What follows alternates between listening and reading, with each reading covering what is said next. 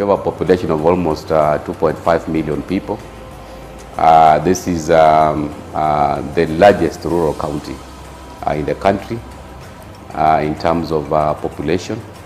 We also are proud that in terms of our administrative structures, we are also the largest because we have 60 wards. We have 187 village administrative areas and 400 community areas.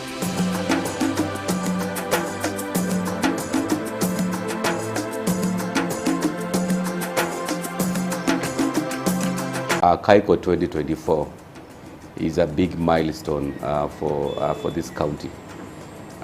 We are trying to make sure that we create opportunities for investors so that we can actually shape our future as Kakamega County. The areas which we are focusing on, number one, we have quite a number of opportunities. Agribusiness, value chains, we have opportunities of investing in tea industries. We also have set up programs where we are encouraging our investors to consider having various varieties, let's say of rice, even sugarcane farming is still an opportunity in agribusiness value chain. Of course, in crop value chain, we have opportunities in setting up processing plants for avocado, edible oil, sunflower, which will go a long way in supporting our county aggregation and industrial park, which of course is now an opportunity for our farmers to export some of those crop value chains. In terms of livestock value chain, again, we have opportunities that we have for dairy farming. In terms of availing the food crops, we also have opportunities in goats, sheep farming, pigs. Because Kakamega, we have actually taken pride in matters agriculture and food security.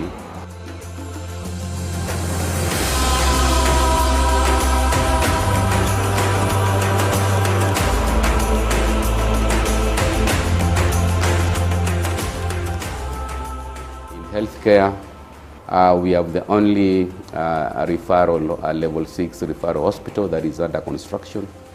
This will be a 750 bed capacity referral hospital. We have opportunities for telemedicine, which again comes a long way with technology. We also be showcasing opportunities for our investors to come and set up modern laboratories and other pathological centers.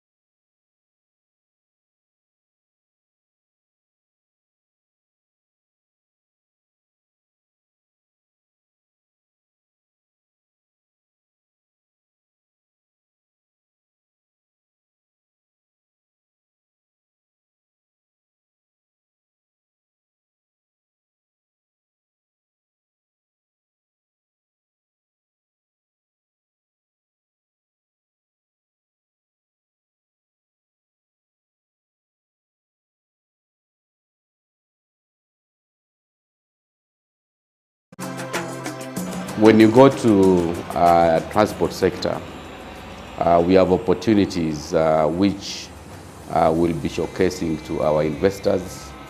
I know we have an airstrip.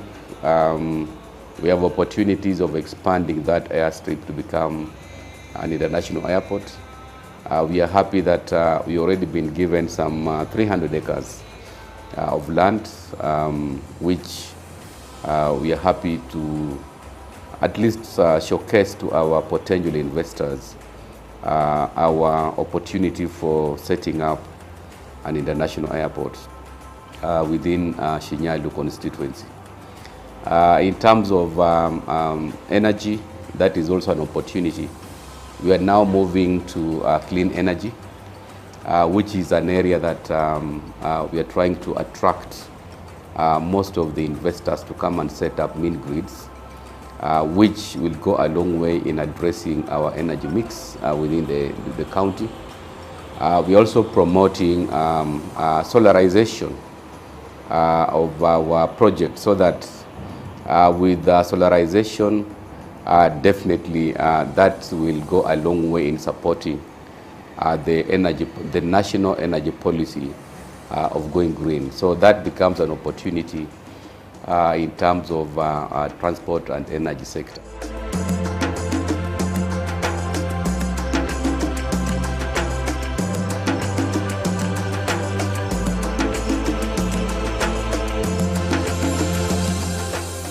Hospitality industry, there are quite a number of opportunities.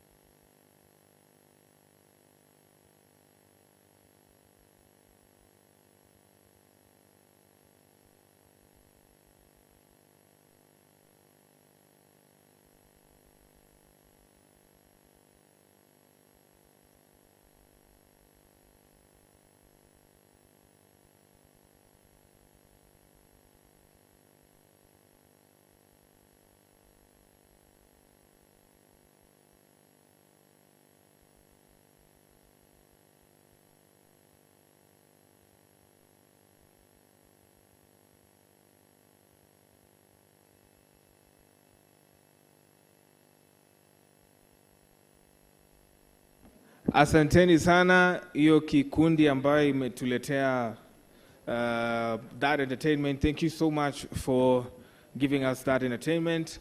We are going to hear from other entertainers later on. Sifa Melodies, who were here yesterday, they are going to be back at some point. Of course, the Galagala Polytechnic, who also presented the theme song, are going to be back here. But most importantly is that governors are going to be here. And why they'll be here is to basically discuss these opportunities for investment, how they can expand investment in the counties, how they can attract more foreign direct investments, and actually maintain those investments so that the counties can equally benefit. We have a host of questions, but before we get into the expectations, I want to recognize our partners who are here. I'd like to, in a special way, recognize Equity Bank, Equity Group, which is a big sponsor. Oh, yes. All right. Okay. Equity Bank. Yeah, great. CPF, County Pension Funds. Yes, I would like to especially recognize you. KCB Bank. KCB Bank is also here. Yeah, there you go. Okay, they're rolling the partners' tags, or rather the material, the media material. Let's also have CPF, the County Pension Funds, which are doing, they're part of the biggest sponsors of this event, the gold sponsors. KCB Bank, do you have representatives from KCB Bank? And please make sure you pass through some of their booths around. KCB Bank are also here. They are a diamond sponsor of this very event, and we are glad that KCB was able to make it here. We'll talk about the role of financing some of these county investments, the kind of support that KCB as a bank has been advancing the counties when funds zimechelewa kutoka huko kwa Central Bank of Kenya. How are these commercial banks playing a very pivotal role in ensuring that you as a county official maintain your job and you keep on going. Next is a brand we all interact with. One way or another, you're either sending money, you're making a call, or something of the sort. Ladies and gentlemen, even the Wi-Fi for this international conference has been provided by none other than Safaricom PLC. Do we have Safaricom here? Safaricom, I'd like to see you guys. But yes, you will feel their presence one way or another. Safaricom is providing you with free Wi-Fi so that you are able to connect with the world, so that you're able to share what is happening here with the rest of the world. So Safaricom, we are truly grateful for the support that you have accorded us on this event. Remember, please take a picture, tweet. You can share with the world that we are here. You can share out there that there is something amazing going on, and we will be able to scream as much as possible to the world that we have the Kakamega International Investment Conference here. Up next, USAID. USAID is a silver sponsor. USAID, we are really glad to have you here with us. Of course, we saw Ambassador Meg Whitman yesterday. She was here. And remember, we will also be asking you to give her a name. We have not yet finalized. So USAID, we are truly grateful that you are able to make it here with us. They say they are from the American people. Up next, Cooperative Bank. Cooperative Bank is also a silver sponsor in this conference, and we are truly grateful that they were able to make it here. Cooperative Bank, asanteni sana. There you go. Let's appreciate Cooperative Bank. There they are. Yes, thank you so much, Cooperative Bank. Up next is NetFund. NetFund, do we have representatives from NetFund? NetFund, do we have representatives from NetFund? Thank you so much for coming on board. This next group, I have interviewed them previously on TV. I saw the CEO yesterday here, Ernest Chitechi, and I think Joseph Morabula will also be at some point coming. Ladies and gentlemen, let's give it up for Kenya Climate Innovation Center, KCIC. They have graced the occasion, and we are truly grateful that they were able to make it here. Thank you so much, KCIC. Up next is the Tourism Fund.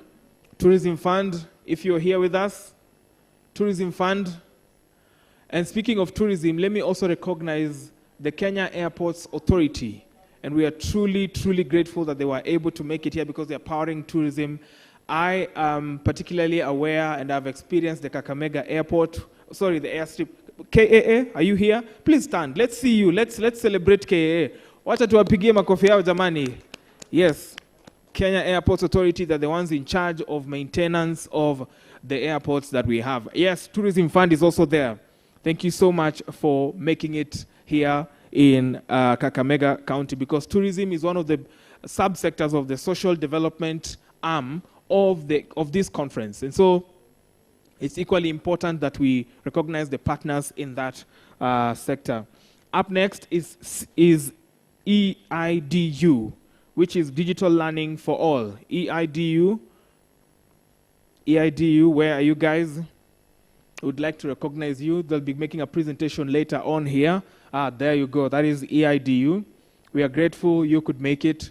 Basically, these people are powering your skill sets. They are enabling you to learn. They're enabling you to access a lot more of skills that can be helpful in your life and in your advancement as a person. So we are really grateful that EIDU were able to make it here. This next government agency is domiciled under the Ministry of Trade, Industry and Investment. Ladies and gentlemen, the Kenya Export Promotion and Branding Agency was previously known as Brand Kenya, and they are here to tap into the production economy of Kakamega to know how they can use that as a proper export and promote it outside the world. Keproba, wherever you are, thank you so much for coming on board. Keproba would like to see you. If there's a representative already in the room, Keproba, thank you so much. I am aware there was a session on women in manufacturing yesterday.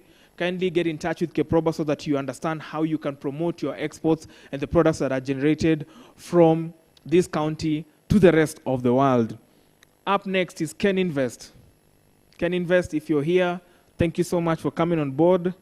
The Kenya Association of Manufacturers also. I saw Job Wanjohi, who is the head of research and policy at Kenya Association of Manufacturers. Up next is Sisi, Watu ya Nation Media Group. Nani hajapata gazeti? Nani hajapata gazeti? Si mmepata, haujapata gazeti? Patia ule gazeti mpaka ya 1960, tumekuja nayo. Gazeti iko hapo West Maliza. Yes, Nation Media Group are the media partners, and we are broadcasting live.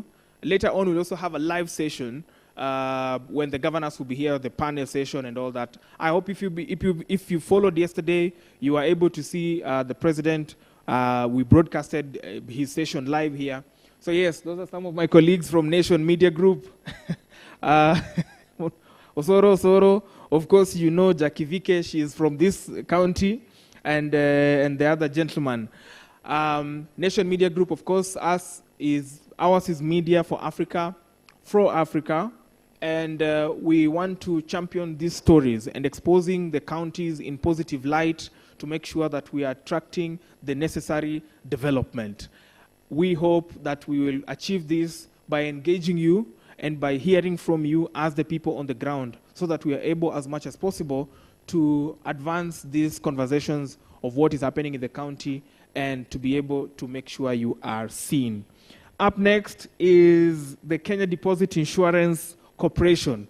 Kenya Deposit Insurance Corporation are the people who are making sure that if Equity or Cooperative Bank and so many others, the SACCOs, they make sure that your funds are protected in case of any unnecessary and unheard of eventuality. Then the Kenya Deposit Insurance Corporation is able to take care of that and make sure that you are refunded. So Kenya Deposit Insurance Corporation, I saw the CEO yesterday, Madam Chepkwony. Is she around? KDIC? Great. But just stand in and just, yes, there you go. That's the representative from KDIC. Up next, Practical Action. Practical Action, I think we interacted in the morning a bit. Practical Action, if you can hear me, we need to see you. There you go. That's a beautiful delegation. Stand. Simameni tu nyinyi wote tafadhali. We want to see you people. Jamani, si wanakaa vizuri? Great. That is practical action. They'll be able to tell us what they're about shortly. Of course, Jacaranda Health. Jacaranda Health, where are you? There you go. Jacaranda Health, thank you so much for making it here, because health is one of the key aspects that we are looking at. KNCCI, Kenya National Chamber of Commerce and Industry. KNCCI, wherever you are, would like to see your representatives. We are recognizing you here as the partners. Great. And last but not least, Lab Fund. Lab Fund, a representative from Lab Fund. Great. So I think it's now time to hear from you, because the governors will be here, and we just want to hear, because I will give you another opportunity when the session is live, when the governors will be here on the panel, to ask them questions. But I'd like to know your expectations from the governors. What do you want to hear them talk about? What do you want them to handle in the county that is affecting you? Because some of these things we are documenting, and then we'll be able to share with them later on. So I'll ask my protocol team again to move around with microphones. Edith and the team, Magdalene, if they're there, Kevin, Sam, if they could be able to help me, Tracy, if they're around. Great. Nani anataka kwenda wa kwanza? Hapa you are allowed to tell us everything and anything you want, because we came all the way for you. We want to hear from you, your expectations from the governors, what you want to hear from them, what you'd like to be addressed in the counties so that it is easy for you to do business. I don't know how many of us have gone through this phenomenon where if you're coming, let's say, from County X, and there are a number of counties for you to pass through to get to your destination, and you're a trader, then you have to pay some advertisement levy if you're going through other counties. So there is that phenomenon. We want to ask them questions, how that is helping, how that is going to make business easy to do. Yes? Today I'm giving you a co-MC. Her name is Lydia.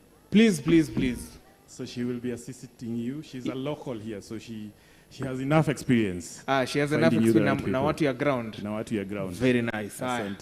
On the other side, you'll have Edith. Okay. Helping you.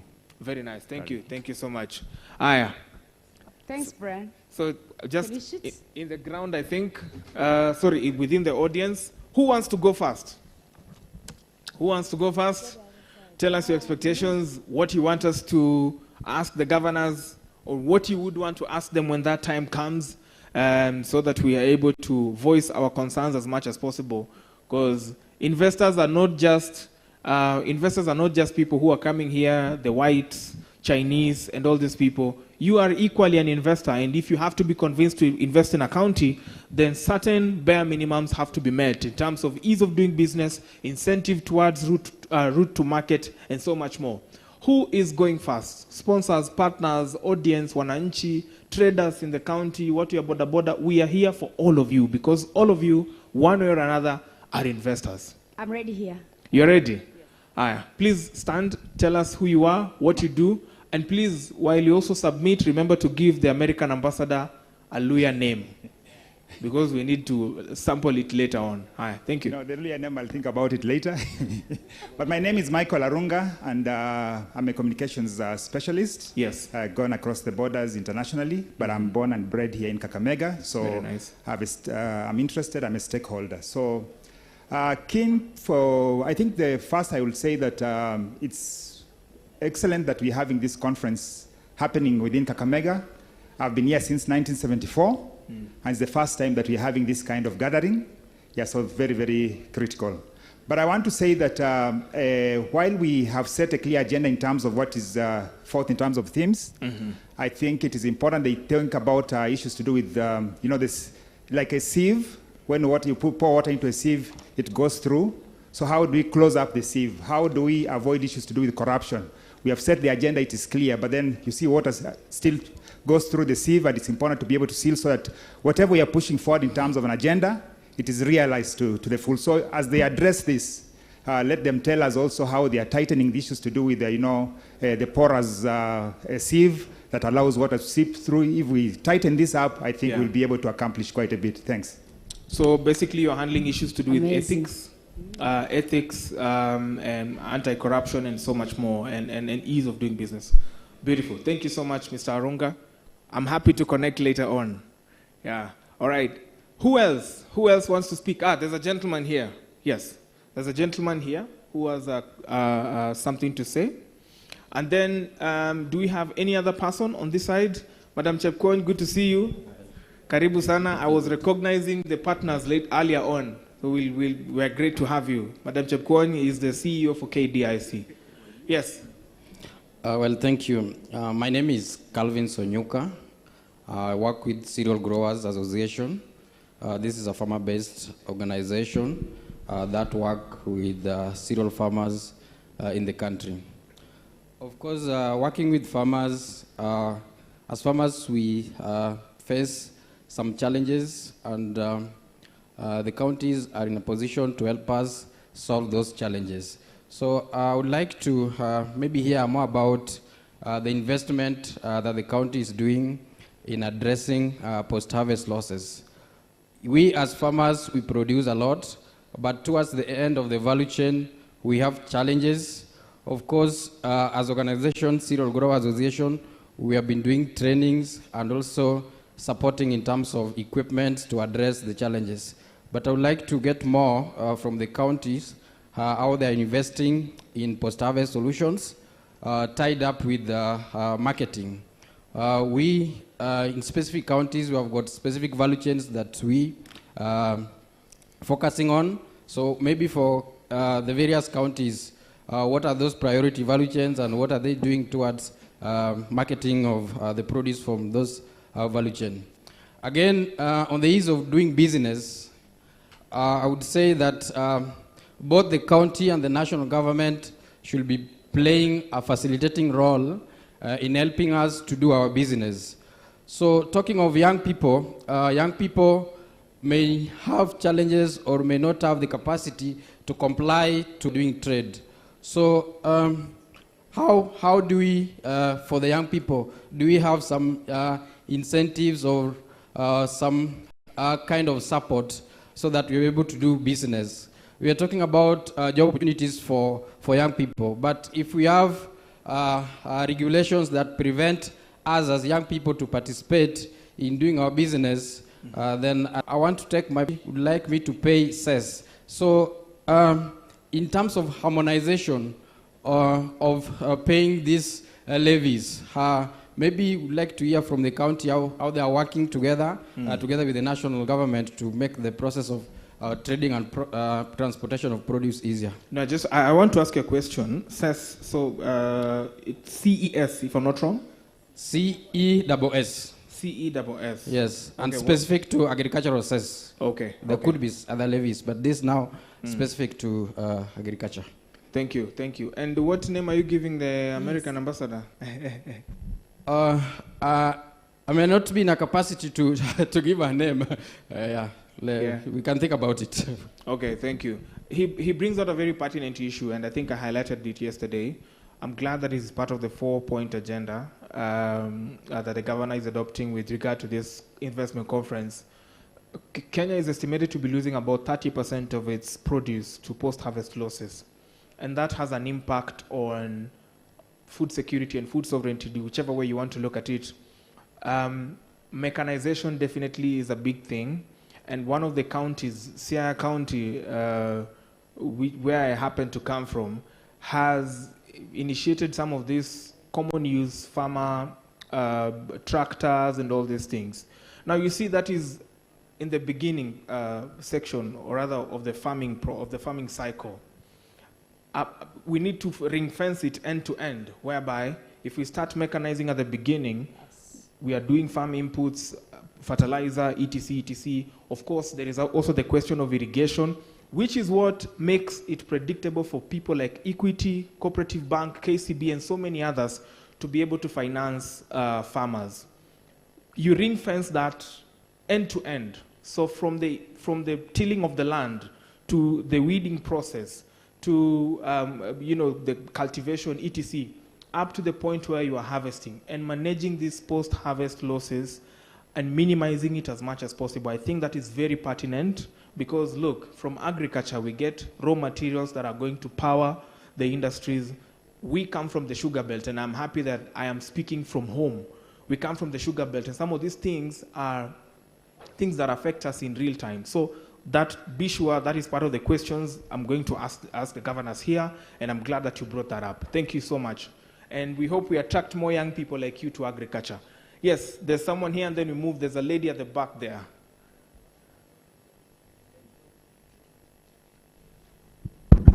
Great. Thank you. My name is Joseph Mbai, General Manager, Health Sector, Equity Bank. Yeah. I would like the governor to tell us what concessions are they giving to investors? Yeah. In terms of if somebody wants to maybe construct a factory or an industry, are they getting land or are they getting some moratorium on licensing fees or the taxes? Yeah. We need also to know that from them. Then secondly, we know that health is a very fundamental aspect of productivity. Yeah. Unhealthy people cannot produce. Sure. Health being a devolved function, what are the governors doing about the current strike? Because the hospitals are squarely in their turf. Health is devolved. Yes. Yeah. So we really need to get something on that, because productivity will not happen if people are sick.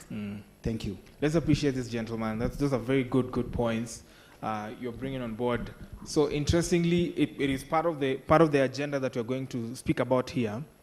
Apart from just the incentives, what other conditionalities are they giving the investors? If you're coming here, are you hiring? What percentage of my people are you going to hire? And that also needs to be monitored. What amount of raw materials are you getting from the ground?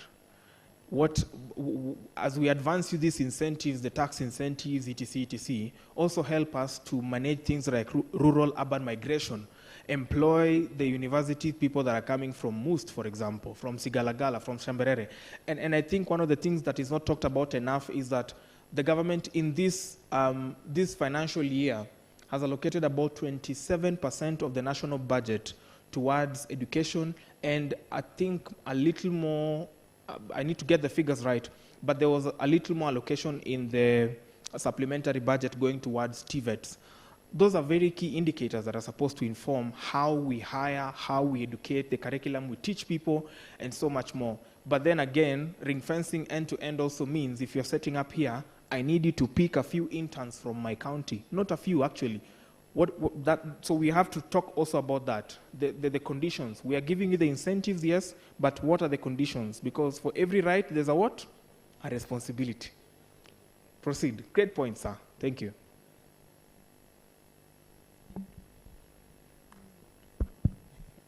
Thank you very much. My name is Monica Rapando, working with Practical Action. I'm handling the youth, and that is a very interesting category of farmers in agriculture. Yeah. In this session, I expect the county governments to tell us how they are going to ensure that they invest in the youth, because this is our future billionaires or our tomorrow billionaires. Having worked with them, I want to prove to you that they are very good at innovations and technologies adoption. We have in agriculture, we have recruited them as community resource persons. How is the government going to absorb them so that they bridge the gap between extension and the farmer? What plans do you have for youth-friendly products so that they are able to borrow and invest in their enterprises and just feel that agriculture is a viable employer for them? Thank you very much. Thank you. And for me, what comes out prominently when you say what financial products or solutions have been advanced towards the youth, it would have to do with this risk-based lending. Yeah? Because as a young person, you're coming out of the university or you started doing your agriculture, perhaps you've leased the land, the piece of land, and so there is no enough security for you to attract financing, because collateral is a big thing for the bankers. They have to ensure that risk is managed or avoided as much as possible. Event that your investment goes financial institutions in empowering farmers. Please. We The spelling, I'm struggling. BW BW. Oh, Buibo. Yes. Ah, like Buibo restaurant in Nairobi. No, like Bibo, a beautiful lady from Mumias. Ah, okay. Also get me a Buibo also. My dad is harassing me with marriage. Please. You, Naliaka. So we have Buibo. We have Buibo. I like this name. Naliaka. Yesterday there was Buguta, I think. Okay. Naliaka, Buguta. Okay, so we are doing well. We're doing well so far. Thank you. Proceed. I will give Nanjala, but let me carry on. Maybe I'll be told what Nanjala means. Eh? Yeah. My name is Dr. Lo Joash, County Executive Committee member for Water, Sanitation, Irrigation, Environment, Energy, and Forestry and Climate Change, Homa Bay County. That's a big portfolio. I'm concerned about a global challenge that is with regard to climate change.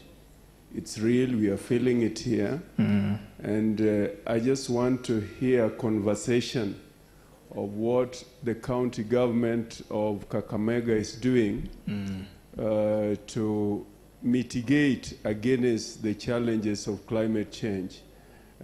We always want to wait for the West to speak. We know they're the ones who are contributing so much to what we are going through today. And Africa is suffering because of what other people are doing. Now, as a county, what are we doing to address this challenge? I was reading the other day, already in Sudan, I don't know whether South Sudan, they are already closing down schools because of the heat waves are so much that the children cannot bear. You and me are aware that even today, yesterday, sometimes you may begin sleeping, having a nap after 3 a.m. in the morning because it's extremely hot. This is a conversation that we must have above other things because we've been talking about ozone layer for years. Now it is past talking about ozone layer. We have gone beyond the threshold, beyond the, the red mark.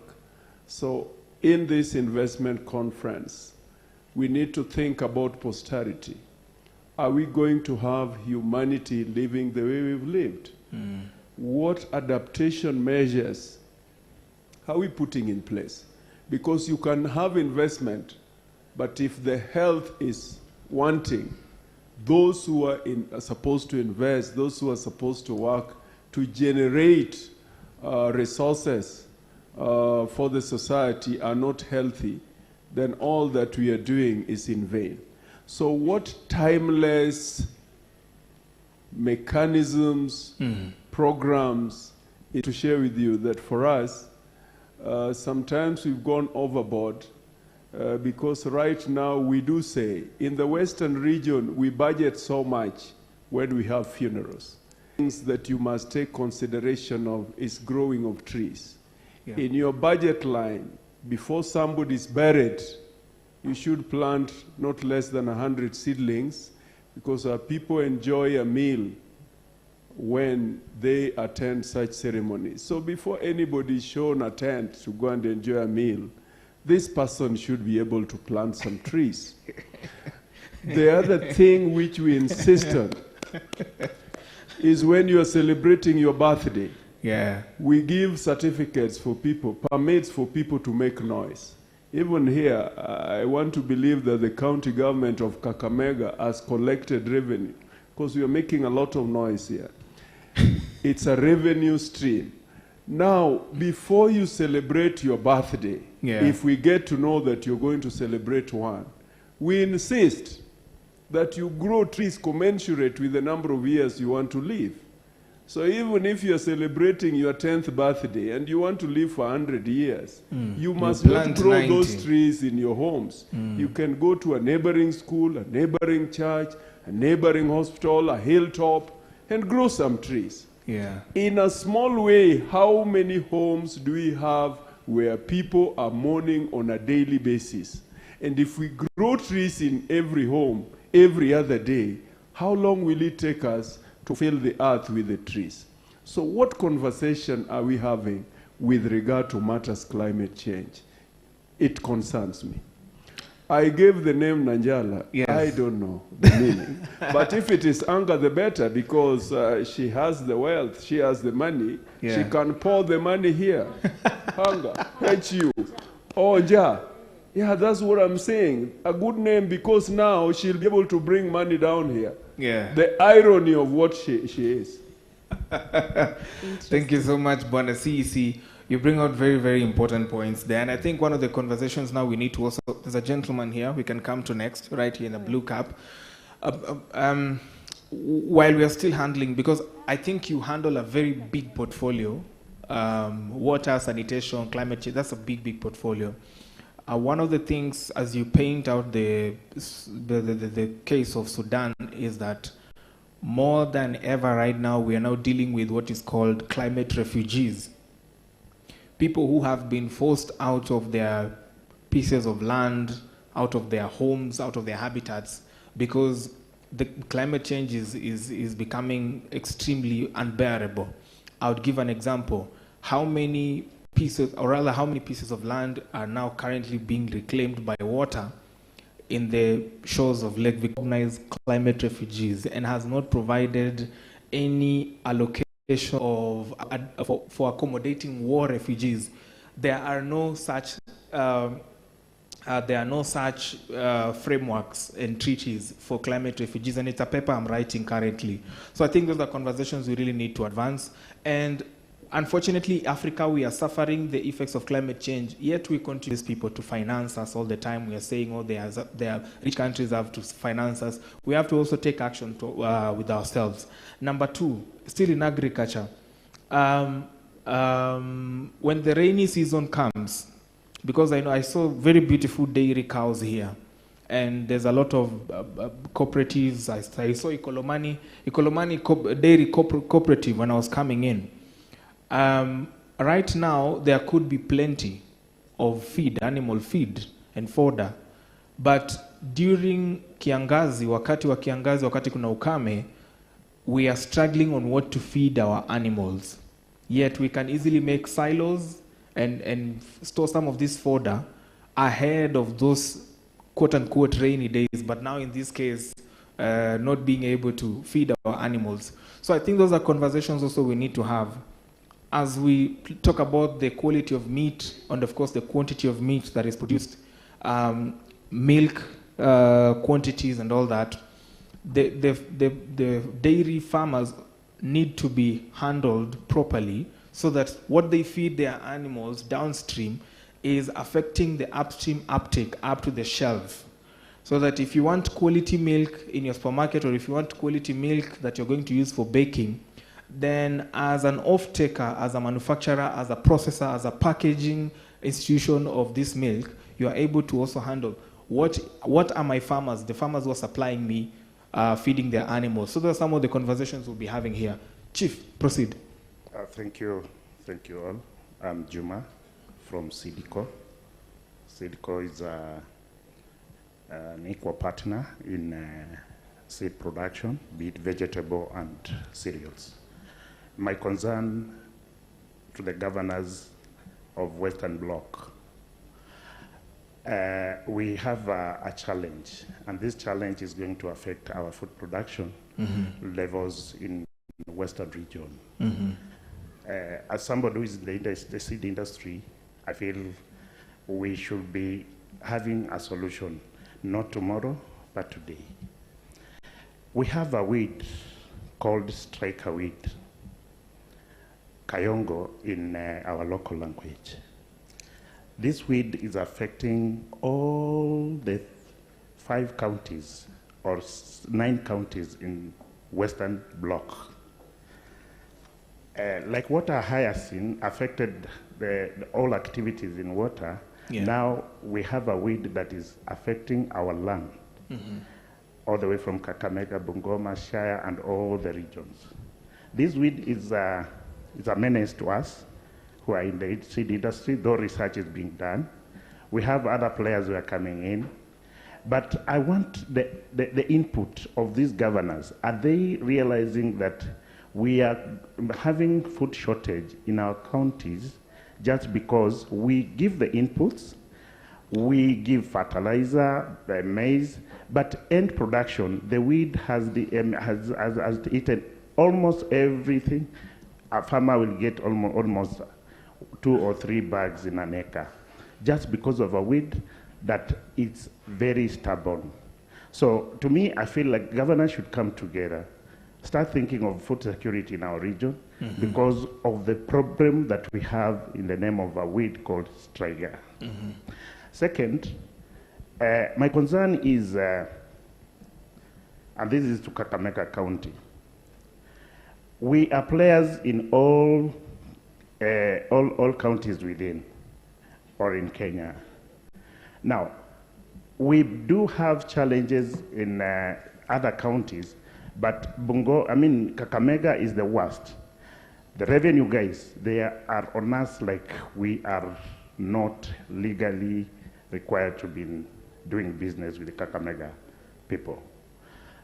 What I mean is that taxes all over, even a billboard on a maize stand to showcase farmers that kindly, this is my product, it's a climate smart product that we do well in Bungoma or Kakamega, and it's going to give this production level. I'll be taxed for it. So my prayer is, please, there are some levies that are not reasonable at all if we want to empower people to have food or to be food secure. Thank you. The name you're giving the governor, the name you're giving the ambassador? I'll give her Vida. Vida. Yeah, thank you. So, we have another, yes, please, another contribution from, they're called Practical Action.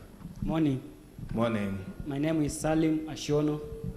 I'm a youth working with the Practical Action. And the main aim of the youth that are in the Practical Action is what we call mentorship model, whereby we train other farmers, youth, to venture into farming. But the challenge that we are facing as youth, yes, it's true, youth are more energetic, they can do work, but unfortunate, in terms of, we are doing very good in production, we come up with the renovation, we do a lot of things, but now the market margin really affects the youth because the youth can invest maybe 70% in the production, then the time of selling their chicks, maybe they get good product, but now when they go into market, they don't get good profit. Okay. So okay. how so can the gains are not commensurate to investment? Yeah. Okay, great. Now I hear you. So shida ni nini? Brokers ama ni nini? Number one, there's a lot of brokers. Yeah, middlemen. And therefore, we don't have can come in. So we define route to market. Eh? Yeah. Okay. Route to market, and then most of the time, good if you are doing production, value addition, your place that we have good in. So the government should come in food for consumption. Great. All right. Thank you. You're done? Yeah. Shiparanoti. What does that mean? Shiparanoti means a beautiful lady. Yes. Now, from which sub-tribe is that? Because I understand Luya has 54 sub-tribes. Okay. I'm from Idaho East, Kolomani. I'm Idaho. Shipara means a beautiful. So the beautiful ladies here are Buibo and Shiparanochi. So when you're shortening the name, you call Shipi nilete maji ya kuoga. So thank you. All right. Yeah, please. So I think while you're speaking, I think one of the things we need to handle is the common user facilities, so that young people can reduce their capital expenditure on agriculture. That's because we look at agriculture as a business, and I want us to look at, I want us to take that mood for this conference, yeah, that we look and address agriculture as a business and social impact later, yeah. The thing is, those common user facilities for value addition are going to impact greatly in the way that of taking of this agricultural produce and value addition so that you can attract more. So yeah, that's a key point, and we are going to hard press them here for that. There's a gentleman? Yes. Good morning. Good morning, sir. My name is Cyril Oye, a training consultant. My question relates to agriculture, especially sugarcane. I know we are all putting together how to revive the industry. However, my concern or my question to the governors as they come is the availability of cane itself. As I was coming to this meeting, whoever dropped me, we came across a tractor carrying sugarcane. Yeah. So I asked the gentleman, where is the sugarcane going and where is it coming from? He tells me it was coming from Busia, going to Cabras. And so, yes. So the question is, yes, we want to revive the sugarcane. Happening in Kiambu right now, a lot of pieces of land and that were coffee plantations are now being converted to real estate. So yes, we will handle that also, and the supply mix for the sugar industries. Do you have any from your side? You don't have a name? None. None. Yeah. All right. Here we go. Where?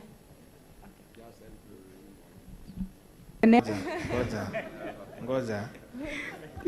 First of all, you must understand I am your neighbor here in Kisumu. I don't understand. But take me slowly. Umesema ngoa Nabaholwe. Nabakolwe onzinzo sembelo ya man keshiano. Yawa.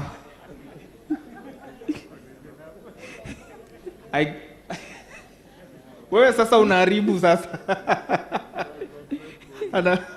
Anyway, proceed and tell us why you are taxing Sidco so much when they want to advertise. Now that tuko kwa municipality, but anyway, proceed. Okay, I have a question one question to the governors, especially over-reliance on rain-fed agriculture. Yeah. Considering that there is a lot of climatic changes in the country, areas where sometimes it's raining, sometimes it's not raining, and most farmers are peasants, they really rely on rain-fed agriculture. Yeah. So what are they doing to ensure that farmers are getting water, reliable water all the time? Thank you. Great. And that, I told you, is a big prerequisite for financing from these banking partners here. Any other question? Any other concern? Brian, just not Nabakolwe. Yeah. Don't miss the name. I don't miss the name? Yeah, don't miss the name. Sawa. Yeah. At least it's recorded, so we will... you can be possibly sure I missed it. Any other? I think, Brian, we can have one more. Yes. From here. Oh, there's Waziri there. There's Waziri there also. But wait, let's have her, then we give Waziri some time to also speak as we now begin to call our presenters. One of them is EIDU. Good morning, EIDU, get ready. Good morning. I'm Vivian Abuera. I'm mentor at Practical Action. My question is, there are youth out there who are working very hard in terms of innovation. We have those who are doing value addition and input to what my brother has said. We have youth who are on the roadside doing their chomapreneurs, wale wanachoma kuku. And you find the officers, the revenue collectors, really harassing these young women and men by the roadside. Can the county government of Kakamega leadership come in and at least protect those young ladies and gentlemen at the roadside who are doing chomapreneurs in terms of empowering them, protecting them and safeguarding them, because what they are doing, they are trying to get something from what they are doing so that they can look after their families and also be mentors of other youth in the community. Yes. Great. We'll definitely handle that. I'd like Waziri to come and speak from somewhere here, if it's okay. She was right beside you. Yes. Karibu sana, Waziri. Asante sana. I'm not able to answer that one, the very last one, addressing issues of on-source revenue collection by the county government. We will need to share quite deeply and see how we sort ourselves out. I have 3 comments to make in the context of the discussion that has just unfolded in this forum. One regards the issue. It's true, sugarcane as a crop has provided a lot of economic enhancement in our county for the last many years. For those who were there those days, we know Bukatet came to Mumias around 1973 and has been there for a while before we took over the management as a country. We notice big challenge, very big tracts of land that lend themselves very, very suitable for large-scale agricultural processes in the context of sugarcane farming. With population expansion, bringing up back the sugar industry, we need to know really how do we operate in the presenting scenarios. Originally, there were 10 have an acre. Baba amepea mtoto, mtoto amepea mtoto, and so on and so forth. That's the reality on the ground. Structure. With time, if you did the analytics of the soils in that catchment area, you'll find a very significant deterioration in the soil type that presents today in the context of its suitability to sugarcane farming. So I'm trying to advocate for a scenario where we need to address the problem as a whole, not in piecemeal. We must be all on this stage and provide our input as experts, as laypersons in the context of farmers, and any other, so that we holistically address the problem and ensure we revive this noble exercise of sugarcane farming. The story of climate change, team, from where I sit as an environmental scientist, I know again is a very composite problem, a very, very big problem, which cannot be just addressed by planting trees alone, adopting renewable energy, or just talking about circular economy. We know we need again to have everybody around us so that we can all buy in these adaptation strategies that we are talking about.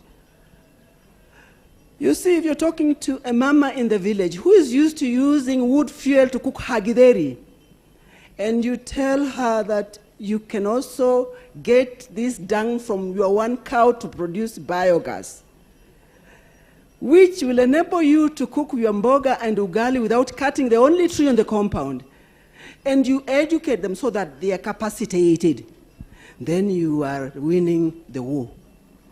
So an entity may not be able to fight the war of climate change, but all of us shall indeed move this mountain.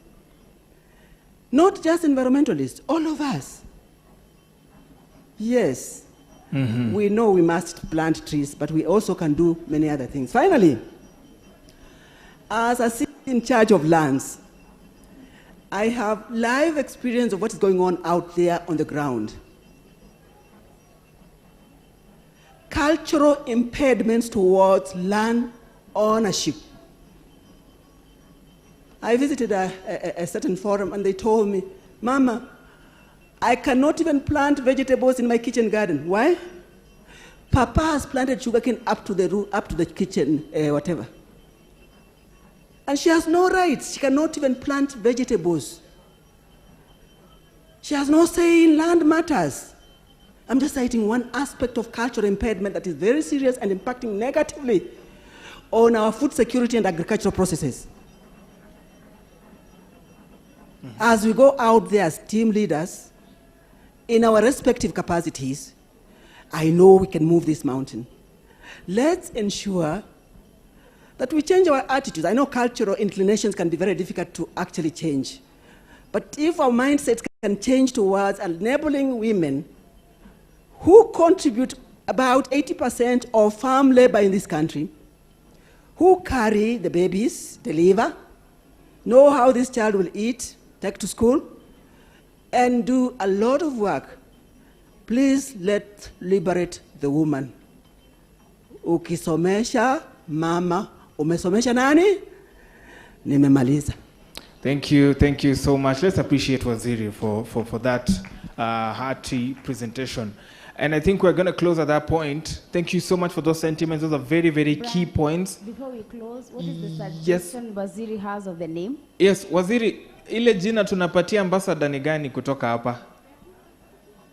Nafula. Nafula. Meaning rain. Rain. Okay, great. We want to capture that on video. Give her the camera so that we capture that. All right. I would give her Nafula because we're really fighting to get this water down, and we're saying climate change has brought down this important resource. Thank you. Great, thank you. All right, I'd like us now to go into a short commercial break, but guys at the back, tafadhali, songeni karibu, all these seats are yours. Hizi viti yote ambayo tulikuja hapa naye ni yenu. So we'd like to ask you to come to the front so that we have a very intimate and personal conversation about your development and how it's going to affect you and how it's going to advance your life. Kindly, wale wako kule nyuma, please take a seat in front of you. Kuja, kalia pande ingine, there are no reservations for seats today. You can occupy whichever seat you want. Unaweza kuja tu uketi, and we will continue with that. Allow me to ask the media team to play a short documentary, and then we will be back.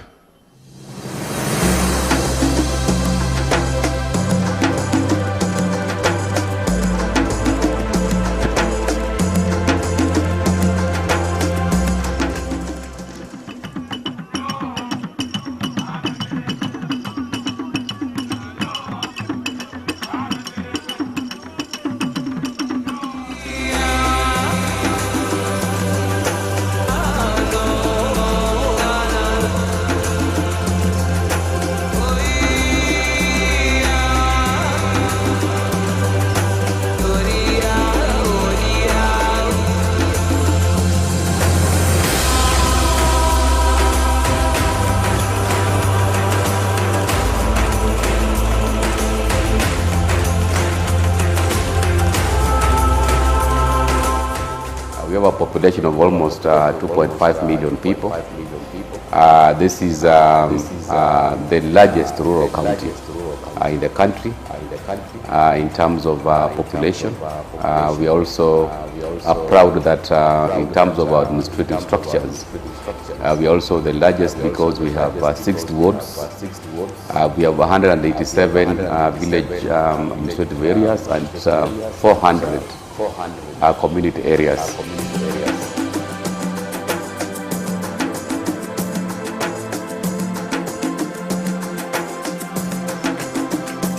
KAIICO 2024 is a big milestone for this county. We are trying to make sure that we create opportunities for investors so that we can actually shape our future as Kakamega County. The areas which we are focusing on, number one, we have quite a number of opportunities. Agribusiness, value chains, we have opportunities of investing in tea industries.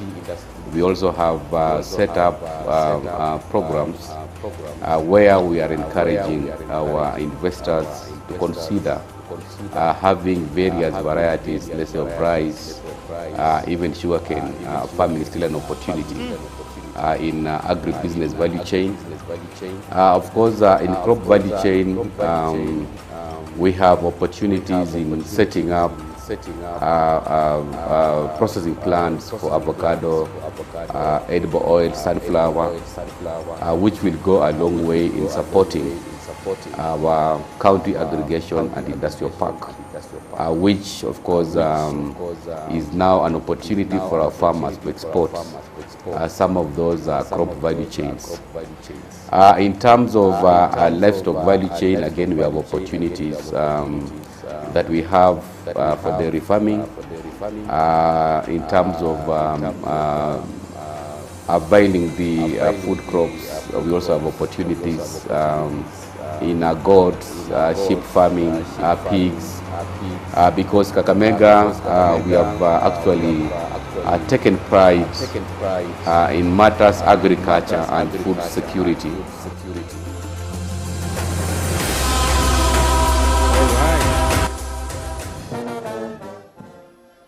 All right.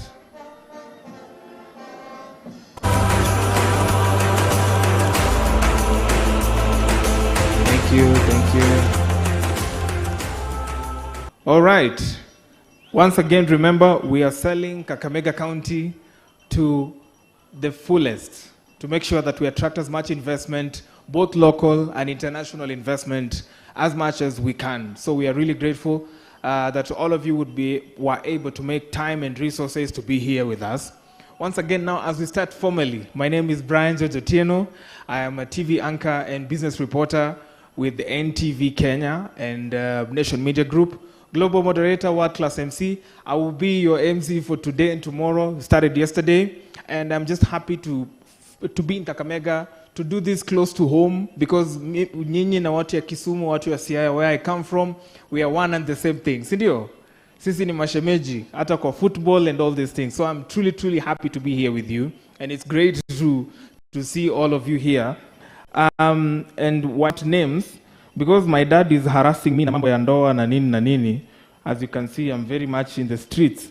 Mimi pia mnitafutie Shiparanochi. That marks out on everything else that we're supposed to get from this. I'd like to still invite those of us who are seated at the back, please come to the front. Karibu, give us the blessings for day 2 as we begin, and then we'll be able to continue the program from there. Please remember also to tweet Wanyama Musiambo. Thank you so much for making it here. Karibu. Investment and Development Agency Board, which is actually domiciled under my ministry, who have been on the front line to organize for this conference. If you are there, stand. We have Professor there, the chairman of the board, and the board members. I also want to recognize the chief officers from the county executive. If we have chief officers, kindly stand. Chief officers, wave to our visitors, and all other staff, including all other boards from Kakamega County. If you are there, kindly stand and wave to our guests. Thank you very much. You can have your seats. Also, as I welcome you to this second day, which is a great day for us, I also want to recognize our partners, those who have made sure that this event is successful. We have Equity Bank, we have County Pension Fund, we have KCB. If we have a representative from Equity Bank, just stand and wave. Equity Bank. Thank you, Daktari. A representative from CPF, if you are there. KCB Bank. We have Safaricom. We have USAID. We have Cooperative Bank, Net Fund. We have Kenya Climate Innovation Center. Thank you. Tourism Fund. We have EDU. I know EDU are here. In a short while, you will be coming here to make some presentation. Kenya Export Promotion and Branding Agency. We have KenInvest. We have Kenya Association of Manufacturers. We have Nation Media. Of course, Brian is here. and I know his team is around. We have Kenya Tourism Board. We have Kenya National Chamber of Commerce and Industry, Kenya Airports Authority, karibu sana madam. Lab Fund. We have Jacaranda Health. We have Practical Action, karibu sana. We have Kenya Deposit Insurance Corporation. No, madam, you're here. You'll be coming here shortly to make a few remarks. So we are officially, of course, and others. Masinde Muliro University, our host.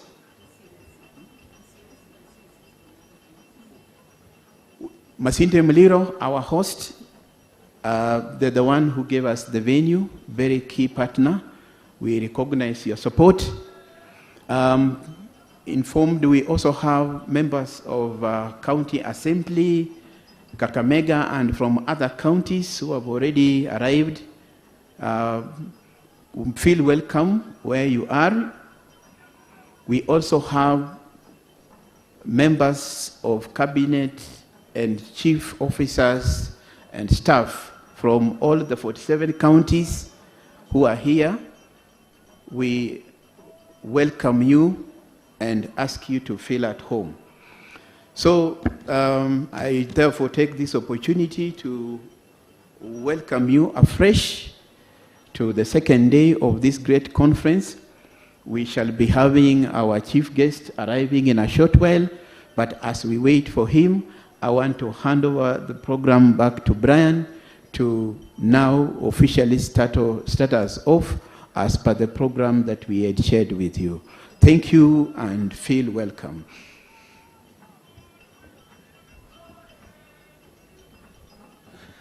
Let's appreciate CPA Mbai, tafadhali. Let's appreciate him.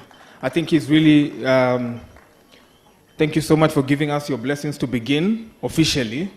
And as I have been telling you, we have a lot lined up for you in the course of the day, and of course tomorrow. I think day one was by and large a success. But I'd like now to tell you a little more of what will be happening in the afternoon and what you should expect once you are back from your sumptuous lunch. Let me now link up with my colleague Kelvins ambaye anaungana na sisi akiwa maeneo ya Lurambi. Kelvin, ni nini tunafaa tutarajie leo baada ya chakula cha mchana? Over to you. Brian, you are misguiding our delegates because we are out at Lurambi. This hall is called, anyone who knows what this hall name is? The name of the hall? Aha, Come on, the name of the hall? Very nice. Yeah, actually we are at the Ingo Plenary Hall, and that also takes me to the next thing that I'll wish to also give your attention to. Our breakout rooms are named. There is also Italanyi. Italanyi is actually just Italanyi Nile, right? There's that as Italanyi. The other breakout room is Muitala. Muitala is just literally Upper Ivinje. Then there's also the Isolo Hall. Isolo Hall is, you'll count them, 1, 2, 3. You'll be at the Isolo Hall. And one last one is, I see you're already full. So I want you to also be full onto the breakout rooms. And one of the sessions that's going to be up on Ingo Hall, that's here where we are, is a session focused on unlocking economic growth, which centers on leveraging municipal securities for county financing. Why I'm trying to repeat this is just to ensure that once you get off lunch, kuna sessions that are going to happen, and these sessions have been targeted to you. All right, Brian, could you take me probably to one of the other sessions that is available this afternoon, the one for Healthy Nations? Probably just check the Healthy Nations one and maybe let them know where it's going to be happening. All right, so let me just have a hold of it shortly, but I'd like to know, would just like to have perhaps a census. How many of us are interested in the one that will be happening in Italanyi, which is the Healthy Nation? Those of us in health investment, there you go, there you go. Come on, raise them up pretty well so that Tuone, this could also be some sort of campaign for your for your plenary session. So yes, we expect to see you on those breakout sessions right there later on in the afternoon. And basically what we'll be handling there, because I'll be your moderator at that place, this will be led by Jacaranda Health. Jacaranda Health, they are the partners. Jacaranda Health here. Jacaranda Health, Jacaranda Health would like to see you because they're the ones who are quote-unquote sponsoring that session. But yes, basically what we're going to talk about there is health assessment needs of the county and which areas of specialty are needed. Because if we're going to invest in health, are we seeing maybe an issue with optics, labda ni mambo ya macho, ama ni cardiology and those specialties that are needed in the county? That's what we're going to talk about. And also health as a devolved function of the government, of the county government. How do we ensure that despite the doctor strike, services are still being rendered? We are minimizing the effects of having an unhealthy nation and the like. Kevin?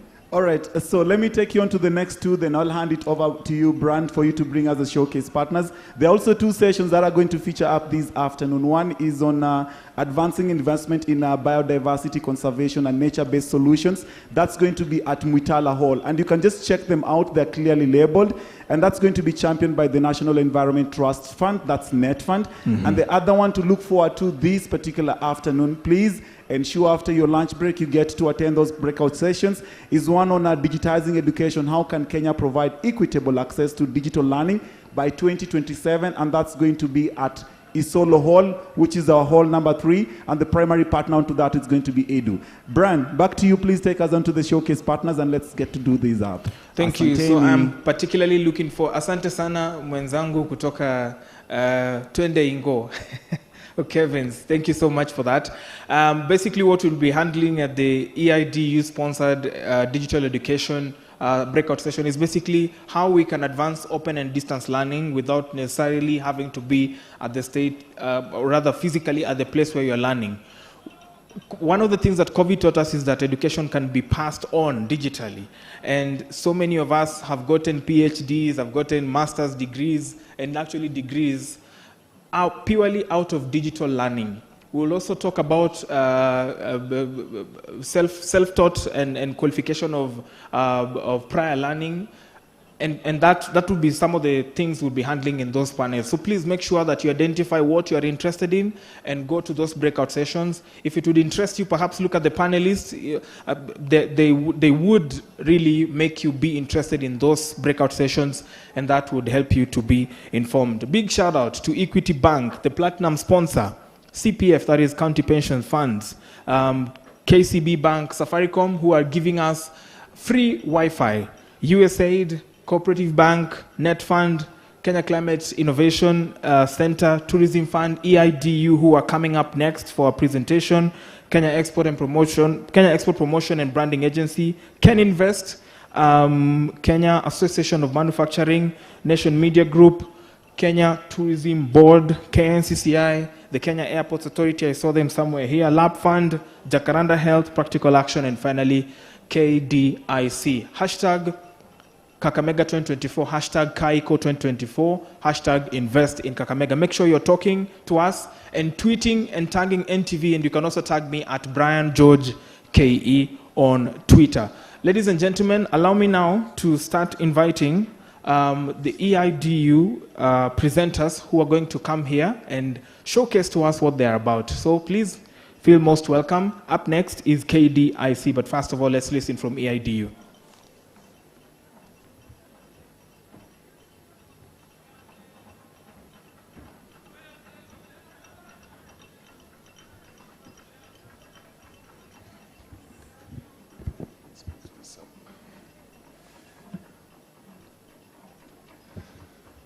I'm Jambo.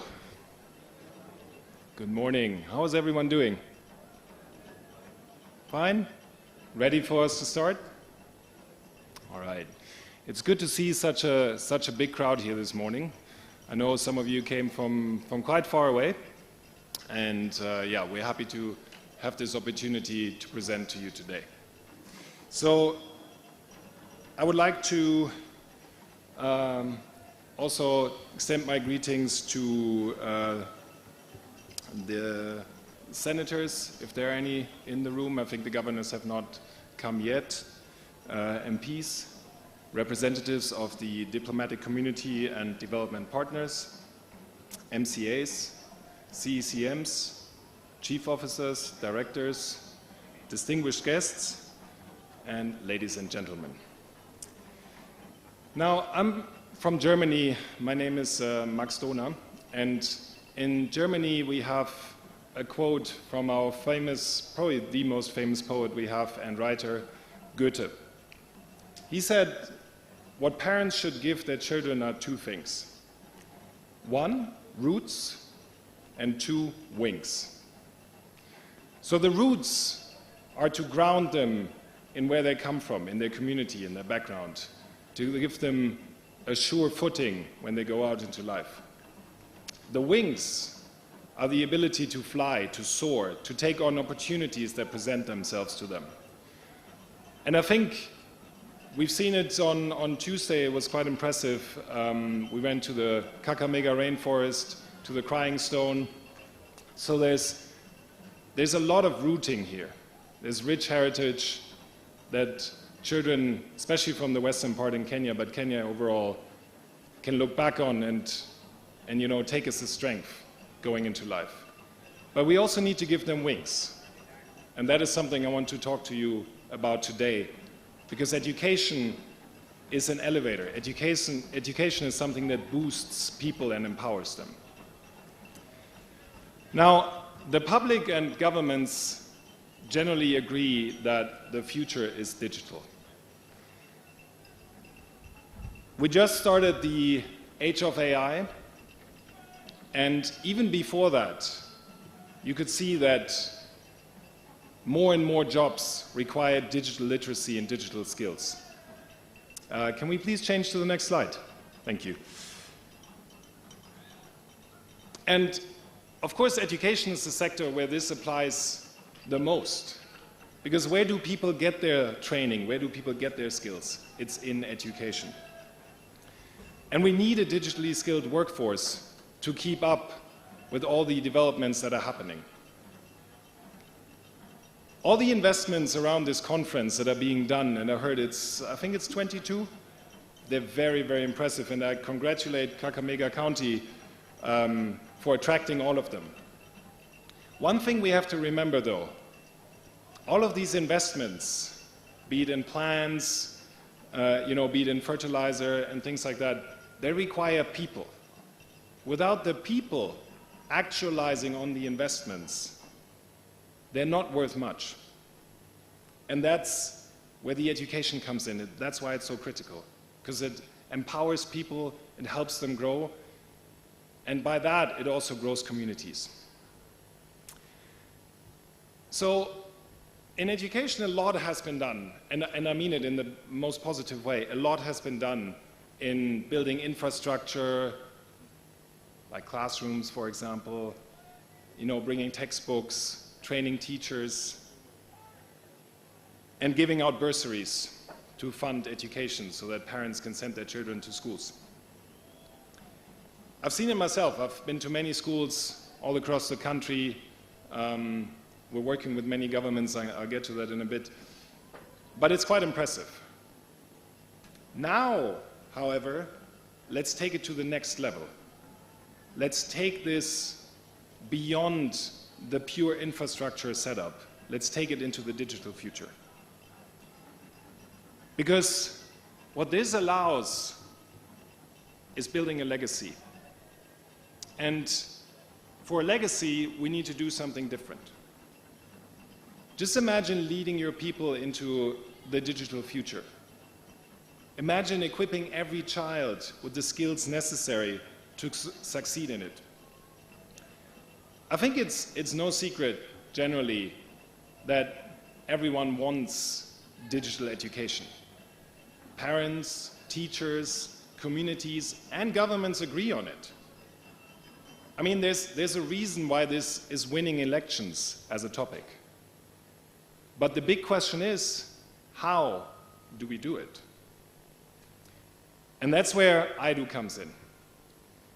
We've been in Kenya for the past 9 years, We are now working with 8 county governments that have successfully implemented digital learning in their counties and in their schools.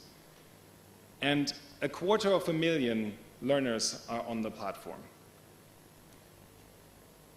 The system has been in daily use in public ECD centers in those counties for the past 2 years. And teachers are not stopping, and learners are not stopping. It's something that they get trained on, they introduce to their learners, and then they keep using and keep using and keep using. Because it brings them value, it brings them something that they can use in the classroom that supports them and the learning that they want to give to the children. It's a proven system, and it's spreading fast. By the end of this year, we estimate 15 to 20 counties will have joined and will have implemented this digital system. Bungoma is already doing it here in Western, and we are in conversations with Kakamega County to adopt it as well as other counties in the Lake region. The system gives you 2 things on a high level. Number 1, it gives you a fully digital education system in every ECD center that you have. Number 2, and this is also very, very attractive to government, it gives you full transparency with real-time data on what is happening on the ground. From your desk as a government officer, you can see down to the school level, down to the classroom level, what is happening on the ground. And that allows you to make informed decisions on what to do in the education sector. And lastly, we are currently bringing funding from our development partners, matching the investments done by county governments. So we are bringing in 1.1 Kenyan shillings for every shilling invested by government. Of course, this is limited. We can't take this to the whole country, but currently there's still enough available, and so that's also why we came here to advertise and to talk so that the Lake region profits from this. Okay, so what does real-time data mean? I spoke about daily use, right? And you know how tedious it is if you need to go somewhere, log onto a website, update something. You do it once, then maybe, you know, if you're reminded, you do it again. But things change on a daily basis. Just when, you know, the school term starts in January, the school year also, PP1 learners, they gradually come to school. You know, sometimes up until February, March, April, new learners are being admitted. And that is something you can only catch if you get the data on a daily basis. So by teachers setting up learner accounts as they come in, and the system being used daily, you get real-time data. And that means you can track the exact enrollment in the classrooms, the number of teachers, you can see the locations of all the schools, and you can even click on each school and see the details broken down by PP1, PP2, etc. And you can see the delivery of the curriculum as the teachers are using digital lesson plans. Just ask His Excellency Kenneth Lusaka of Bungoma County. He's spearheading digital learning in the Lake region. Or Her Excellency Cecily Mbarira of Embu County. She was one of the first to see the potential of this digital learning revolution and implement it. Or the governors of Nakuru or Mombasa County.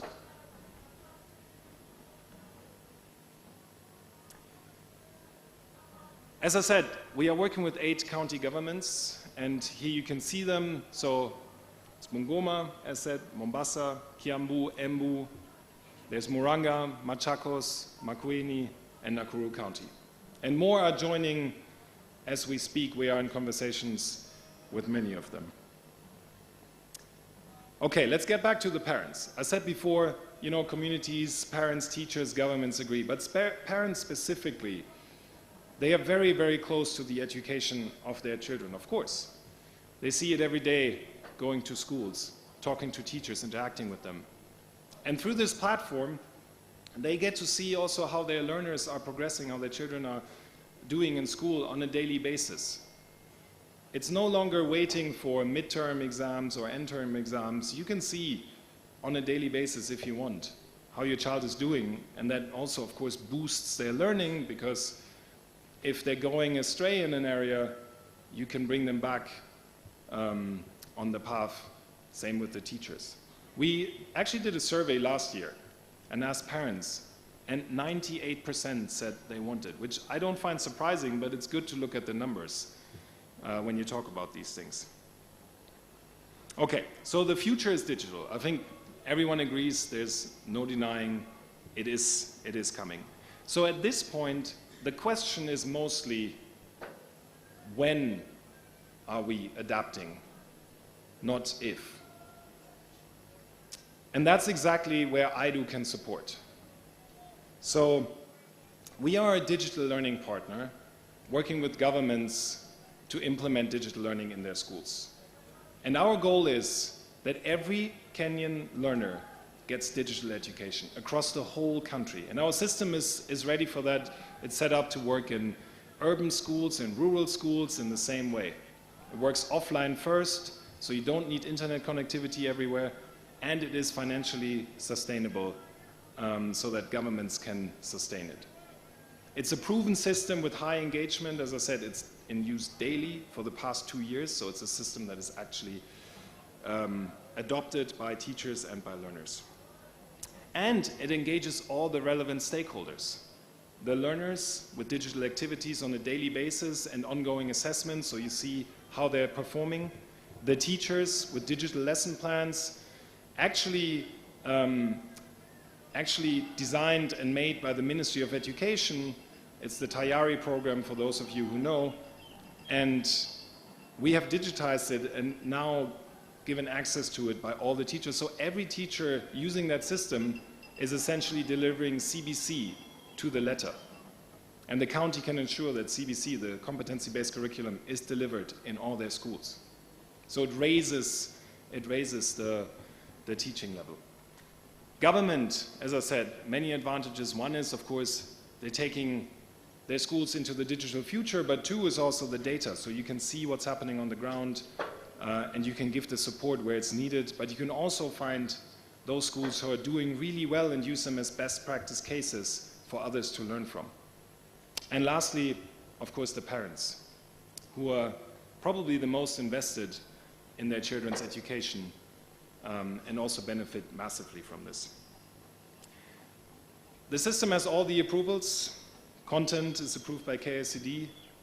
The ICT Authority approved use of devices in classrooms. The Office of the Data Protection Commissioner approved the use of data. And as I said, it's fully in line with the competency-based curriculum and bringing that to every school and helping every teacher implement it in the way it was intended to. Okay, let me wrap up. So I want to remind everyone we have this matching funding that we can bring to counties right now. As I said, it is limited, but there's still a lot available, so we should be talking, and we are talking with many of the counties. If we're not talking yet, please come to our booth. It is in this direction behind those tents, and there you can find us. And we would like to welcome you, just as we did His Excellency the President yesterday, to say hi and to talk. Thank you very much.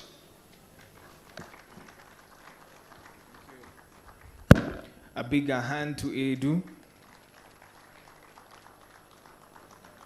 Very nice. There was an advert that was done, I think, about some years ago by Smart Joker.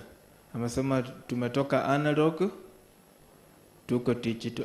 Tumetoka analog, tuko digital. Very nice. So we're now digital. It basically means we are from analog, we're now digital. And I hope all of you adopt that. Ladies and gentlemen, very fast, allow me to invite the CEO of Kenya Deposit Insurance Corporation to come and give us her remarks. In the meantime, I'd still want to prevail upon us to come and occupy the seats at the front. Please just walk towards the seat that's in front of you so that you're able to get that. Madam Chepkwony, karibu sana.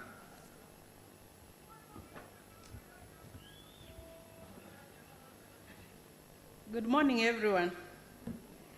I'm pleased to stand in front of you representing KDIC. Kenya Deposit Insurance Corporation is a state corporation that was set up basically to protect your deposits. We are here today as part of our public awareness to ensure that the people of Kakamega, even as they plan to be investors or as they are investors, investments come as a result of savings. Savings come as a result of you placing your monies in banks. So we as KDIC was set up basically to ensure that those banks that you bank your money in are safe, those that are regulated by the Central Bank of Kenya. And therefore, my presentation will just be specifically to ensure that every member here today goes knowing that there is a state organization that is set up to ensure that if in case of an unlikely event of a bank failure, there is KDIC to fall back to. We've had incidences where we've had bank failures and the depositors do not know where to go. And as a result, they have never come to claim their money. So my presentation will just be a short one. I'll just start by way of overview, just to give you a background of where we started, our mandate, the key milestones that we've been able to achieve, and maybe project on the future prognosis on the way forward, and conclude. So by way of background, let me just start by stating who we are. We were set up, KDIC was set up as under the Kenya Deposit Insurance Act, KDI Act of 2012, which is a statutory body that was established to provide deposit insurance. So the deposit insurance that we provide is not like the insurance that we receive from for motor vehicles or anything, but we provide deposit insurance. How do we do this? The commercial banks and microfinance institutions, which are currently 52 that are regulated by the Central Bank of Kenya, they pay premiums to KDIC on an annual basis, and it is that money that is used to build a fund. We have a fund that we are managing as KDIC that is strong enough so that in the unlikely event of a bank failure, we are able to pay depositors. Currently, we protect up to 500,000 Kenya shillings. That amount is enough to cover 99% of all account holders in the country. And therefore, the rest are usually received from recovering debts. By way of explanation, you know banks, they are set up to do financial intermediation. They take deposits from you and they also lend to others so that they can be able to bring about, capital growth and bring about development in the country. It is that act of lending and people investing on that money that we are able to grow.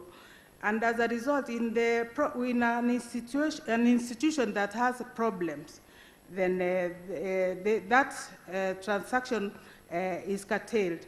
And therefore, we as KDIC were set up to kind of forestall situation alongside with the Central Bank of Kenya to forestall bank failures. And we've done that since our establishment. We came into full operations in 2018. But as way of background, DPFB, or Deposit Protection Fund Board, was set up in 1989 as a result of the bank failures that occurred in the country. So many banks fell under, they were mainly non-bank financial institutions, and therefore the government saw it fit that depositors of those institutions are protected. So DPFB was set up as a department of the Central Bank.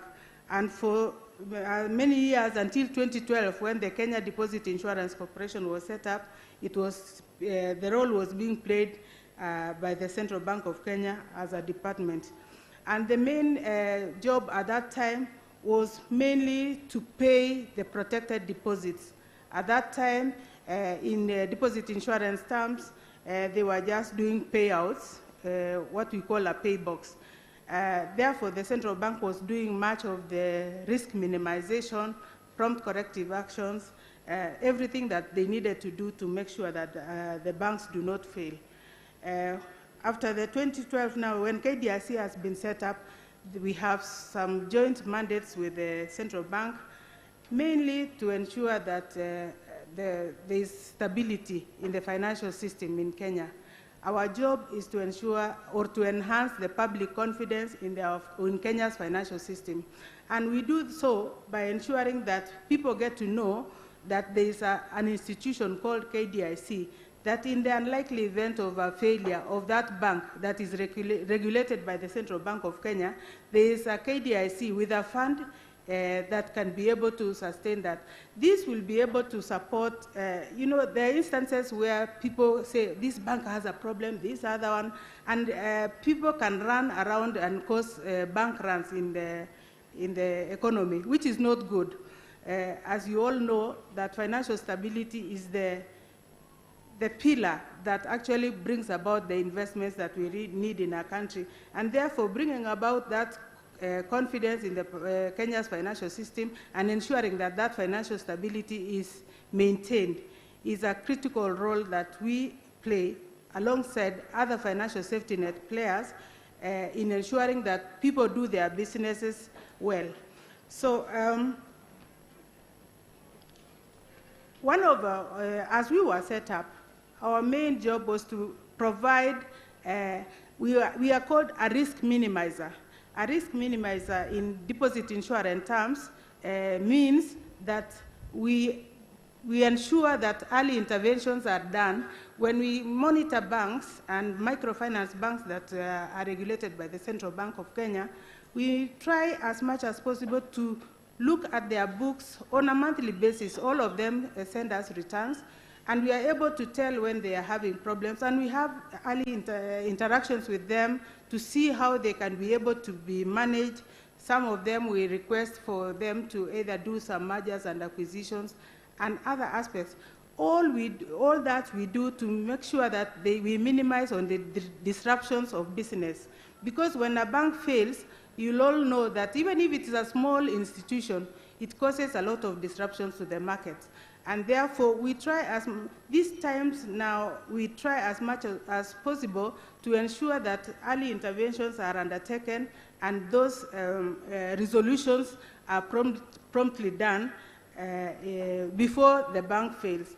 And you'll agree with me that in the last 8 years, we've managed to do that because of this risk minimization mandate that we have. So, just as a way of introduction, our vision is actually to be a reliable, effective deposit insurer and a resolution authority. By a resolution authority, we mean that we are the only institution in the country that when a bank fails, Central Bank of Kenya appoints us either as a receiver of that bank or as a liquidator. So, as I mentioned earlier, or I have not mentioned that we were set up mainly to receive, liquidate, and wind up financial institutions that have had problems. Our other job is to provide sound risk management to these institutions and encourage them to enhance this sound risk management practices by encouraging them. So institutions that do very well in their risk management, they are charged less premium. Those that are not able to, maybe their risk appetite is very high, they are charged higher premiums. And we do that so that we are able to protect the depositors. At the end of all that we do, our job is to make sure that those banks that are not doing their business well and are not managing their risks well, they kind of are nudged to do better risk management. And going forward, we look forward to seeing these institutions doing much better than we've had. The last bank failure we had was in 2016, and we are hoping that we do not have any other bank failure going forward. And what do we do as an institution to try to forestall that? We, as a partner to these member institutions, our stakeholders, we engage them frequently to ensure that they are also aware about what we as KDIC can do, especially in the early interventions of these institutions. And as part of that engagement, before KDIC was seen as an undertaker or something that was not encouraged, or the banks were not comfortable to see us. I'm pleased to report that right now when we call on the banks, we have very good interactions because they see that we are partners with them in trying to ensure that the institutions operate well. So our strategic goals is to build and sustain financial strength. The reason why this is our key role is because with a good fund, we are able to strongly cover our protected depositors. And therefore, even in the event that we may want to review how much we cover, then we'll need to have a strong fund. Currently, we are at Kenya shillings 210 billion in our fund that is expected to cover the 52 banks and microfinance banks that we cover. As I had mentioned earlier, one of the other strategic goals is to enhance early detection and timely intervention. So this is actually our #1 goal at the moment, that we are focusing most of our resources to ensure that we enhance those early detections and timely interventions of our institutions.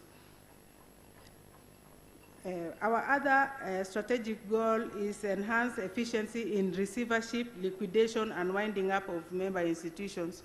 For a while, we've not had a chance to be able to implement our liquidation processes effectively because of the disjointed nature of some of the bank failures. When a bank fails, some of them, by the time they are being closed or their licenses withdrawn, they are in such a bad shape that even for us to reconstruct, to be able to pay the depositors, sometimes it takes us a while. But what we have developed right now as our resolution framework intends to ensure that we are able to undertake a resolution of a bank, even while it is still alive, to another institution, or close it within the shortest time and have it opened with another institution. This we want to do just to limit on the disruptions to business. Some of you will recall when we had certain failures, some bank failures the last time, it caused a lot of disruptions, especially to the MSME sector that were banking with that institution. And therefore, as a country, we would not want to see that happening. And as we are today here in an investment conference, I would like to just tell everyone that we as KDIC are aimed at, our job is to ensure that that stability is inculcated in all our financial institutions, and to ensure that these bank failures are eliminated or minimized to the lowest. So how do we do this mandate of ours? We provide deposit insurance scheme for customers of member institutions. This insurance is paid by the commercial banks.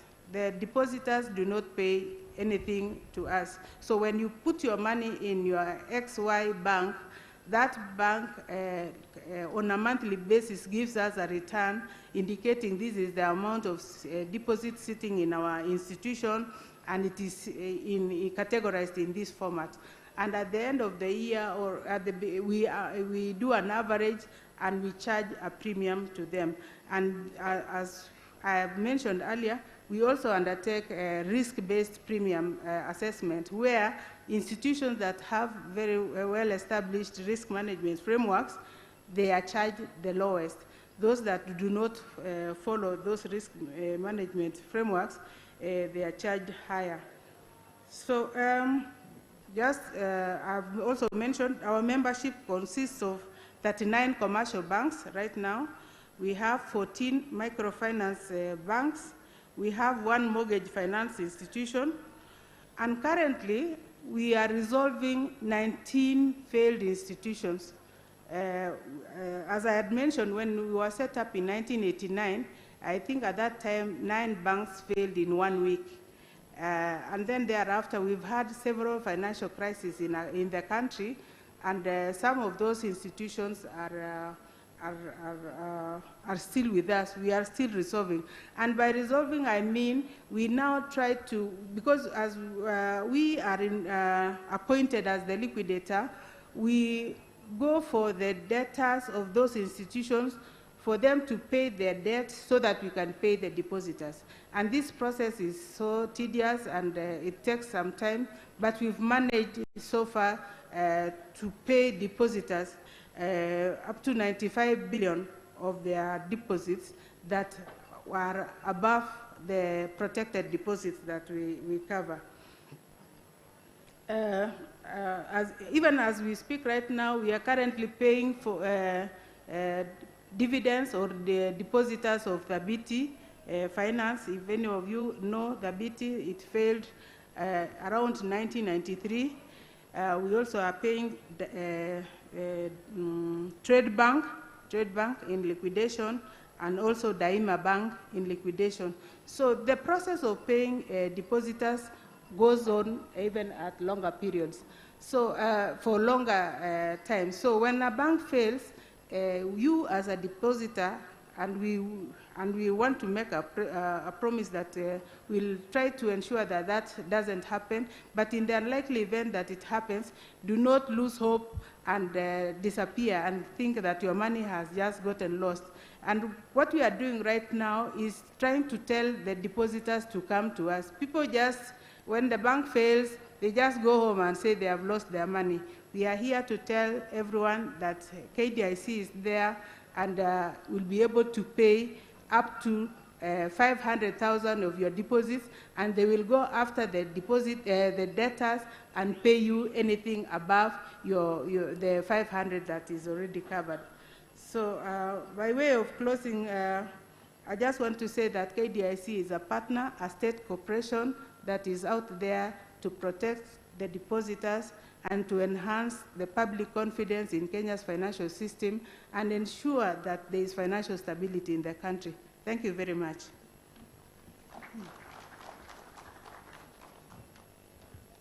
Thank you so much. And your presence here is an assurance that our money is safe.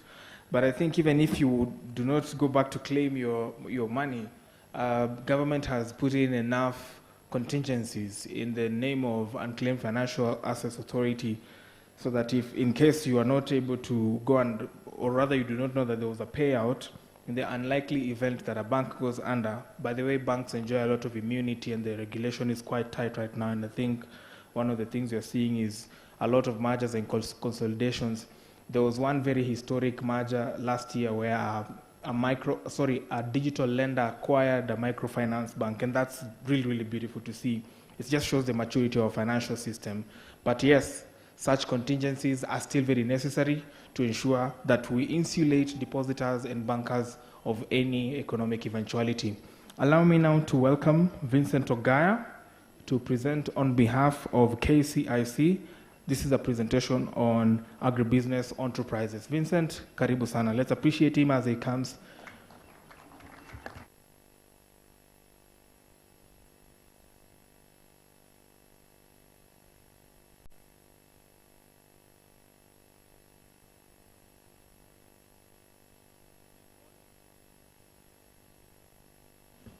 Good morning. It is good to be here in the fresh air of Kakamega. It's very, very fresh, unlike some of the places in which we operate. So my name is Vincent Ogaya. I am the Research and Policy Lead at Kenya Climate Innovation Center. And we were told today, Brian said that we don't talk about agriculture, we talk about agribusiness. And so I had something small to share on agribusiness, but also to say what we do as Kenya Climate Innovation Center. We were the first climate innovation center to be established in the whole world, and that is our pride as a nation, because then our establishment paved the way for establishment of other climate innovation centers, particularly in the developing world.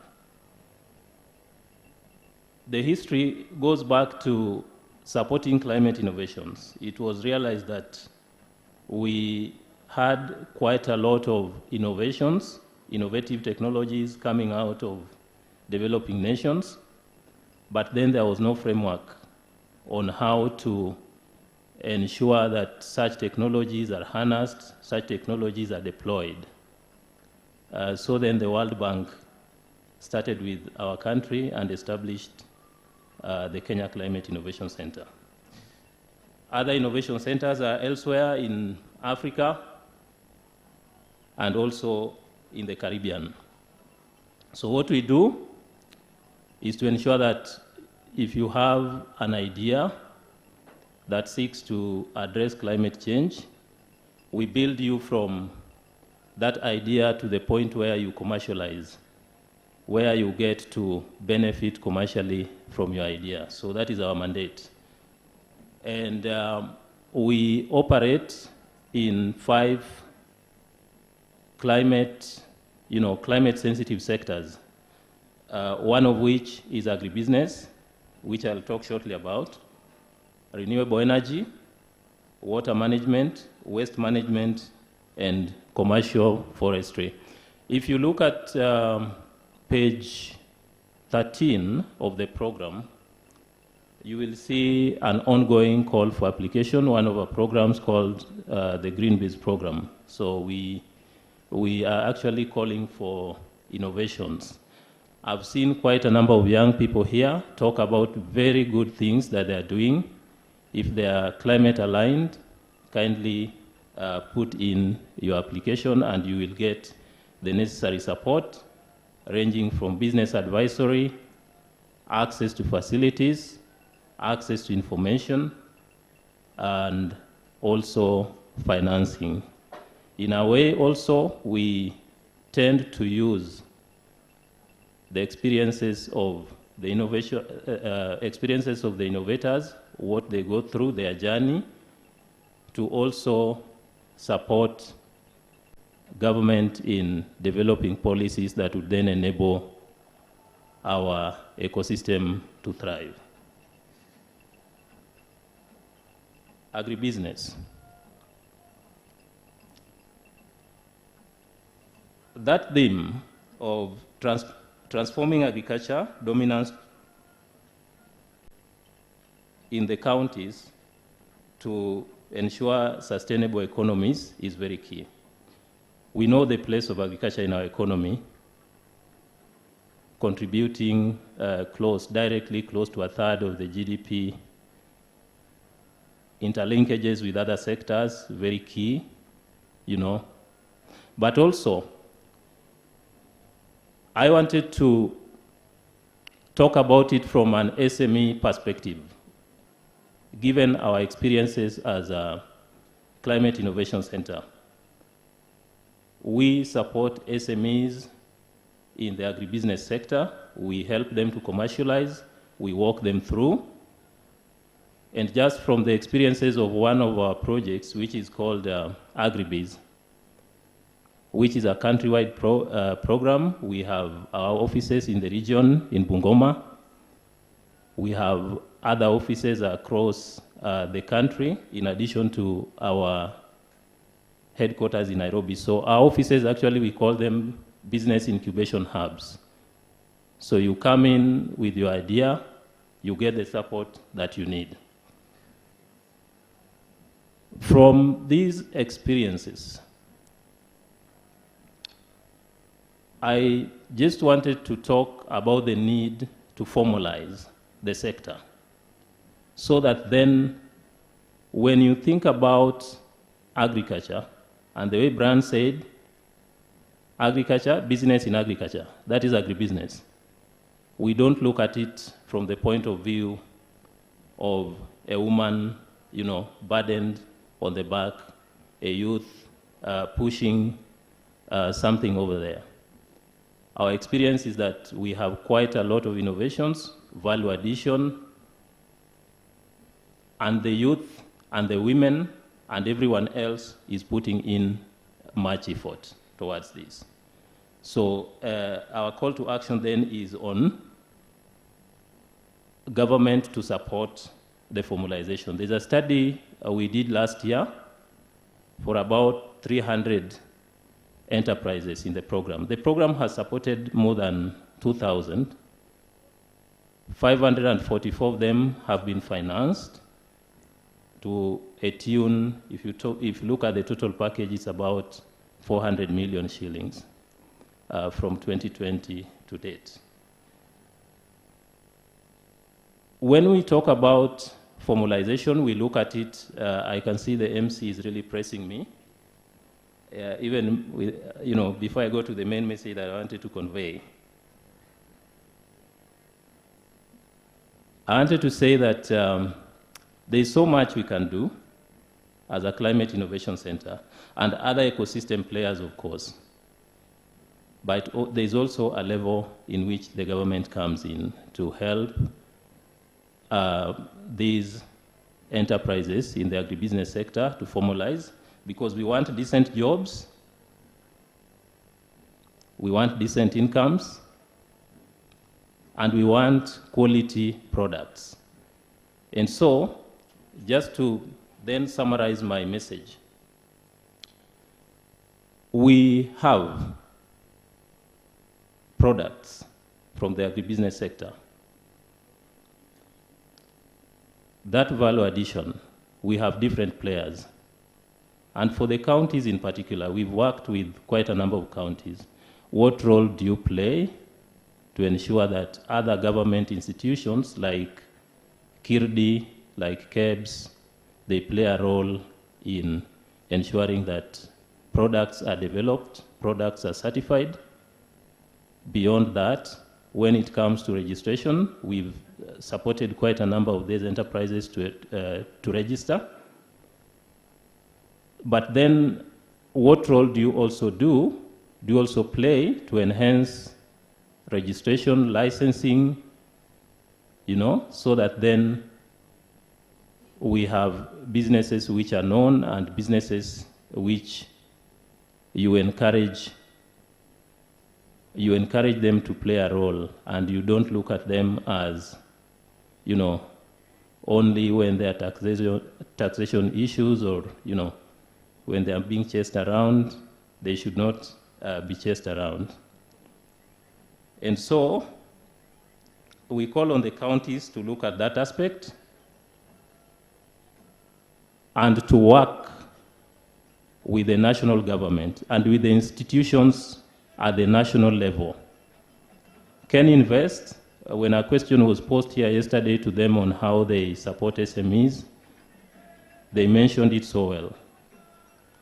Let us recognize these roles. Let us work together with all these institutions at the national level. Most importantly, let us look at a whole government approach to supporting our SME sector, because one, you can play a role on the one hand. Probably somebody has some innovation that has to be protected intellectually. The KIPI, Kenya Industrial Property Institute, has a role there. You know, KRA has a role. Everyone has a role. Let us put all these roles together. Our SMEs do not have the capacity to reach out to all of these institutions, and this is the role we are playing. But then if I look at the 2,000 that I've given as examples that we've supported, how many are left out there and where are they? That is why we call on the government to look at this, give it the prominence that it deserves, but then the focus on agribusiness is timely, and the focus on SMEs is even very, very important. I would have given you some statistics, but then Brian is pushing me. But kama yeye ni mtu wa nyumbani, tutakutana kule nje. Asanteni sana. Thank you very much. Thank you so much, Vincent. I wish I had more time. I honestly wish I did. But thank you for that passionate presentation. And yes, I love the fact that you've reiterated the fact that we need to look at agriculture not just as a hobby or something for subsistence, but also how can we commercialize, mainstream it, and make it a proper subsector in financing, a proper subsector in augmenting our production, manufacturing, and the like. All indications are that 3 governors are here with us: Kenneth Lusaka of Bungoma, James Orengo from my county, Siaya, and one more governor who I'll confirm shortly.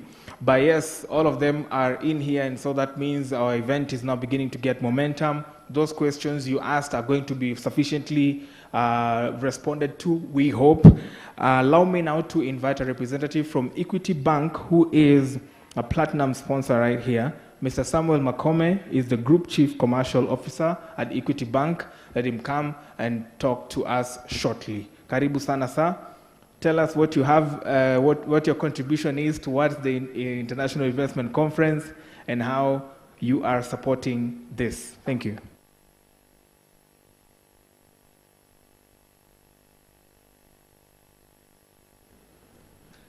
Yeah, governors present, and all dignitaries, and ladies and gentlemen, all protocols observed. As Equity Bank, we are really happy to be here in this forum. We are a platinum sponsor because we have carefully considered what this, having discussed with the governor and even our group CEO, Dr. James Mwangi, who sends his greetings and regards, we felt that what the county is aspiring to do is very closely aligned to what we ourselves are doing. And I want to say that as an organization, we are both a bank, but a bank that is extremely focused on the key development issues that confront not only our country, our counties, but also the region as well. So we are extremely proud to be the platinum sponsor here for the Kakamega International Conference, Investment Conference.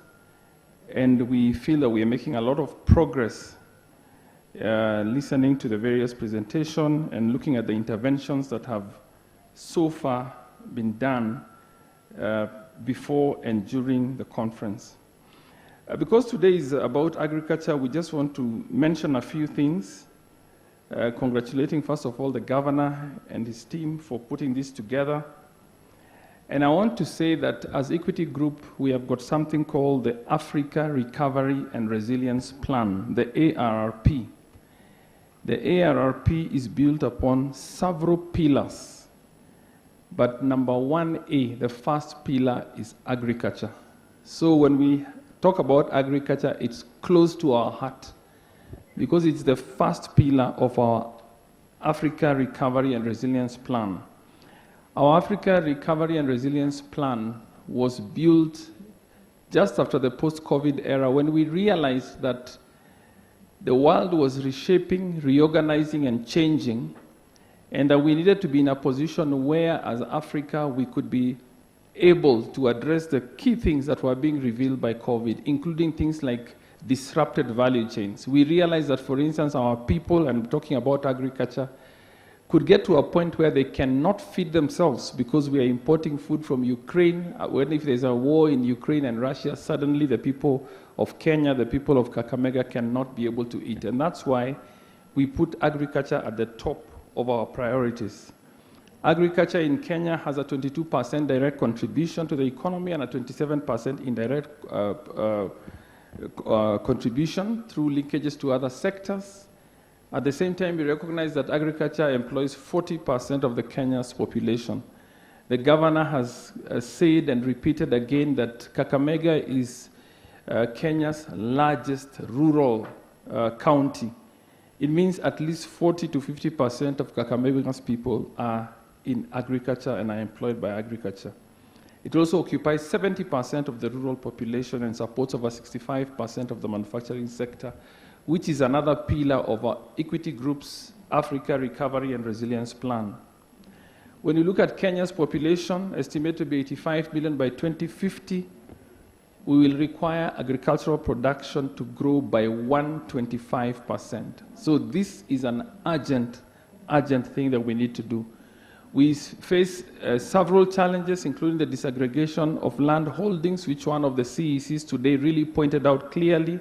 We've heard about climate change, the erratic rains, and we've heard about the unstructured markets for agricultural produce. So these are some of the challenges we are having. And one of the youth who asked a question earlier talked about post-harvest management and how much is being lost because of post-harvest management. Our interventions, therefore, look at Kakamega situation analysis. Kakamega remains climate is very good. There are various ecological options allowing for different types of agriculture in both crops and livestock. Rainfall is fairly well distributed. And we are able to engage both in the food crop side and the agricultural crop. Food crops such as maize, sorghum, finger millet, rice, beans, peas, and others. In this county, I said in this region we have got 30 branches. Kakamega and Mumias branches are doing extremely well. Over the last 1 year, the two branches grew their agricultural loans by 100%, meaning our interventions in agriculture are proving. We have already, in the last financial year, we actually dispersed over 250 million shillings to farmers, smallholder farmers in agriculture. We are intervening in various things. We have signed partnerships with the local sugar millers to finance the sugar industry and partnership arrangements that will see over 200,000 farmers in Kakamega alone supported. So we are intervening, we are engaging, and we are happy about the progress we are seeing as a bank in terms of our agricultural contribution in Kakamega. How can counties transform agriculture into sustainable economies? And this is the main thing we are doing in this area at the moment in the investment conference. Agriculture is a devolved function. County government should provide economic environments that are friendly to agricultural growth. Taxation regimes, provide value addition centers, establish resource centers, and information hubs, provide market linkages. County government should also promote PPPs to drive more investments in their counties. And this topic has been touched on by some of the earlier speakers. As Equity Group, in concluding, I want to give our promise to the people of Kakamega and to this region. In our Africa Recovery and Resilience Plan, Pillar 1, we want to work with like-minded counties to catalyze their agricultural growth by capacity building of farmers. Equity always intervenes in capacity building so that farmers can be able to move farming into agricultural enterprise. We have a social engine that does training, free training, working with other partners who do capacity building. We are going to offer ring-fence credit for identified value chains in the counties. We are going to finance agricultural modernization through digital technology and agricultural mechanization. One of the things we are doing as Equity is we have signed agreements with very many agricultural mechanization farms internationally who are providing modern means of farming to farmers in Kenya and in Africa. We are going to address post-harvest losses through financing of post-harvest management solutions and cottage agro-processing. We are going to provide financial support in conjunction with the county government by promoting irrigation infrastructure for smallholders, already piloted with counties around Mount Kenya, where 16 irrigation schemes have been financed to a tune of over 400 million, reaching over 6,000 smallholders. We believe that is possible in Kakamega. We want to support the counties in market linkages through equities, trade, and investment pillar. We want to create natural environmental sustainability. Already, we have a commitment to plant 35 million trees as Equity Group. We have already planted 25 million, and Kakamega alone has been a beneficiary of 251,000 trees. I myself, over the last 9 months, have planted at least 5 trees or so within Kakamega, including at the Kakamega school.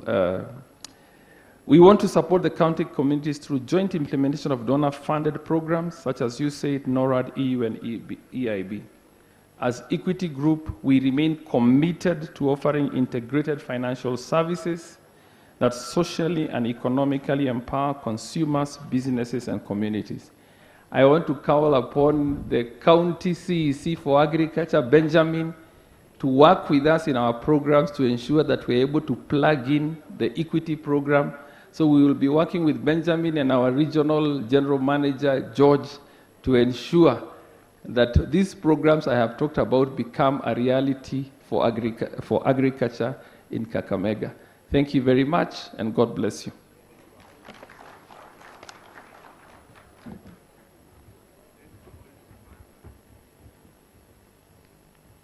Thank you so much, Equity Bank. If you must know, by the way, Equity Bank as a financial institution has a lot of products and solutions for farmers that have actually been refinancing their bigger plan for recovery post-COVID. There's a lot of financing that's going on. So please talk to them. That's why we are here. Network, talk to these people, see how you can partner, see how you can benefit so that you can advance your economic activity. Allow me now to invite a representative from the Kenya Airports Authority. Ladies and gentlemen, put your hands together for the CEO, Henry Ogoe, to come and speak to us.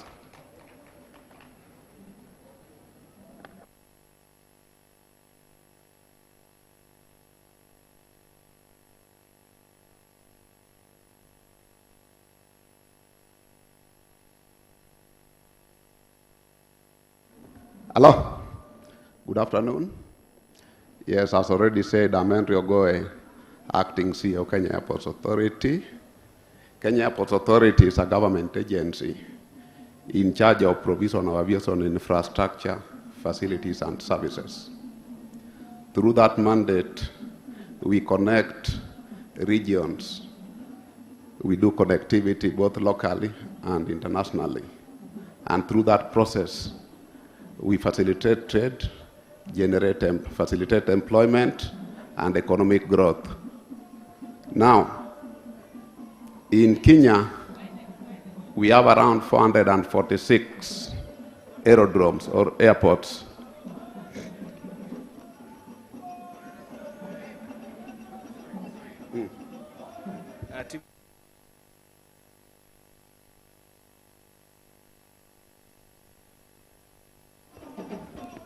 Ladies and gentlemen, we are now witnessing the arrival of the various designate governors and deputy governors and representatives of party leader Honorable Raila Amolo Odinga. We could start from this point. Most welcome. Your Excellency is most welcome. Karibuni sana, Matthew Sowili. Karibu. All right. Let's now usher in the band to give us a number and then we'll just begin.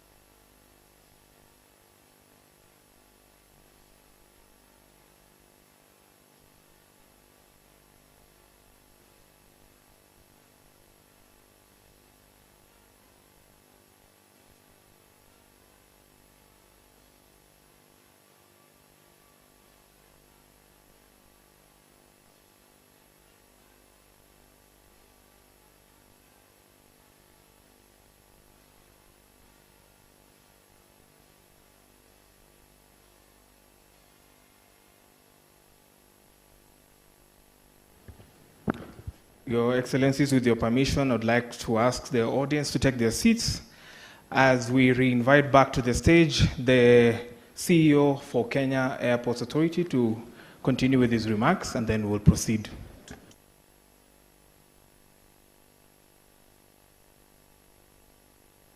Your Excellencies, we also welcome you to the podium.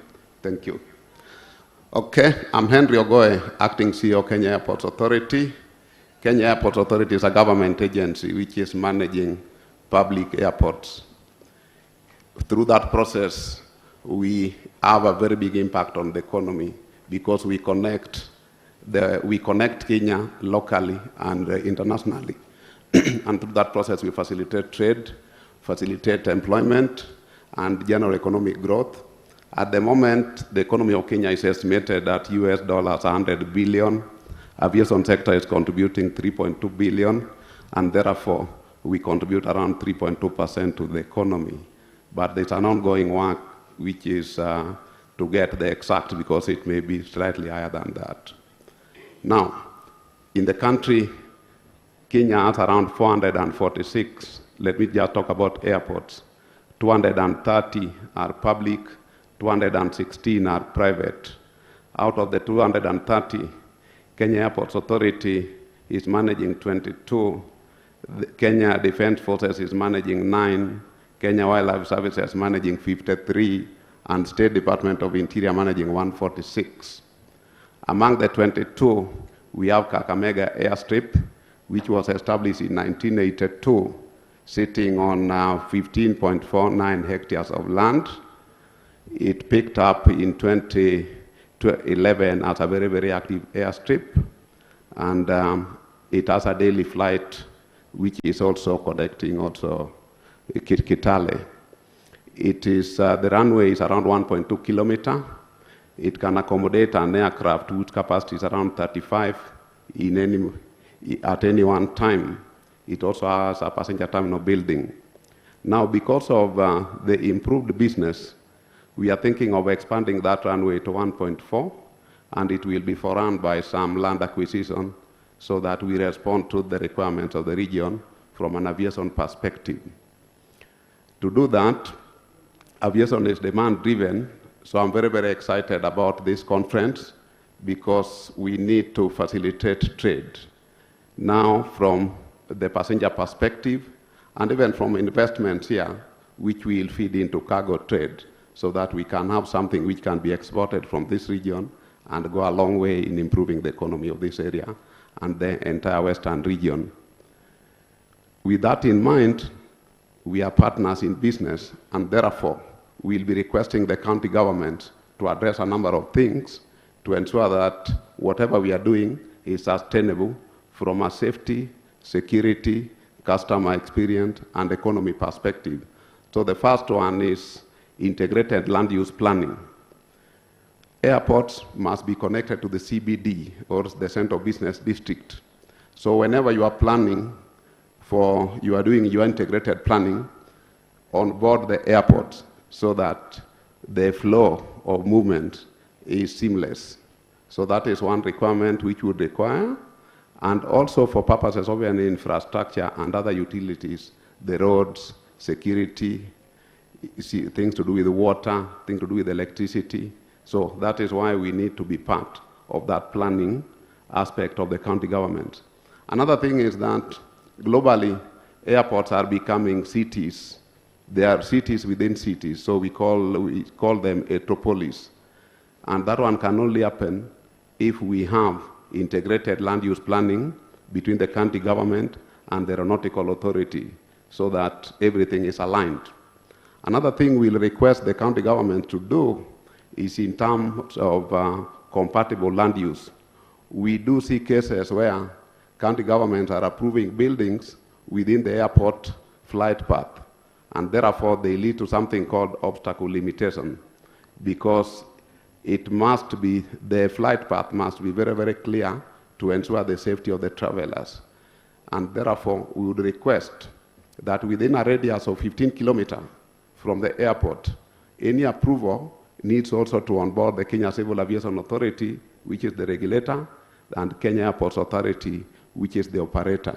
And if we do that, we'll be having a very, very safe and efficient air transport.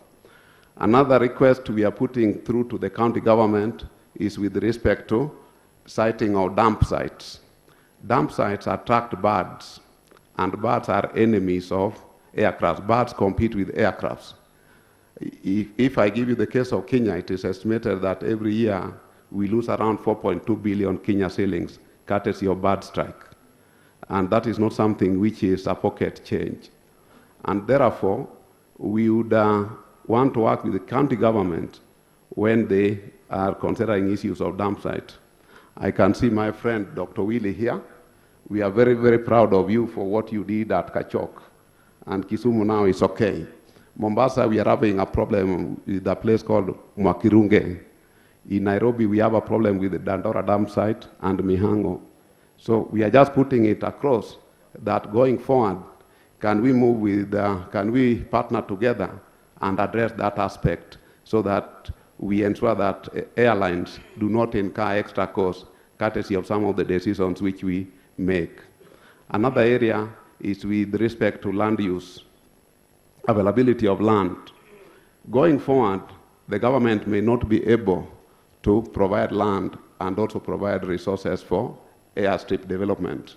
And therefore, we'll be calling upon the county governments who may be having what aviation as a strategic anchor in their business processes to consider setting aside land which can in turn be used to expand on some of these facilities.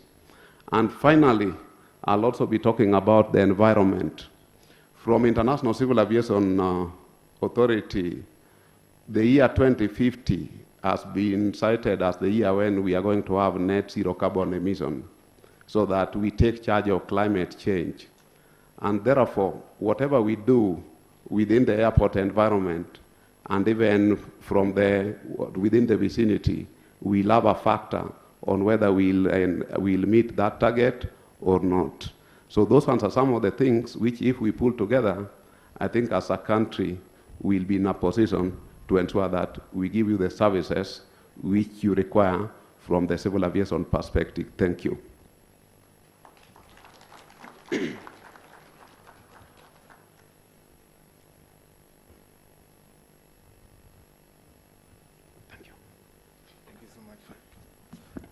Let's appreciate the CEO once again. Your Excellency is most welcome once again. We have had interesting conversations earlier on in the morning, and we just hope some of the interventions that we are having later on are going to be addressed sufficiently. But while we are still continuing with the program, I'd like to just interest you in some of the things that are going to happen later on in the afternoon. We'll have breakout sessions later in the afternoon. And so after lunch, we will be having between 2 and 4 p.m. other breakout sessions. So what you should expect here in the Ingo Hall, which is the main hall, right here, will be unlocking economic growth, which is leveraging municipal securities for county financing. That is one. The other one you should be expecting later on in Italanyi Hall, which is the first one towards to my left, the very far end. That one will be a healthy nation, thriving economies, the role of health sector in the investment and development. And I'm glad that it is part of the Big Four agenda. I would call it the Big Four agenda of this International Investment Conference as enshrined in the program. Later on, same in the afternoon after lunch, we'll be having advancing investment, biodiversity conservation, and nature-based solutions, which will be happening in Muitala Hall. Please be on the watch out for that. You should expect a representative from Equity Bank, my good friend, Mr. Ernest Chitechi, the Director of Corporate Services at KAIICO, will be there. Ernest, I saw you somewhere. Ernest Chitechi from KAIICO, just stand and wave. Great, I saw you somewhere around there. And Thomas Coleman, the MD at Hydrox Kenya. And last but not least, digitizing education. How can Kenya provide equitable access to digital learning by 2027? This will be happening in Isolo Hall. This one will be led by Dr. Ruth Agesa, PhD, Chair the Education Education CECM, COCAS, and CECM Education in Vihiga County. This will equally have presentation from Max Donner, PhD and Managing Director at EIDU. Later on, we'll also have Digitizing Education by Pauline KAIICO Digital Services, Tribe Lead, Consumer Business, Safaricom PLC. Other keynote addresses that are expected within that program later on in the afternoon will be Dr. Boniface Okoth, who is the CECM Education, Science and Technology in Kakamega County, and the guest address will be done by Dr. Elias Abdi Diallo, MOE Director of General Basic Education. And that should just, end our program later on in the afternoon. So be sure to see where your interests lie and be able to have yourself in either of those breakout sessions. We are awaiting an address by a representative from the Masinde Muliro University of Science and Technology. The Assistant Vice Chancellor should be somewhere around. We are just awaiting directions of the same. But allow me to ask the media team to just roll the documentary Kidogo tu for the audience who are tuned in at home and also for us here for our consumption shortly. Please, media team. In healthcare, we have the only referral level 6 referral hospital that is under construction. This will be a 750 bed capacity referral hospital. We have opportunities for telemedicine, which again comes a long way with technology. We also be showcasing opportunities for our investors to come and set up modern laboratories and other pathological centers.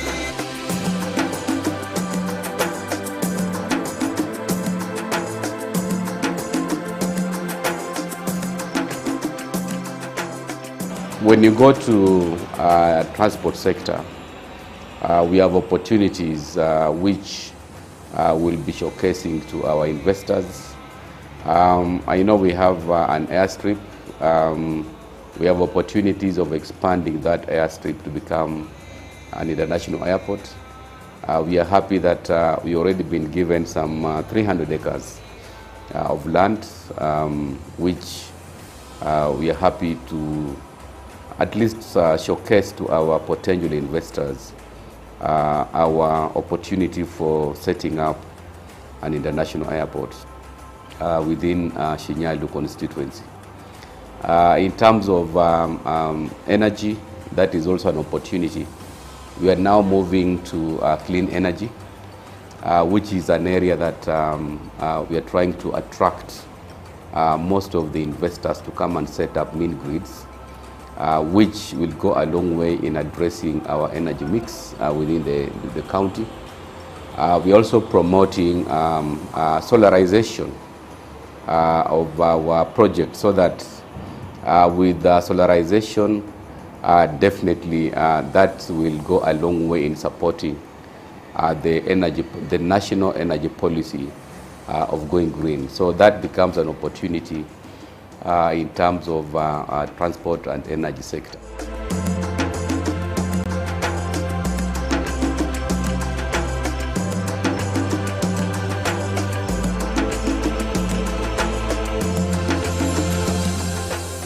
Hospitality industry, there are quite a number of opportunities which are available in the hospitality industry.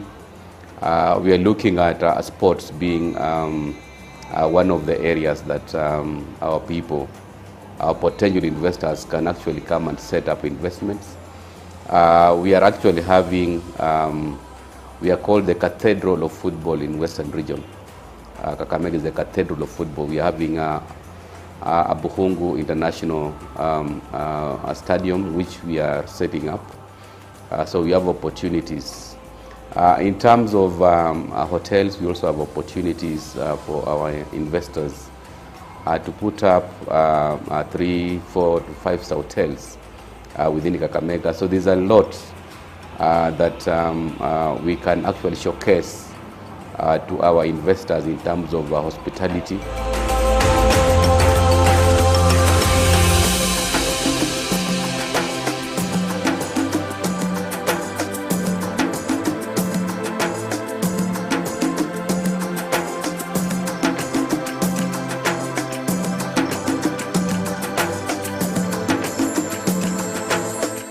My name is Elizabeth Asichi.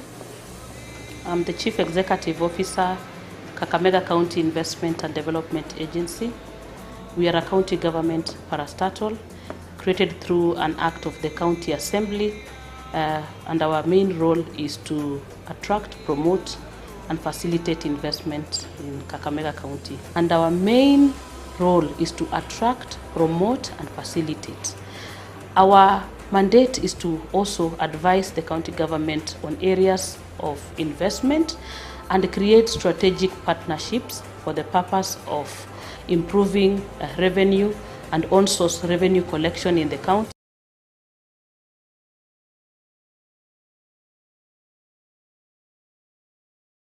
I hope the other governors are going to borrow a leaf and emulate the same, which is now why I'd like to invite the host governor, Kakamega County. Ladies and gentlemen, give it up for FCPA OGW Fernandes Barasa.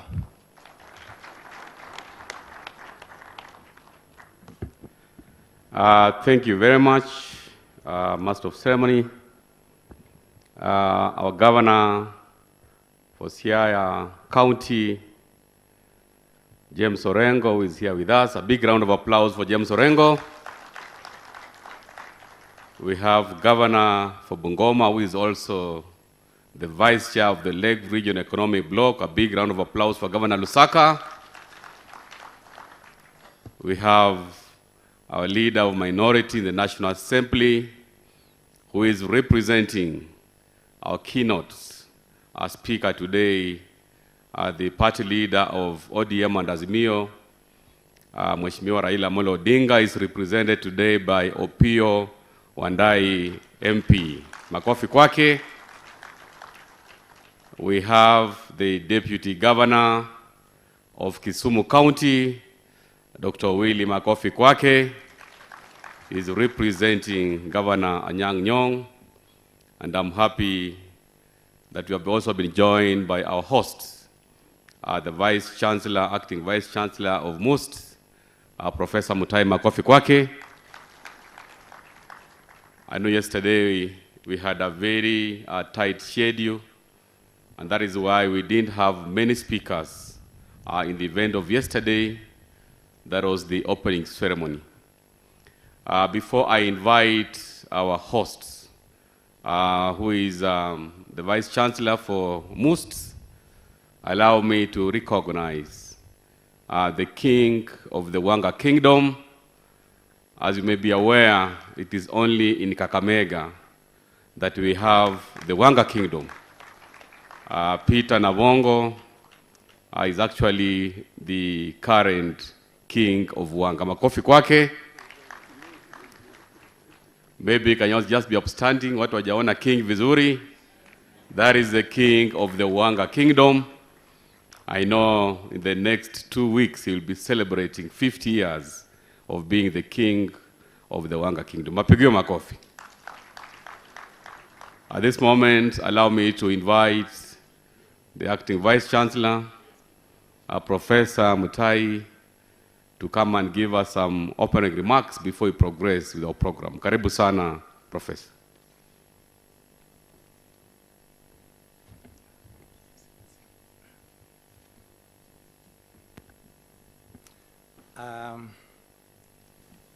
Your Excellency, the Governor of Kakamega, Mr. Barasa,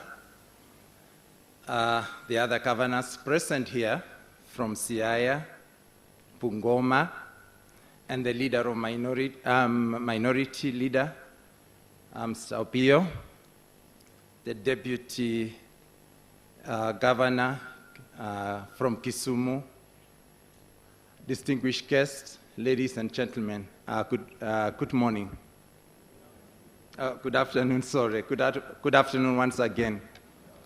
Mine is just to welcome you to Masinde Muliro University. You are welcome to this great university. We are glad today that we are together in this international conference, looking at ways of which we can invest in this great county. University play a crucial role in terms of investment or in terms of what we can do in this country, what we can do in this county. At Masinde Muliro University, we've been doing quite a number of research that has an impact within the community. Ladies and gentlemen, I encourage you to join us in celebrating this great day. As a university, we also encourage you that you will tell your students or the young one to come and join Masinde Muliro University. We have great programs here that are market-driven, such like optometry, which you cannot find it in any other university, such like biomedical sciences, which is offered here only and not in any other African countries. Ladies and gentlemen, with those few remarks, thank you so much and feel at home.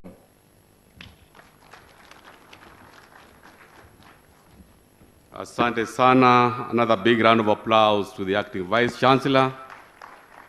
I think now we are feeling at home, having been officially welcomed here. Apologies yesterday, the program was beyond my control. Watu wa most najua mlikuwa na pressure sana jana, but at least nimelipa deni. I want to once again appreciate all our partners, all the local and international investors who are here, and all the researchers and business people. This is our second day of the Kakamega International Investment Conference, and I know in the afternoon we'll be having quite a number of interactions. So I'll encourage you at least to take advantage of any session that you can join in the afternoon in order to make the conference quite interactive. Just to pick up from what the CEO of KAIICO was talking about, we have a lot of opportunities in terms of expanding our infrastructure. And I want to tell you, Bwana CEO, we are looking at beyond Moranda airstrip. We had a conversation with the president, and he's actually offered 300 acres at Shikusa so that we can construct an international airport. What we are going to do, this being a national function, we are going to have a conversation with the CS concerned in order to make sure that we progress that conversation, because for us to get Kakamega as a gateway to this region, we have to think beyond the current airstrip. And that is why, in his own wisdom, the president gave us an opportunity to expand the airport by offering 300 acres, which is part of the prison land that has 4,000 acres. So we carry forward that conversation with KCAA so that we can now go to the technicals. At this juncture, we want to have some few remarks from the governors who are here. We'll not necessarily have a round table. I'll give 5 minutes each, starting from the governor of acting governor, not acting governor really, deputy governor. You know, Nyang Nyong anaweza kanimaliza one. We have the deputy governor of Kisumu, who is here representing his boss, Professor. Dr. Willie, can you please come for 5 minutes? Just talk to our investors, tell us what is in Kisumu, what are the opportunities of investment, and then from there, we'll move to Governor Orengo, and then Governor Lusaka, before I invite Opio and I to give a keynote address on behalf of Raila Amolo Odinga. So karibu sana, Deputy Governor Kisumu.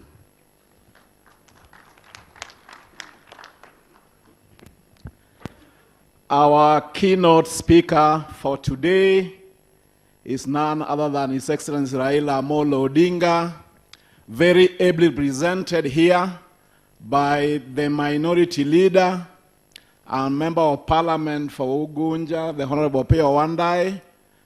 Allow me to ride on the protocol already set, but also recognize the presence of the host governor, FCPA OGW, Fernandes Barasa, the vice chair of the Lake Region Economic Bloc, and the governor of Bungoma, and of course the governor of Siaya. I rise on the podium today on behalf of the governor of Kisumu, who is in the US for work, and of course on behalf of the county of Kisumu. Allow me, Your Excellency, to congratulate you and the county government of Kakamega for pulling off an international investment conference. Allow me also to congratulate you for all the businesses and the investments closed.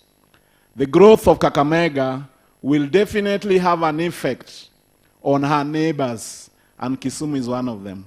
We also recognize that this county is a very key partner of the Lake Region Economic Bloc. And so as Kisumu, we can only wish you prosperity now and in the future. Now about Kisumu, the foremost investment opportunity remains the reason for which the city of Kisumu was founded. As you all know, up to the collapse of the East African community in 1977, the economy of Kisumu revolved around the harbors and transport within the lake. Okay? And we still believe that the economy of Kisumu will rely heavily on what we call maritime transport and trade. The port is revitalized. We have a connection with Mombasa, at least with the pipeline. We have an oil jetty there. We have a shipbuilding yard in Kisumu. In fact, in the last 6 months, I think 1 year, we have had MV Uhuru 2 built and MV Uhuru 1 revitalized. So the transport within East and Central Africa through the lake will unlock the potential of the county of Kisumu. So every investment and structure is ready. We are hoping for a connection of the SGR from the county of Nakuru to Kisumu. With that, Kisumu is also developing the special economic zone. We already have companies that are already setting up camp there. Probably is the biggest in our country. And so we are thinking about growth of rice all the way to packaging, value addition, and marketing. We're also prioritizing the cotton value chain, and we are not forgetting sugarcane. And I want to thank you, Your Excellency. In this university, sometime last year, we sat here to discuss matters of the sugar sector, and just last week, Kisumu participated in what we call public participation on that sugar bill. And we're hoping that once ratified, we will get the necessary investment in that sector so that that can as well be revived. We also have investment opportunities on the lakefront. As you all know, Kisumu is turning her back into the lake. We already have a local area development plan, and we are seeking investors in the different sectors to be able to realize that dream. And so there's a lot in Kisumu, but today is a chance for Kakamega. And I would like to stop at that point, but to inform you that we have our date with the investors and the international community sometime in June when we host our International Investment Conference. Congratulations, Mheshimiwa Governor wa Kakamega, for this. Thank you. A big round of applause to Daktari Owili. Thank you for your very good remarks. What I want to assure our investors is in the Lake Region Economic Bloc, we have an objective of making sure that we have optimal utilization of shared resources. And that is why in this conference, I'm very proud that we have colleagues in the region who have joined us. At this moment, I want to invite Governor James Orengo from Siaya to come and make a few remarks. Karibu sana.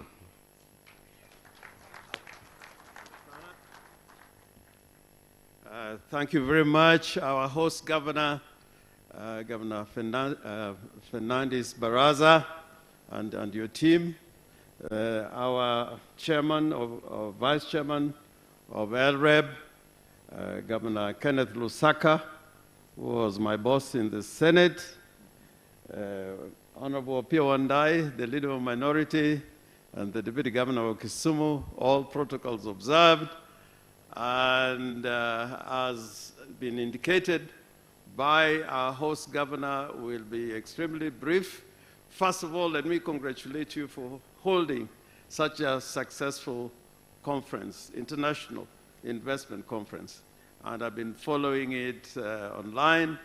And we also hope in Siaya sometime out of next year to follow your footsteps and hold a similar conference in the county of Siaya. Now, my starting point is that the people of Kakamega and the people of Siaya, we are really one people. We may be having different languages, different spaces, but to show you or demonstrate how close we are, where a minority leader comes from and where I come from was part of the great kingdom of Wanga. So I don't know how the king lost his subjects and his territory in that part of Siaya. But it was not just the question of sharing languages and peoples, but I think we have had a great interaction.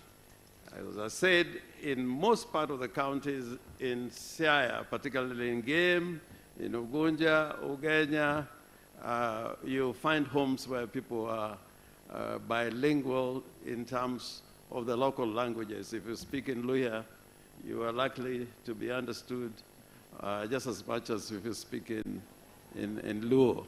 And even the names of some places and spaces, they are both Luo and Luhya names.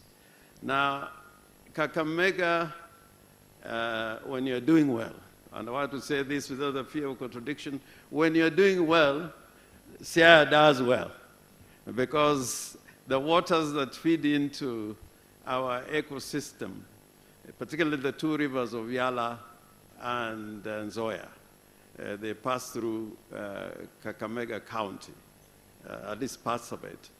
And at the end of those two rivers, we have the biggest oxbow lake in the continent of Africa. And that lake is called Kanyaboli.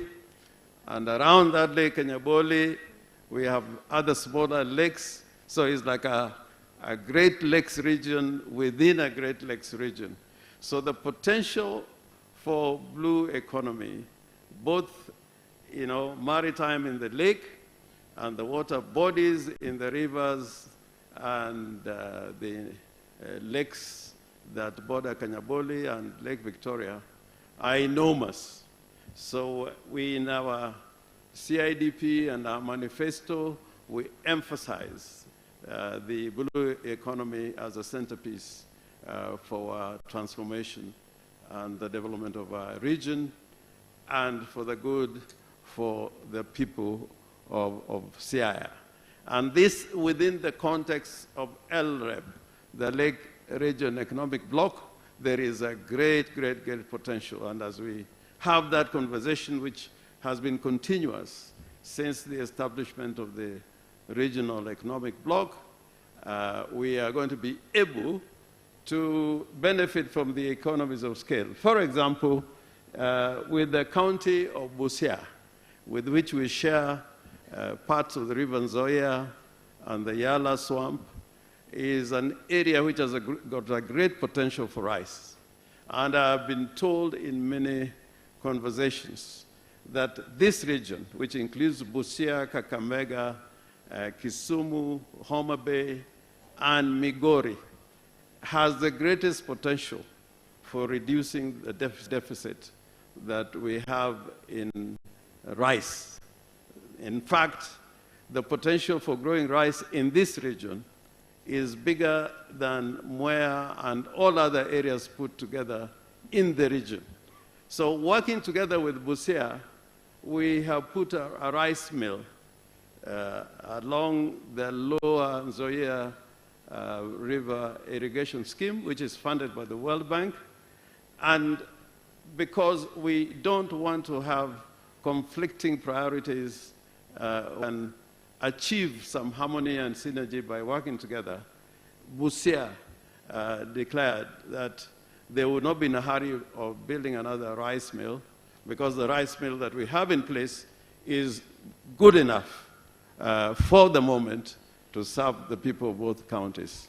So we are looking forward to work closely with Kakamega to ensure that where economies of scale can enable us come up with projects that will benefit our communities, mutually. We should sit down and come out with bankable and sustainable ideas and projects. For example, if you go to a lot of roads which are within Kakamega, some of it end up in Siaya. And recently we were doing a tarmac road near Yala, and we stopped at the border with Kakamega. And for the local, I know the governor knows about it. We should talk about it when we're doing our budgeting.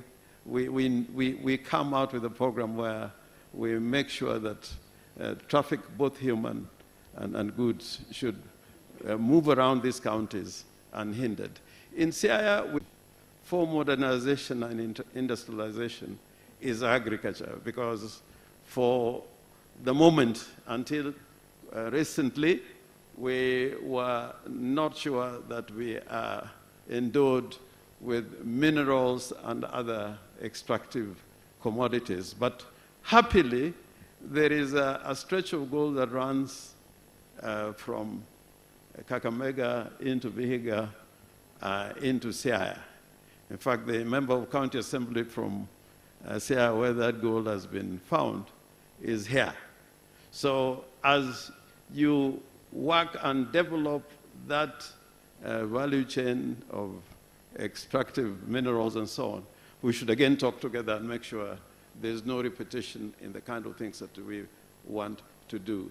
Agriculture is key to us, and Kakamega is a market for us, just as in as much as Kakamega is a market, Siaya is a market for Kakamega. Finally, Chair, let me say this. I still believe that in this country, we do not have faith in devolution. Because if you go by the figures, it does not demonstrate that the people in this country has taken devolution seriously. In an economy where we are now collecting revenue beyond 3 trillion, and economies are growing, and people are working at the grassroots in the counties, I cannot explain a paltry 490 billion to the counties, to 47 counties. It shows a lack of faith in counties as devolved units. Secondly, if you look at the key areas where the Constitution, in its structuring, has given counties certain responsibilities. Like now, I'm very proud that Kakamega is doing a level 6 hospital. If you look at the budget on health, it is a demonstration that we do not believe in devolution at all. Agriculture is devolved. And you look at the monies in that sector that come to counties as devolved funds. And as the Constitution says, once you have a mandate or a function, funds should follow those functions. And you find, even in agriculture, a lot of that money is still being managed at the national level. And one can go on and on. Even community health promoters, the national government is not confident enough with devolution to make sure that payments, not of wages, just stipends, that the national government would still want to play the role of paying stipends to community health promoters. So I think this is a conversation that we as Kenyans must have boldly to make sure that devolution does not fail. It failed at the beginning because on the question of resources. If we do not give counties sufficient resources, then devolution will not be a realized dream. Otherwise, I think the governor, you are doing very well out and therefore we wish you success. And I want to register the fact that CIA has got, but save the maritime boundary, the longest boundary that we have with. Allow me to recognize the MCAs who are here, just stand and be recognized. Members of our county assembly, thank you very much, at least to my Akilisha assembly, my executive who are here, chief officers and CECs, just stand and wave because this is your function. Asante. We have our commissioner for CRA. She's here with us. Commissioner Dijanganyi, thank you for supporting devolution. At this moment, allow me to now invite Governor Kenny Lusaka. I knew yesterday you spoke on behalf of LREP, but now you have an opportunity to tell us what is happening in Bungoma. Karibu sana. Thank you so much, our host, Governor Barasa, our colleague, Governor James Agri Orengo, Siaya, our guest of honor, Honorable Pio Wandai, Leader of Minority in National Assembly, distinguished ladies and gentlemen, of course, our host, Acting Vice Chancellor. Like you have been told, yesterday I spoke on behalf of LREB, but also allow me to recognize, yesterday we didn't have an opportunity to recognize the CEO, LREB, Victor Nyagaya. Please just wave, he's the one who's been at the center. So let me also welcome you to Bungoma County. For those of you who don't know where Bungoma County is, we are also neighboring Uganda on the slopes of Mount Elgon. And we are all the same people. We just, these boundaries that were put arbitrarily divided us for purposes of administration. But in terms of the region, we share quite a lot. And Bungoma County, with a population of about 1.7, is one of the heavily populated counties now in this region after Kakamega.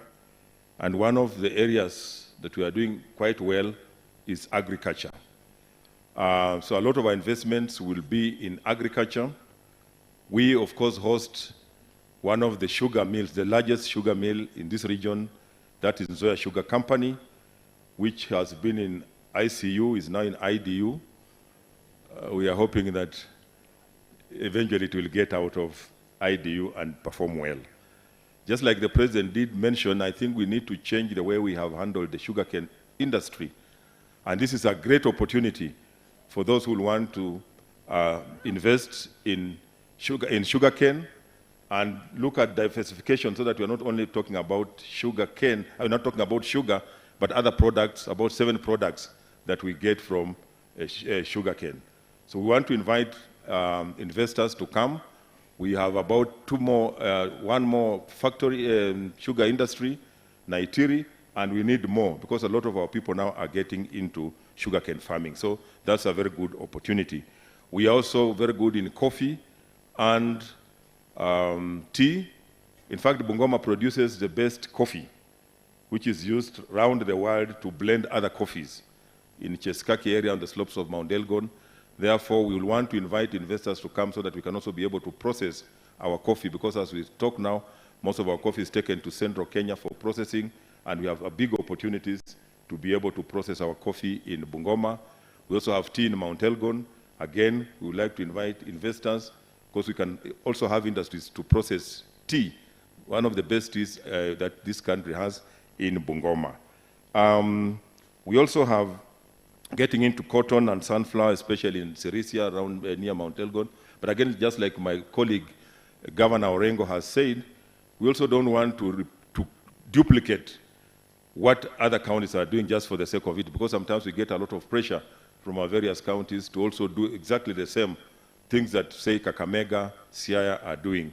And then you end up having too many small things that are not making economic sense. So we really want to agree, for example, if we have a maize mill in, say, Tongareni in Bungoma, which neighbors Kakamega, then Kakamega also doesn't have to put up a maize mill just to appear like you also have one in Kakamega County. But then we can use the one in Bungoma and vice versa.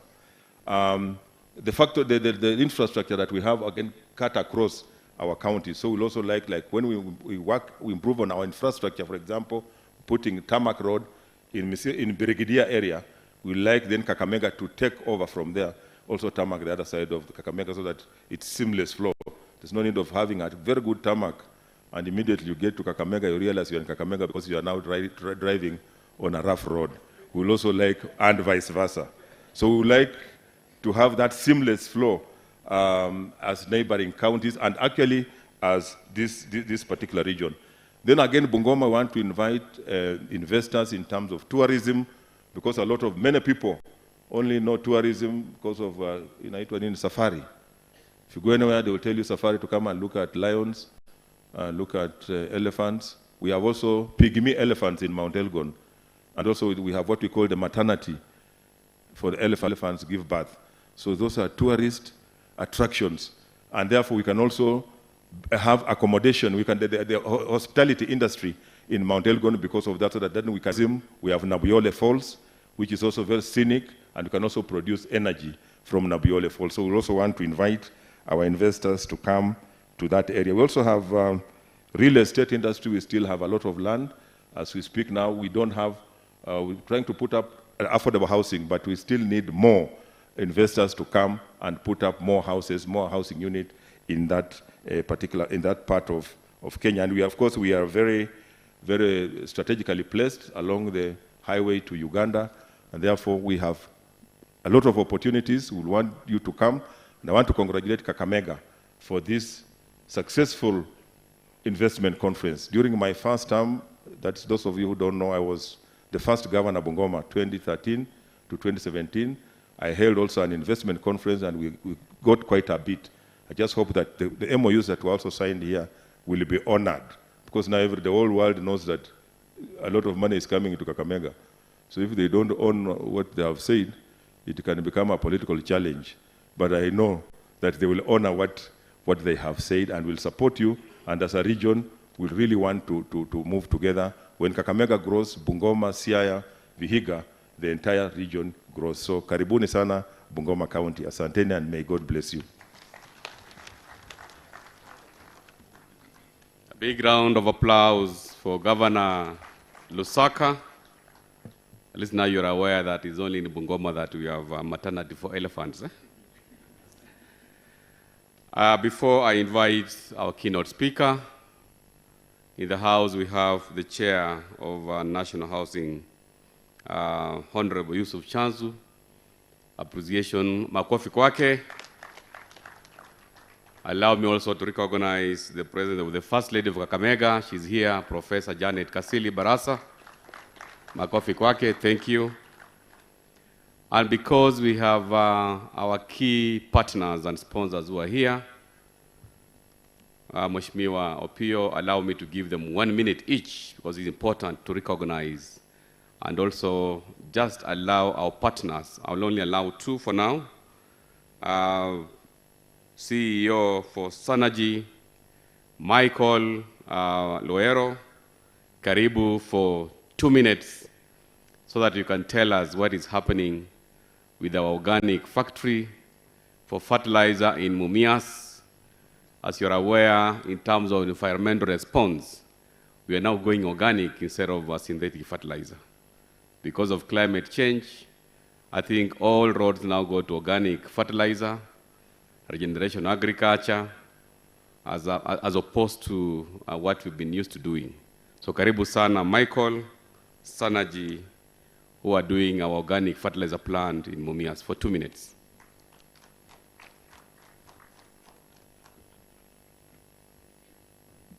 Habari zenu? Mirembe. Yeah, asante sana FCPA, His Excellency Fernandes Barasa, and of course the other governors here.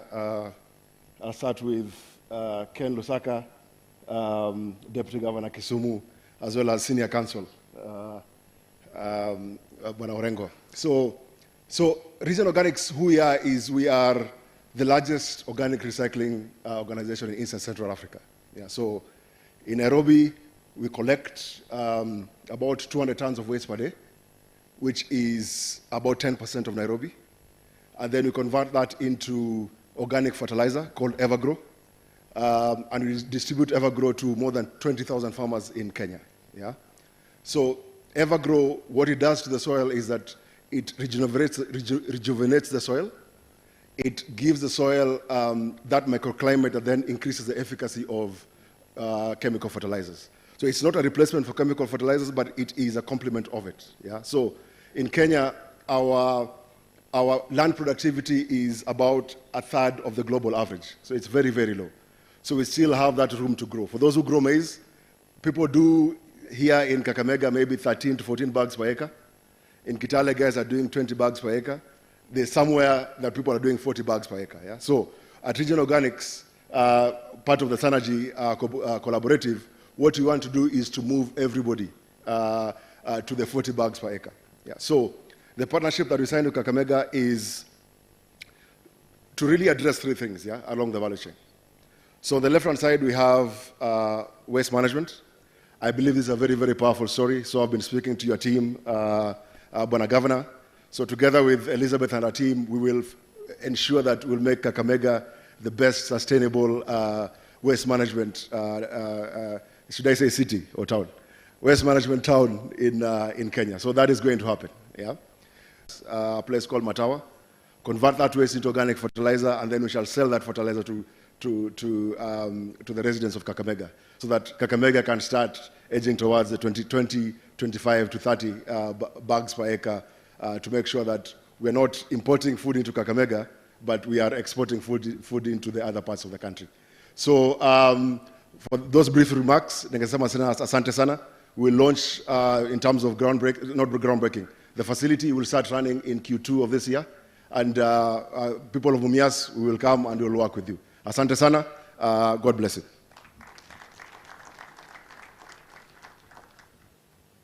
Thank you very much for giving confidence to our organic fertilizer plant.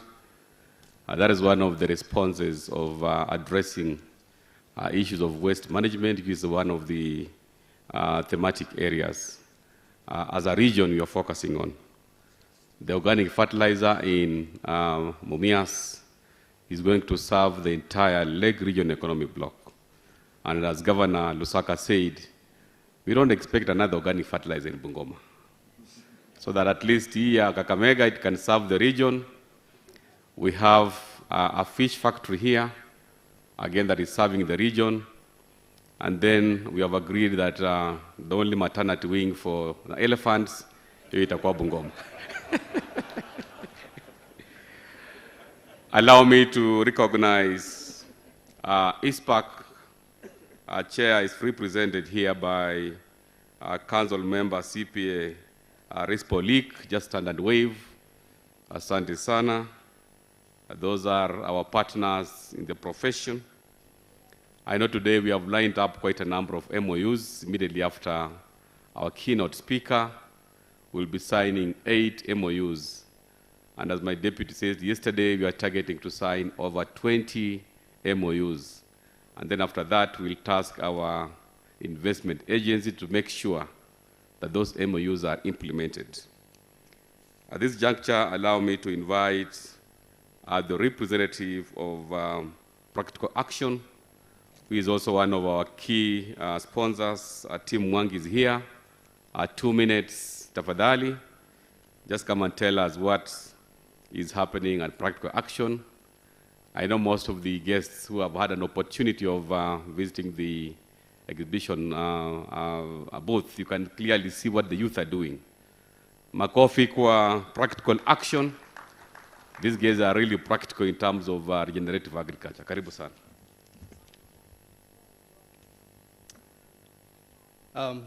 All protocols observed. Good afternoon. My name is Tim Mwangi. I work for Practical Action as the head of programs based in Nairobi.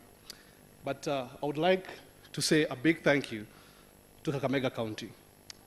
One of the things that we're actually doing with this great county is supporting the youth to take up agriculture as a business.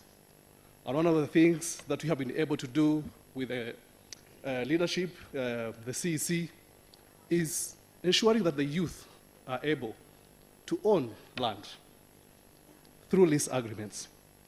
There's a lot of unutilized land. There's a lot of public land that is available. I would want our youth to be able to take up these exploits to make business and market opportunities in shorter value chains where they can increase their incomes. So one of the things that we are doing in this county, we are also replicating the same in the 9 counties of the Lake region. But most importantly, I've seen Regen Organics who are here. We'll be starting a big project on recovery of waste in this region. So, Governor, we are looking forward to establish this material recovery funded by the NIDA project and recover most of the waste to be actually not only used for organic fertilizer, but also the other inorganic waste like plastics to be able to be utilized for recycling. So looking forward to participating in this big project and partnering with you and even the other 9 counties which are here. Good to see you, Deputy Governor Matthew Sawili. We've done a lot in Kisumu, same in Siaya and in Bungoma. So thank you very much, Governor.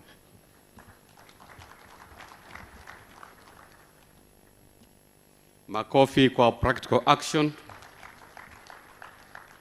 I also want to announce that immediately after lunch, once you are done with the side events, take an opportunity to visit our exhibition booth. There are quite a number of displays there, and it's an opportunity for you.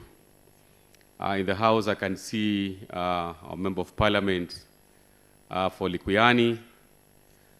This is a gentleman who is hosting the Kakamega County Aggregation and Industrial Park. And maybe because yesterday he didn't have an opportunity to speak, wacha nikaribishe Mheshimiwa just for 2 minutes, come and speak on behalf of the investors who are going to come to Likuyani. Likuyani is a very strategic sub-county for us. And again, just as Governor Lusaka said, the essence of industrial parks is to open up our boundaries. When you look at the industrial park in Bungoma, it is close to Kakamega. So our farmers will be taking their staff to Sangalo Industrial Park. The industrial park at Kakamega is close to Trans Nzoia and Uasin Gishu. And that is the essence of opening up our investment opportunities and marketing centers. Bwana Mugabe, 2 minutes before I invite our keynote speaker. Thank you very much, Governor. That was a real ambush. I had not planned to speak today, but nevertheless, I would want, first of all, to congratulate Kakamega County and the Governor for hosting such a magnitude of event that has brought in investors from different walks. And I know from the MOUs that you're going to sign today, a lot will help to transform Kakamega County and the Lake region counties in general. I also want to thank you very much for allowing strategically Likuyani to host the Kakamega County Aggregation and Industrial Park. And from the location, you'll all agree that there was no better or strategic location for that park other than Likuyani because of the vast lands and the neighboring counties or sub-counties that border Likuyani, which makes it strategic for any investor to come there because it'll now have a wide array of farmers to engage. What I will urge is that we need to move with speed, of course, to have the investors in the industrial park to come in early and engage farmers. If they want to do contract farming, this is the right time to do it, so that by the time we are done with the construction works, the investors can come in and they will have raw materials from farmers. We have the largest avocado tree nursery, I think, in the western region, located just near the park. And we're really encouraging investors in the avocado value chain for export, for extraction of oil, to come in and take advantage of this and help to sign in farmers in contract farming. Again, I've seen a project of USAID, the Hive, on honey. This can go hand in hand with avocado farming, so that we can have honey production and also extraction and the packaging of honey from the park. Sunflower and other edible oils, again, is another area that we are really looking up to be developed in the industrial park. All these opportunities, I'm encouraging those who will be ready. Again, Governor will be available. They also visit the industrial park to see the opportunities that are there. On this, after looking at this conference, I know when you look at towns in Kenya, Kakamega is a bit off the main highways. Unlike towns like Eldoret, maybe Kisumu, Bungoma, Kakamega is off. For us to develop Kakamega properly, Governor, I'm thinking the meetings industry, conferences, can be a good bet for Kakamega. And you must start the conversation of having an international convention center here in Kakamega, so that every week we'll be having such numbers of people in Kakamega. And it is something that is very doable. Kakamega has very minimal traffic. We have vast land. And having the forest here, it can be combined with the nature tourism. So really strategically think of developing an international convention center here, and will make our Lake Region counties to grow in a very big way. Thank you very much, and you're all welcome again to Kakamega.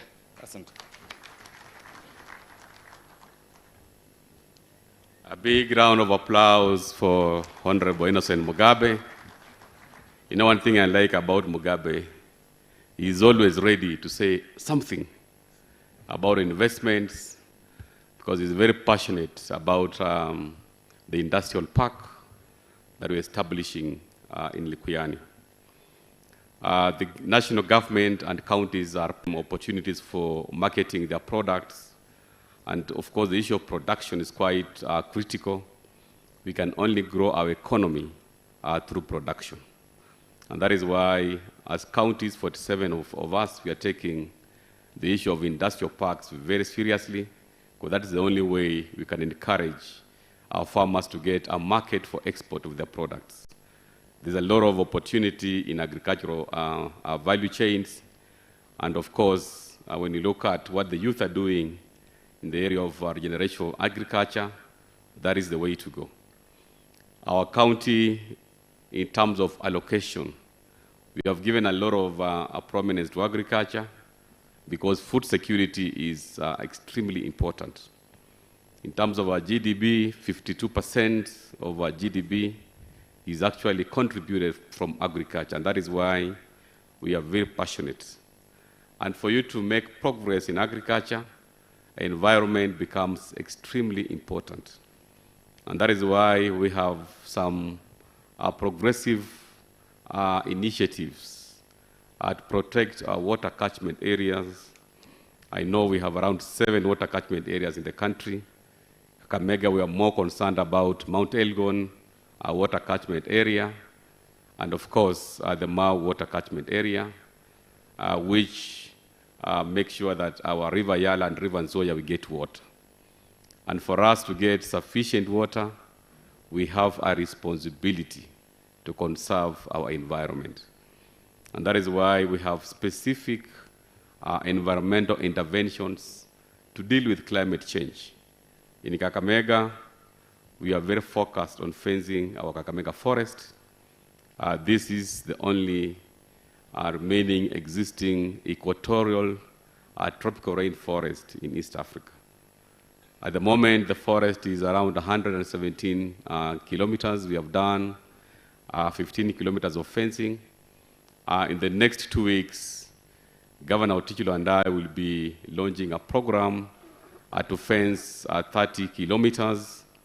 We have already mobilized almost 100 million Kenya shillings, and we are calling upon our potential investors, environmental enthusiasts to support the efforts of the two counties, Vihiga and Kakamega, to conserve our forest. As I said, water, we have a lot of opportunities in water.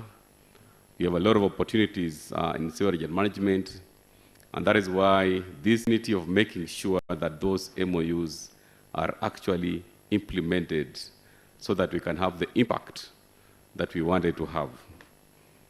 Before I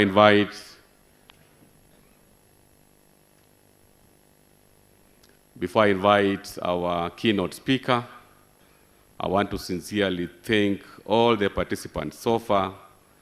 This is a good attendance. I want to appreciate our hosts, Masinde Muliro University, at least for providing us this venue. I know last year we were here during the Sugar Conference, and I can see that in the next conference, this is the place to be. We are going to make this an annual event. This being an inaugural conference, next year we'll be having the second international, that the sky is the limit. At this moment, ladies and gentlemen, allow me to invite, or let us all be upstanding, because this is a very big honor. Let us all be upstanding to invite our keynote speaker for today, who is none other than the Right Honorable Raila Amolo Odinga, who is represented by the leader of minority in the National Assembly, Honorable Opiyo Wandayi. Makofi kwake. Karibu sana Mheshimiwa Opiyo Wandayi.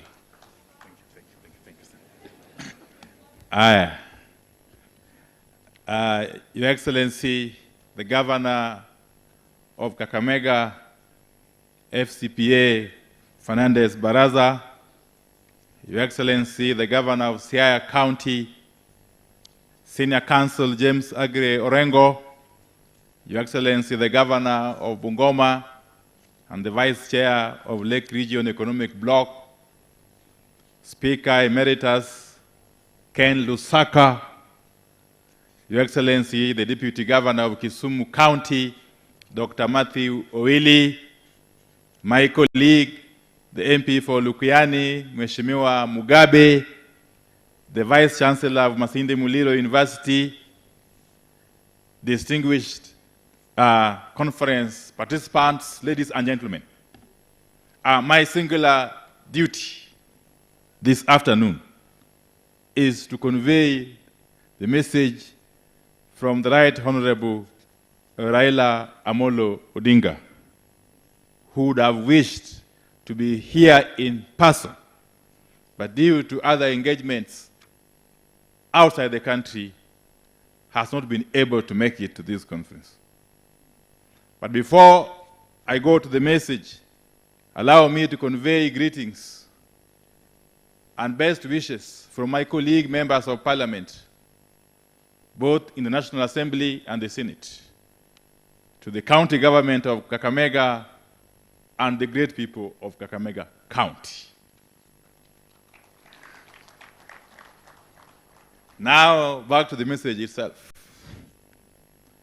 His Excellency Fernandes Barasa Governor, Kakamega County, distinguished delegates, and the business fraternity, I am pleased to be part of the first Kakamega International Investment Conference, which is a continuation of the journey towards making devolution, deliver jobs, inclusive growth, and prosperity for our people. Congratulations, Your Excellency, Fernandes Barasa, for this exceptional initiative that makes it possible for the region to explore opportunities for leveraging its economic potential for the benefit of its citizens and the entire country. This conference underscores our long-held vision for economic recovery and growth. That is, the leveraging of synergies among the involved units and between governments and the private sector. That has been and remains our vision as a movement, and we are pleased to see our county governments implementing it.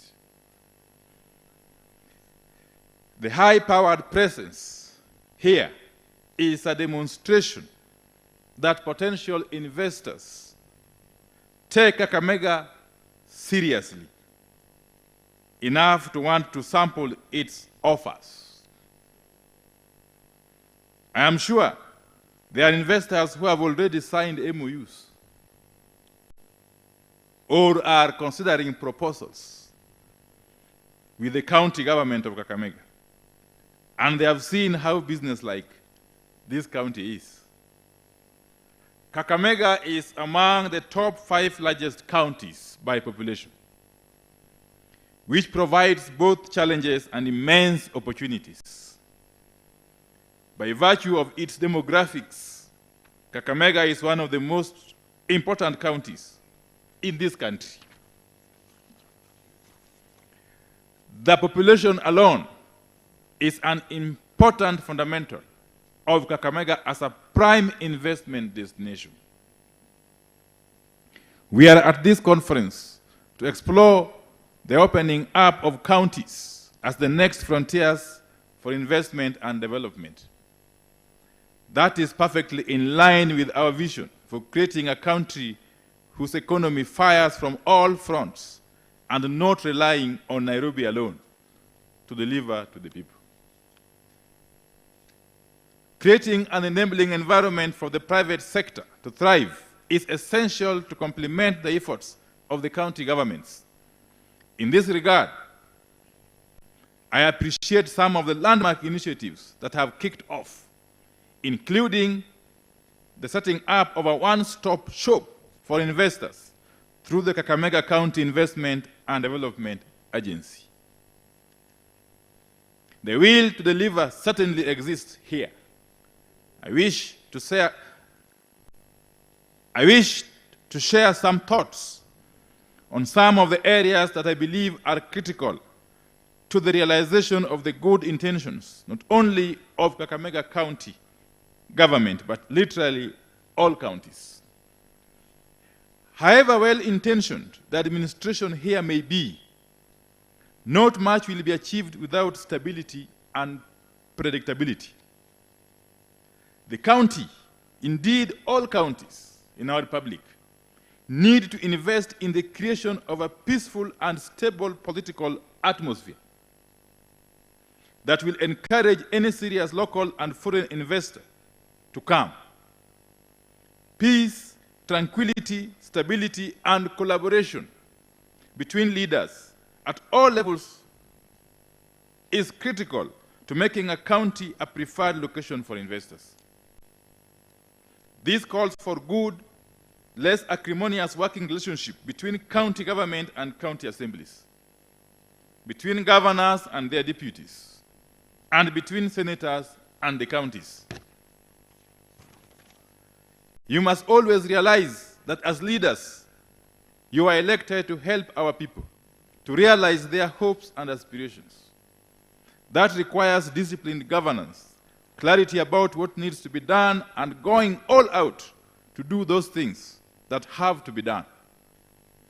We must also pay close attention to the centrality of strong institutions in assuring good governance and service delivery that are critical to attracting investments.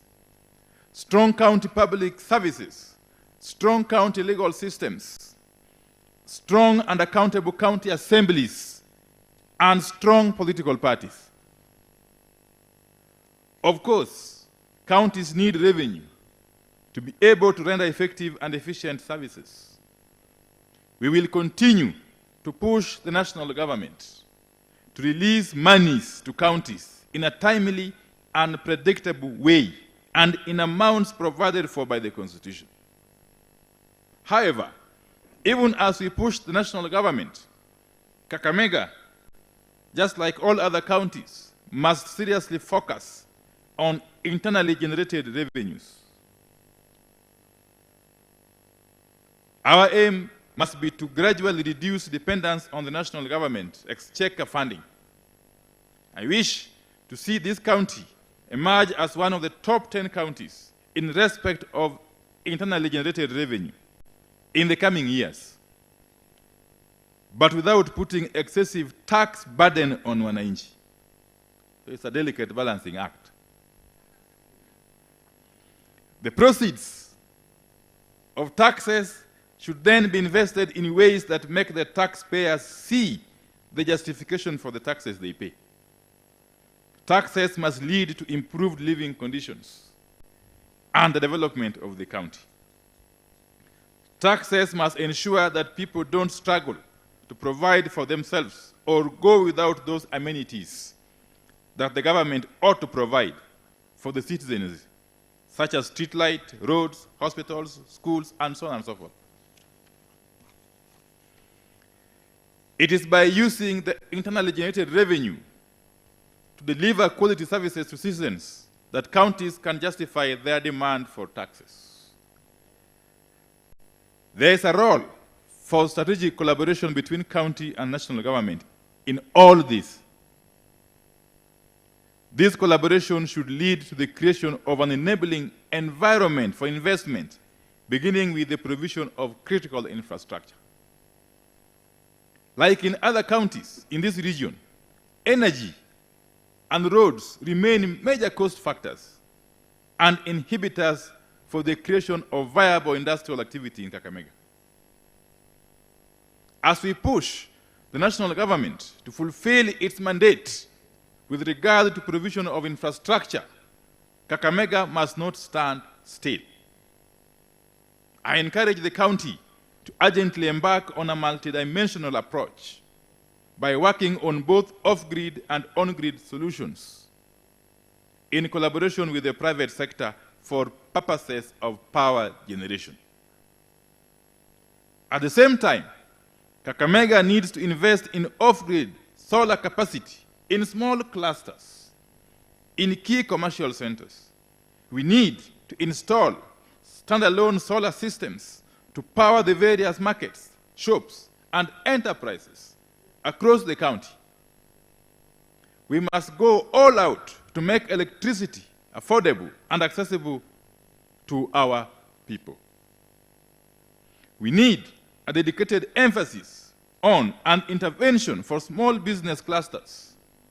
Kakamega needs to do more with regard to reforms to the processes around the issuance of permits and the registration of property, particularly for small businesses. When investors make important decisions about setting up their businesses, they are usually greatly concerned with how easy a county makes it for people to do business.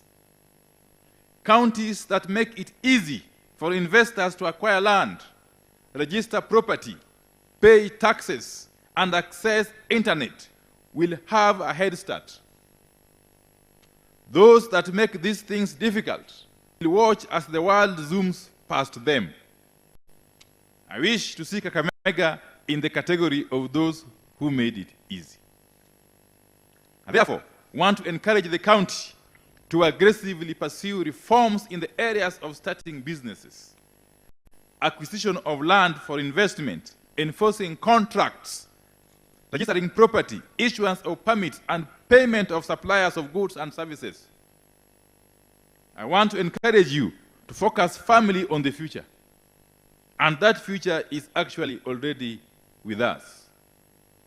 A key driver of economic prosperity is competition within the county and among counties, which is why I keep saying that counties must collaborate and compete at the same time. You must aim at being the county of choice for investors. That means you have to aim at outperforming your neighbors in all areas that matter to investors. Your Excellencies, ladies and gentlemen, speaking of competition, it is projected that going into the future, cities, towns, and urban centers will be the engines of economies that will ultimately determine the fate of nations. Kakamega, therefore, must firmly place itself in the undeclared contest to oversee the emergence of towns and cities that can be important regional centers of trade and commerce in the coming years. With the strengthening of regional cooperation and the opening up of national borders across East Africa and even the entire continent, there will be even more room for towns to assert themselves economically. The race is already on across the country, and Kakamega must not be left behind. Kakamega must work to prepare itself to seize rapidly emerging opportunities, to ride on the waves of investment and innovation to become truly nationally and regionally competitive. In this regard, I call upon the national government to support the efforts of all counties to reform their economies, attract investment, and collaborate. The days when the national government would seek to undermine governors and their administrations should be well behind us. It is in the interest of the national government to help every county achieve its full economic potential for the greater public good. Distinguished guests, you have heard and will continue to engage in robust conversations around governance, infrastructure, agriculture, fiscal discipline, tourism, mining, education, security, the knowledge economy, among other issues. I am confident that these discussions will throw up useful insights and opportunities for learning with a view to making devolution make even bigger difference.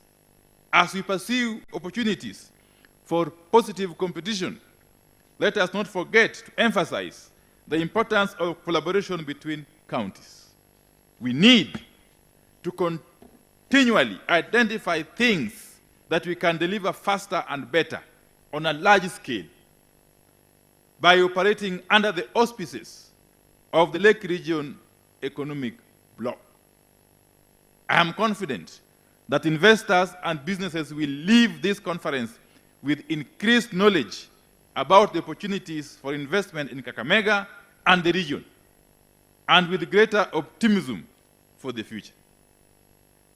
I share with you that optimism for the future of devolution, and wish you all the very best. God bless you. Thank you very much.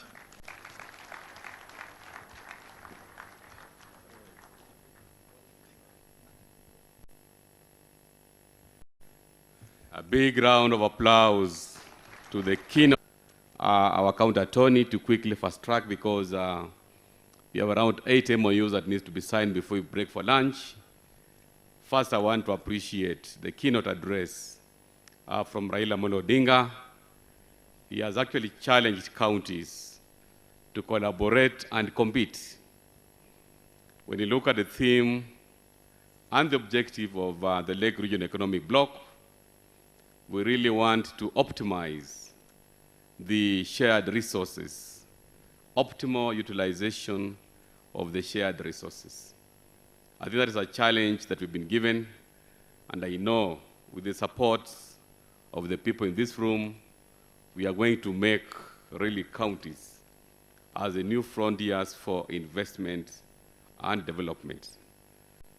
On matters on source revenue, we are aware that we need to balance on terms of service delivery and also not overburdening our investors who are local investors. And that is why the main focus on on-source revenue is about diversification and optimize on all the revenue sources. I'm very sure that our targets for on-source revenue are going to be achieved.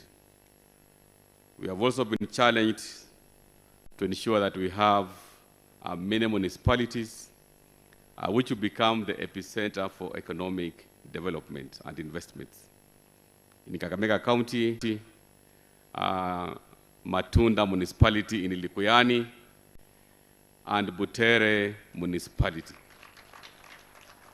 But that is the only way we can catalyze economic and investment opportunities in the county.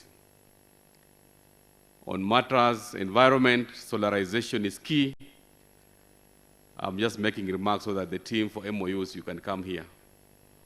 I don't want us to have a gap. Come Musha line quickly so that we can now quickly move to the signing of the MOUs. We are very pragmatic on solarization, and we are taking cue from the Raila Amolo Odinga on us to now go green energy, because mini grids, solarization is the way to go in order to manage. Come from Raila Amolo Odinga, and we wish him the very best in his quest to become the next chair of African Union Commission. Makofi kwa baba Raila Amolo Odinga. Ladies and gentlemen, at this point in time, I now want to, first of all, I want to recognize the presence of our Deputy Governor, ako hapa, mtoto wa pastor. I knew he was engaged in the morning. Our Deputy Governor Savula ako hapa. I can see Deputy Governor Vihiga, Wilbur Kitiezo. Makofi kwake, thank you very much. And now I want to hand over the program for the MOU signing, and then from there, we'll have our national anthem, and then we break for lunch. Thereafter, we go to our side events. Thank you very much for being a very good audience. Asanteni sana.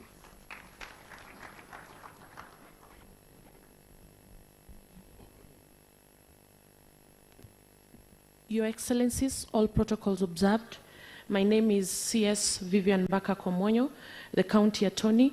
My duty is to take us through quickly the MOUs that are going to be signed today. We have 7 MOUs that are going to be signed, and the rest are going to be signed tomorrow. As alluded by His Excellency, the Deputy Governor yesterday, we have 22 MOUs that we are going to sign to steer Kakamega County forward.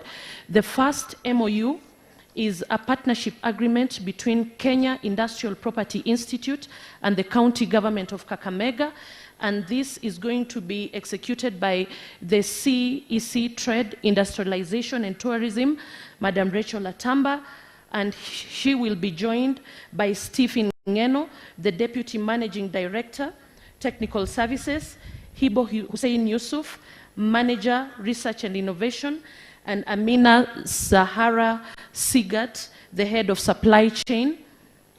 And the MOU basically is to forge collaborative endeavors so as to ensure the effective and efficient enabling and promotion of innovation and providing industrial property awareness in Kakamega County.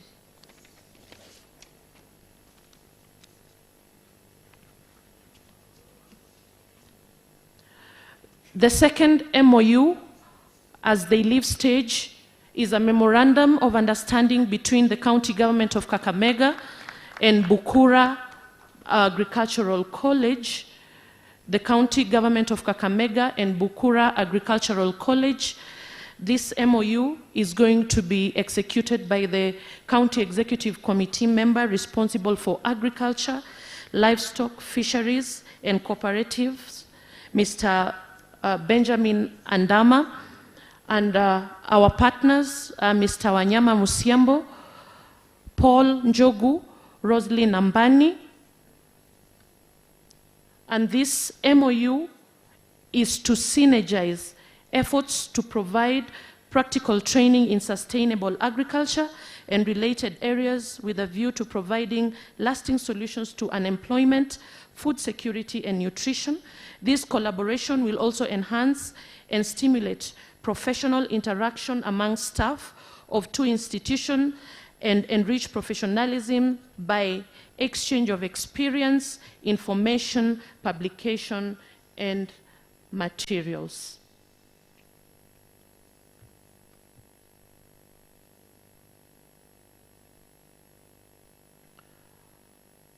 As they conclude on the execution, the third MOU,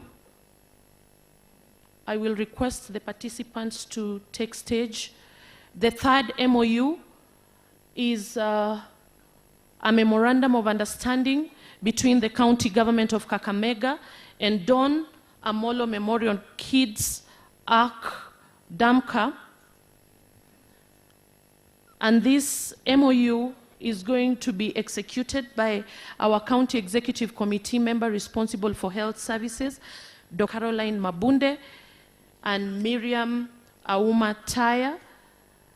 On this, the areas of collaboration are concentrating on setting up a sickle cell pharmacy to provide sustainability and availability of sickle cell disease drugs and other commodities.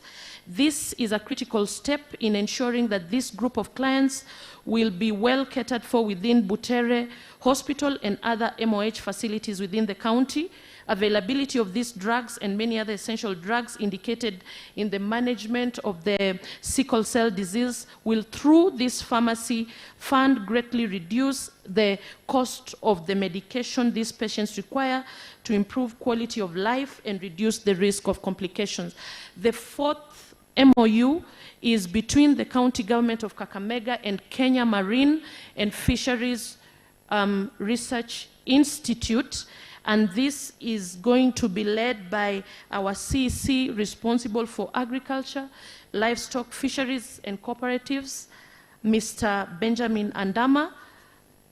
And he is joined by our partner, Dr. Chris Mulanda, institutions for the furtherance of the objectives, including inter alia, integrating capacity building, research, with the aim of increasing production, productivity, initiating favorable policies, and strengthening capacity for national development.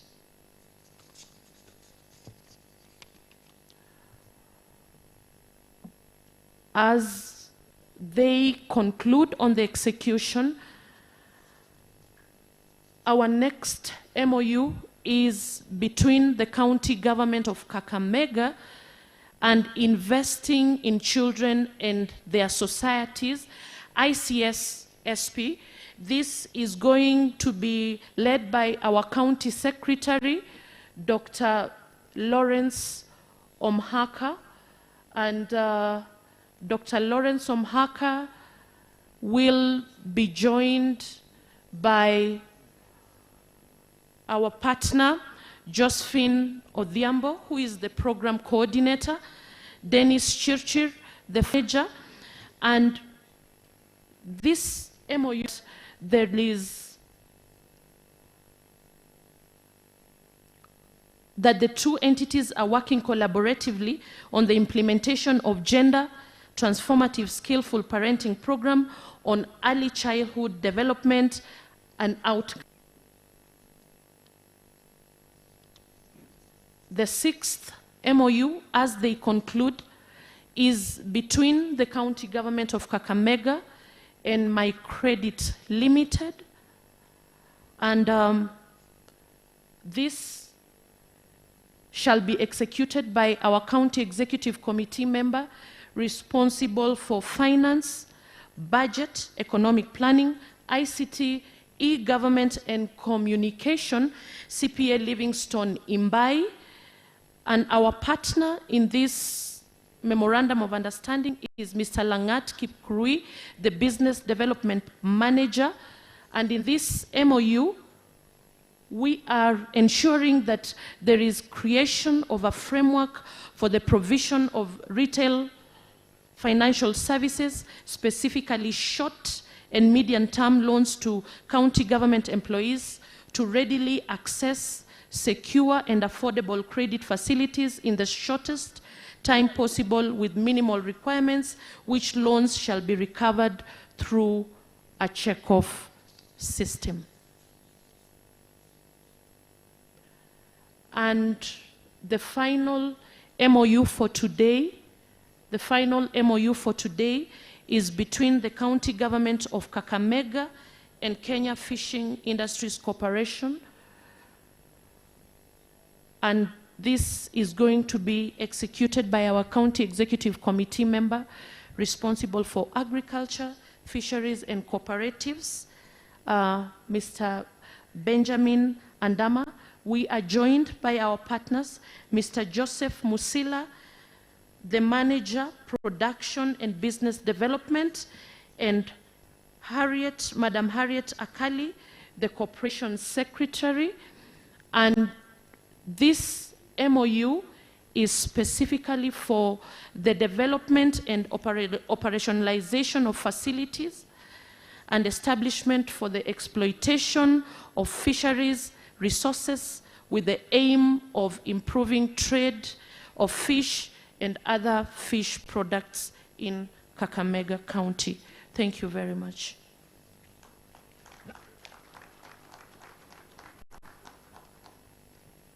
A big round of applause to our county attorney. Thank you very much. I think the main objective of the MOU is just to set up a framework so that we can now have implementation of the specific areas. We've been joined by Governor Paul Otuoma from Busia County. And because we were just finalized on the round table, I think I've already requested our keynote speaker to allow Governor Otuoma 2 minutes so that he can tell us something about Busia. You know, yesterday we were discussing the global issues, and it's an opportunity for Governor Otuoma, if you feel comfortable, uongee mambo Busia dakika mbili, so that at least the audience yesterday they were a bit tensed, so today we are relaxed. Then after Governor Otuoma, we'll do our national anthem and the county anthem, and we break for lunch. Karibu, Governor Otuoma.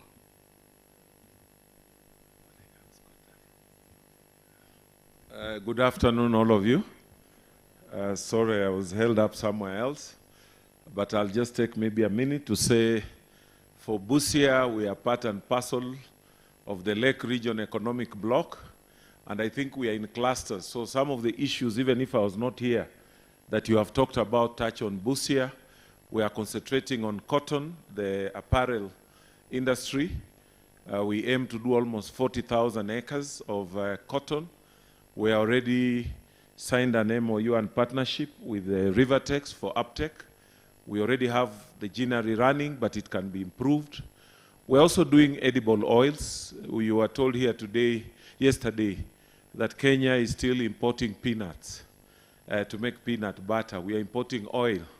Yet we can do sunflower, we can do those peanuts, we can do soya, and we can be able to contribute towards lessening the country's burden on importing edible oils. We can also do palm oil, and we're already in partnership with some groups to grow palm oil crops, I think with our brothers and sisters from Homa Bay. We are also pioneering, to be one of the biggest regions in rice production with our brothers here from Siaya through the Lower Nzoia irrigation scheme, and we are looking towards more millers, more value addition. If you visit other countries, you'll see there are a lot of products, byproducts that come from rice. In that, we have partnered with farmers through cooperatives to be able to at least do 20,000 acres of irrigated rice in our place. If you add on, I don't know what Siaya said, but if you add on Siaya, because we are within the same ecosystem, then it means that within the Lake Region Economic Bloc, we can be able to become one of the biggest rice producing areas, not just in Kenya, but in East and Central Africa, and there'll be opportunities there to also invest.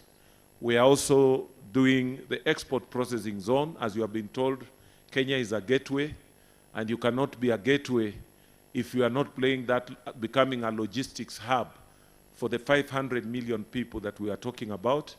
Busia, we are on the frontier between Kenya and Uganda, and we believe there is also business opportunity to come up with logistics hubs to invest in the export processing zone to be able to take care of that market. So in short, that's what I can say, but you are welcome.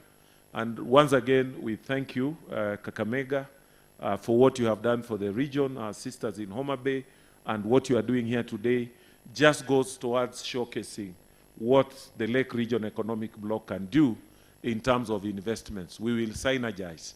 We don't need to duplicate what maybe one county is doing. We would rather synergize so that whoever comes, then you are looking at even a bigger market, a bigger infrastructure for all of us. So I just want to thank you once again, my brother Fernandes Barasa, with your team, for putting up this fantastic investment conference. Asanteni sana, Mungu awabariki. And may we implement these things that we have talked about here. Because, implementation is the key.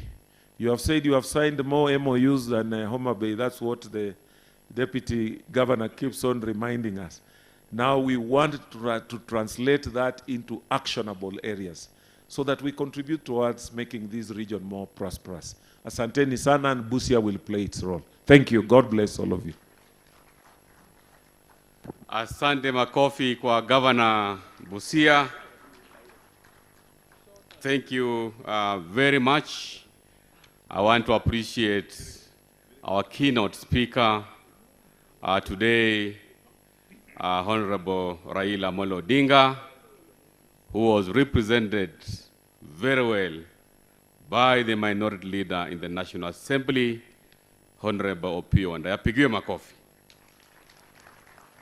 I also want to appreciate in a special way my colleagues governors who are here and deputy governors for making sure that this investment conference is actually pitched at very high level. Apigiwe makofi. I want to appreciate in a special way our partners, continue networking with the business community, both local and international partners, because the essence of this investment conference is to network. Our networks is our net worth. And finally, I want to appreciate Masinde Muliro University once again for being a very good host. We have not signed an MOU really with Masinde Muliro University because Masinde Muliro University and Kakamega County, we are one and the same. We are collaborating to make sure that we complete the construction of Buhungu International Stadium, which will be a 40,000 capacity. And Masinde Muliro is also complementing by constructing a very big international swimming pool. And that's an area of hospitality that we are showcasing to our investors. Finally, I want to invite all the groups after the national anthem for lunch. I know you're a bit tired, energy levels I can see they're dropping a bit, but I want to appreciate your resilience because the session that we've just had was very exciting. And immediately after the national anthem, we'll have some media interview with the governors and the keynote speaker today. So let's all be upstanding for our national anthem, county anthem, and then we break for lunch. Thank you.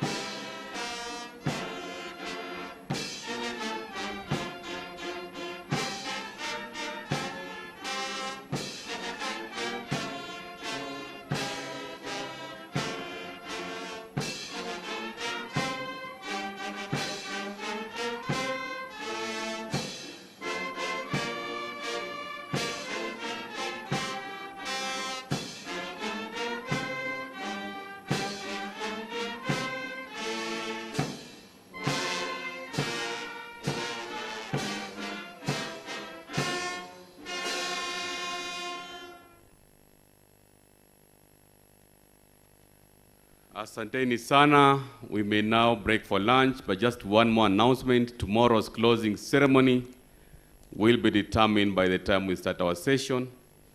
And we have two guests. The Speaker of the National Assembly, Mheshimiwa Wetangula, will be here with us, and also the Speaker of the Senate will be here with us tomorrow. So mkuje mapema so that we can have an early closure, and I wish you a very good afternoon, na tuendelee kujenga taifa la Kenya na Kakamega County. Thank you very much. Your Excellencies, I'll ask you to please stay behind for a group photo, but a bit of guidance. If you have a black tag like myself here, then your section for lunch is on this other side to the right, then the others white, blue on the other side. So please be guided on the same. Please, thank you. Enjoy your lunch session. See you in the afternoon sessions also.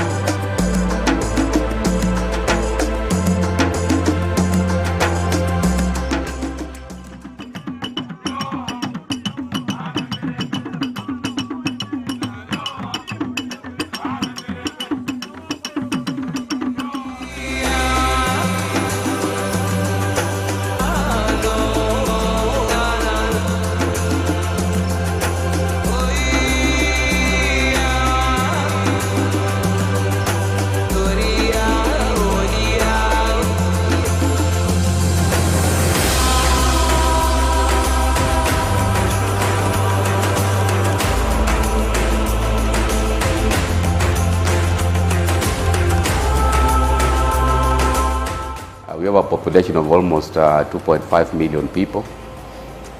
This is the largest rural county in the country in terms of population.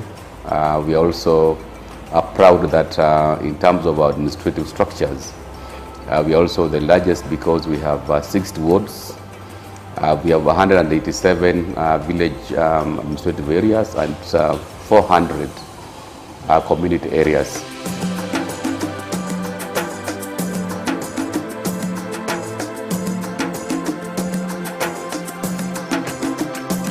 KAIICO 2024 is a big milestone for this county. We are trying to make sure that we create opportunities for investors so that we can actually shape our future as Kakamega County. The areas which we are focusing on, number one, we have quite a number of opportunities. Agribusiness, value chains, we have opportunities of investing in tea industries. We also have set up programs where we are encouraging our investors to consider having various varieties, let's say of rice, even sugarcane farming is still an opportunity in agribusiness value chain. Of course, in crop value chain, we have opportunities in setting up processing plants for avocado, edible oil, sunflower, which will go a long way in supporting our county aggregation and industrial park, which of course is now an opportunity for our farmers to export some of those crop value chains. In terms of livestock value chain, again, we have opportunities that we have for dairy farming. In terms of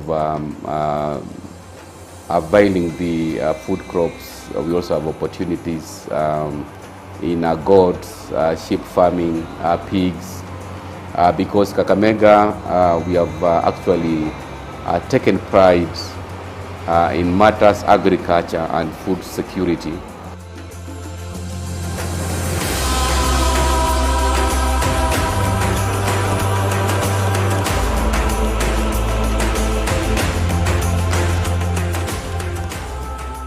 In healthcare, we have the only referral, level 6 referral hospital that is under construction. This will be a 750 bed capacity referral hospital. We have opportunities for telemedicine, which again comes a long way with technology. We also be showcasing opportunities for our investors to come and set up modern laboratories and other pathological centers.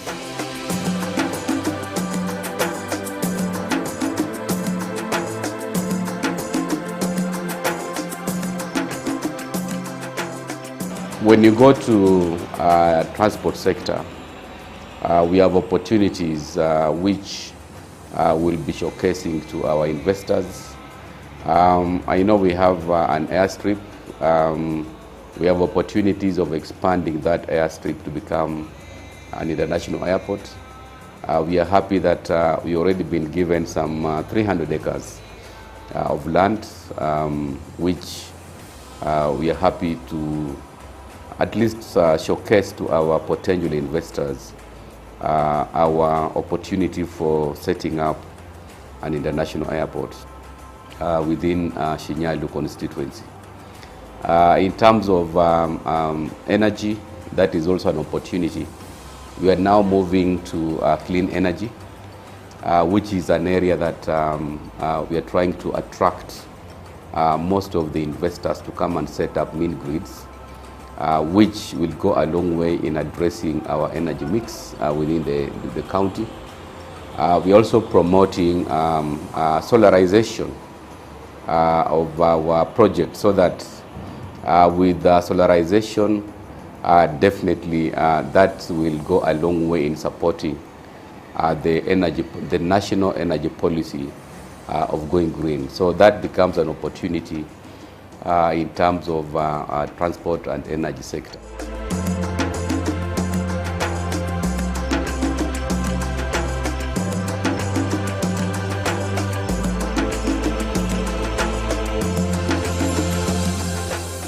Hospitality industry, there are quite a number of opportunities which are available in the hospitality industry. We are looking at sports being one of the areas that our people, our potential investors can actually come and set up investments. We are actually having, we are called the Cathedral of Football in Western Region. Kakamega is the Cathedral of Football. We are having a Buhungu International Stadium, which we are setting up. So we have opportunities. In terms of hotels, we also have opportunities for our investors to put up 3, 4 to 5 hotels within Kakamega. So there's a lot that we can actually showcase to our investors in terms of hospitality.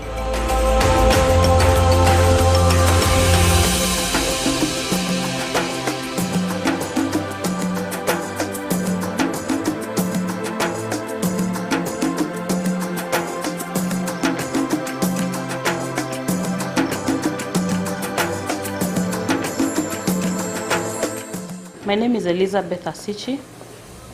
I'm the Chief Executive Officer, Kakamega County Investment and Development Agency.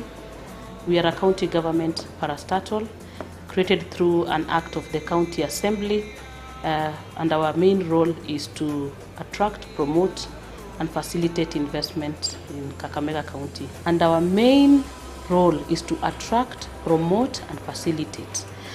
Our mandate is to also advise the county government on areas of investment and create strategic partnerships for the purpose of improving revenue and on-source revenue collection in the county. My name is Dr. Pamela Sitiene, Chairperson of Masinde Muliro University of Science and Technology, and we want to officially welcome you to Masinde Muliro University of Science and Technology, as we are the official host of the inaugural Kakamega International Investment Conference 2024. Ladies and gentlemen, good afternoon. We are also in collaboration with the county government such that we may use facilities other than the university, including hotels. There are many beautiful hotels which have recently come up in Kakamega County. You are welcome and sample them. We also prepared places for visit, for example, the Crying Stone of Kakamega. We also want to ask you to sample the good dishes that we have in the country. In the county, particularly if you miss ugali made in Western chicken, then you are not there. My name is Professor Nelson Owire.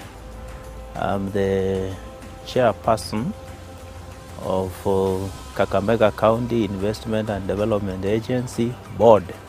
We are looking up toward attracting investors in these particular projects. So I think for us as the KAIICO agency or as the investment agency, I think the sky is the limit, and we want to assure His Excellency the Governor that we are up to the task. Thank you very much. KAIICO 2024 is a big milestone for Kakamega County. We are ready, ripe to welcome all of you to join us on the 19th of March up to 22nd so that we can make this investment conference a big success. Karibuni Kakamega, karibuni Ingo, the Green Jewel.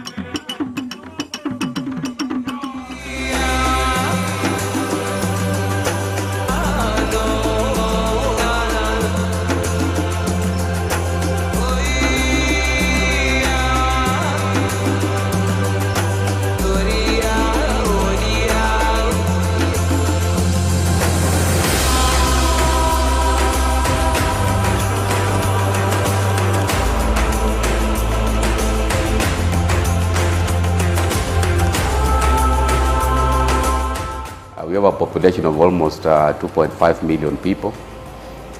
This is the largest rural county in the country in terms of population.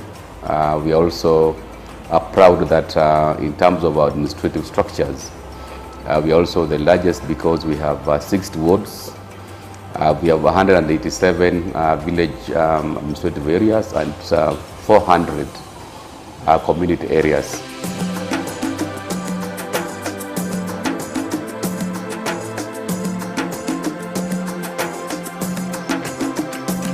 KAIICO 2024 is a big milestone for this county. We are trying to make sure that we create opportunities for investors so that we can actually shape our future as Kakamega County. The areas which we are focusing on, number one, we have quite a number of opportunities. Agribusiness, value chains, we have opportunities of investing in tea industries. We also have set up programs where we are encouraging our investors to consider having various varieties, let's say of rice, even sugarcane farming is still an opportunity in agribusiness value chain. Of course, in crop value chain, we have opportunities in setting up processing plants for avocado, edible oil, sunflower, which will go a long way in supporting our county aggregation and industrial park. which of course is now an opportunity for our farmers to export some of those crop value chains. In terms of opportunities for our investors to put up 3, 4 to 5 hotels.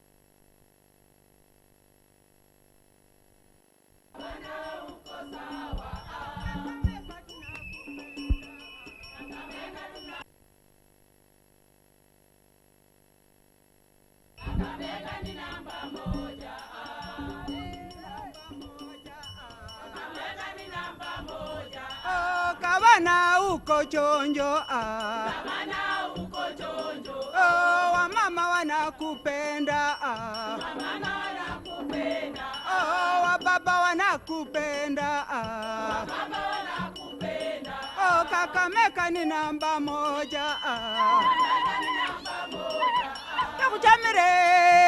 kuchamire wamama kuchamire nyanga ya lero kuchamire Kakamega bachamire nyanga ya lero kuchamire nyanga ya lero kuchamire nyanga ya lero kabana no mulai nyanga ya lero no mulai kabana no mulai nyanga ya lero no mulai kabana no mulai nyanga ya lero no mulai kabana no mulai nyanga ya lero konga buta kabana konga buta kabana konga buta konga buta papa we for konga buta kabana konga buta ronya buta Kakamega ronya buta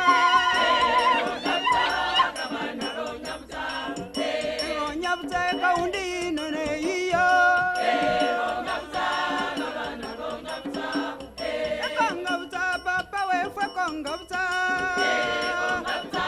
kabana konga buta kabana ino nyanga kwa saya ino nyanga kwa saya ino nyanga kwa saya ino nyanga kwa saya ino nyanga Kakamega buno byanzi no bwekwe bane ino nyanga ne yefu ino nyanga ne yefu ino nyanga ne yefu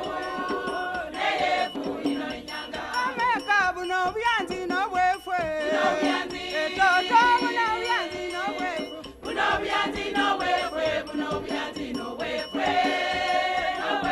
buno byanzi kabana kongali kosi no mwenya bane kongali kosi no mwenya kongali kosi no mwenya kongali kosi no mwenya kongali kosi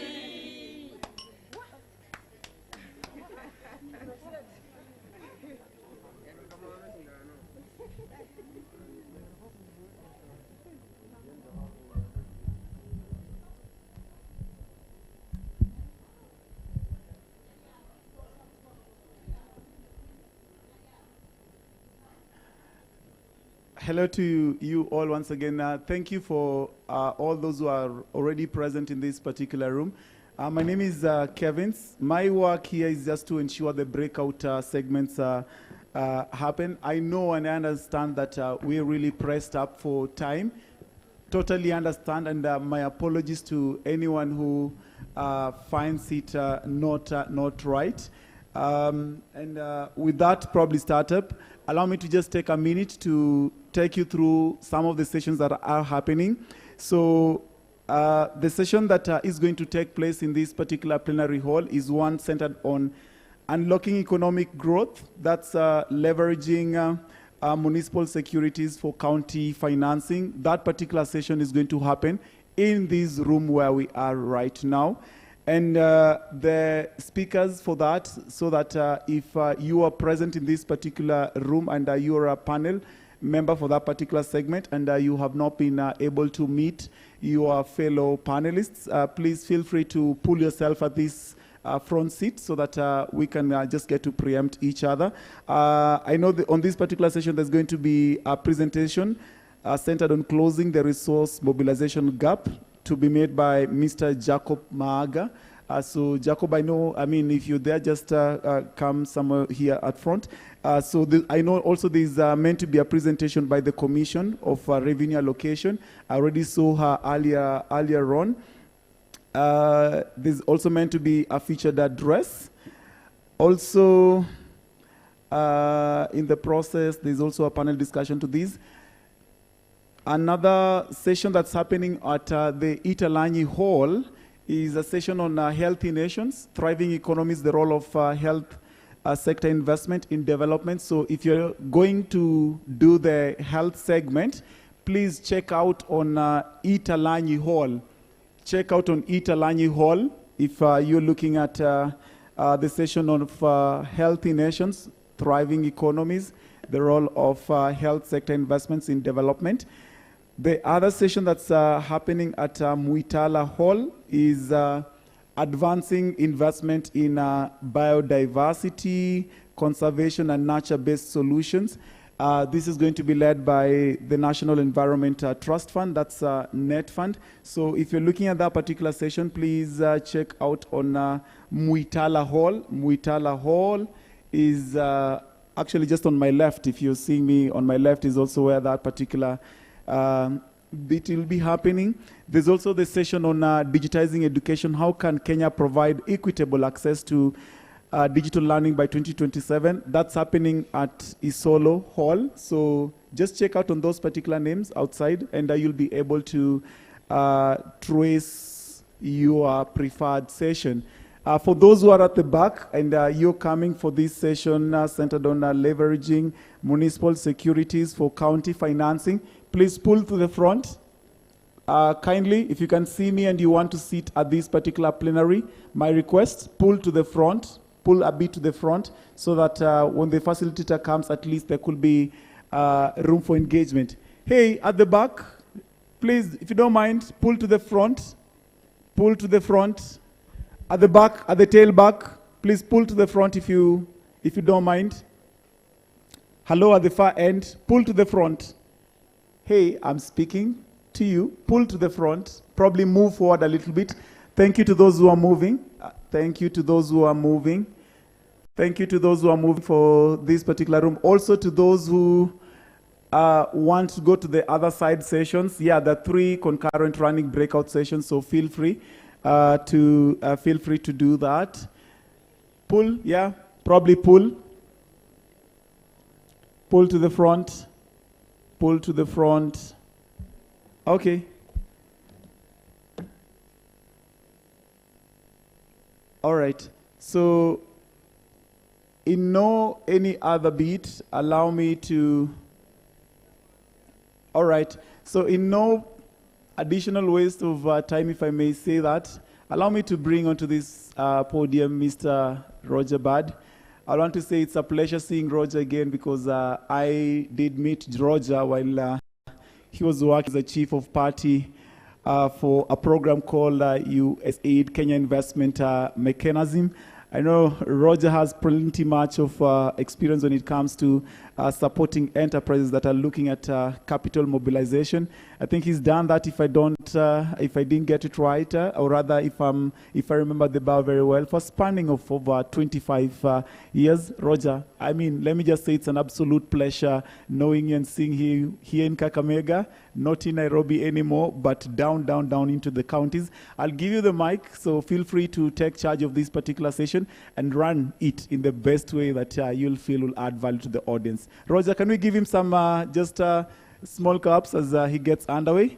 All right. Thank you, Roger.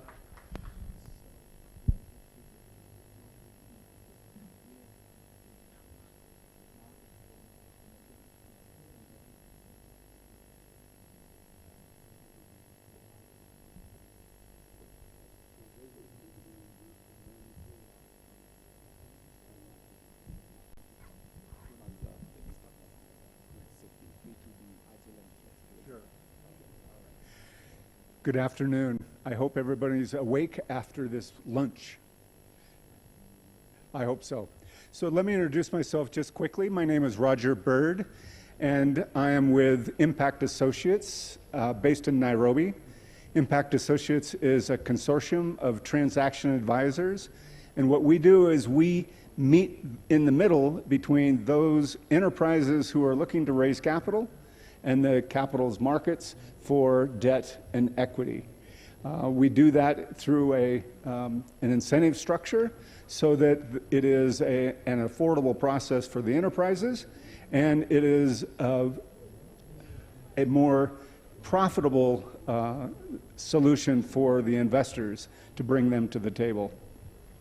So first up, I think we have one of our guest speakers, Jacob Maga from Commodity Markets.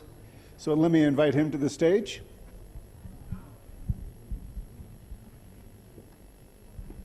Thank you so much, Jacob.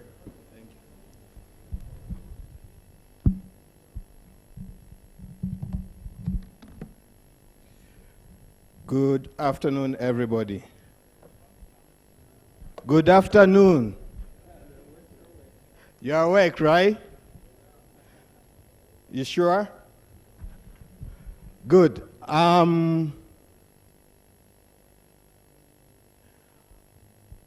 My name is Jacob Mahaga, not Mahaga. I know Mahaga is a Luya name. So, but I'm Jacob Mahaga with double A. I'll maybe tell you a little bit about myself, then we go from there. My background basically is in finance, specifically in capital markets. I was privileged to work in Wall Street since 2001 until I left in 2011. After that, I was lucky to establish Kenya Second Derivatives Exchange in Zambia. And we are doing another exchange here in Kenya, basically, and that is what you can see on the screen as commodity market exchange.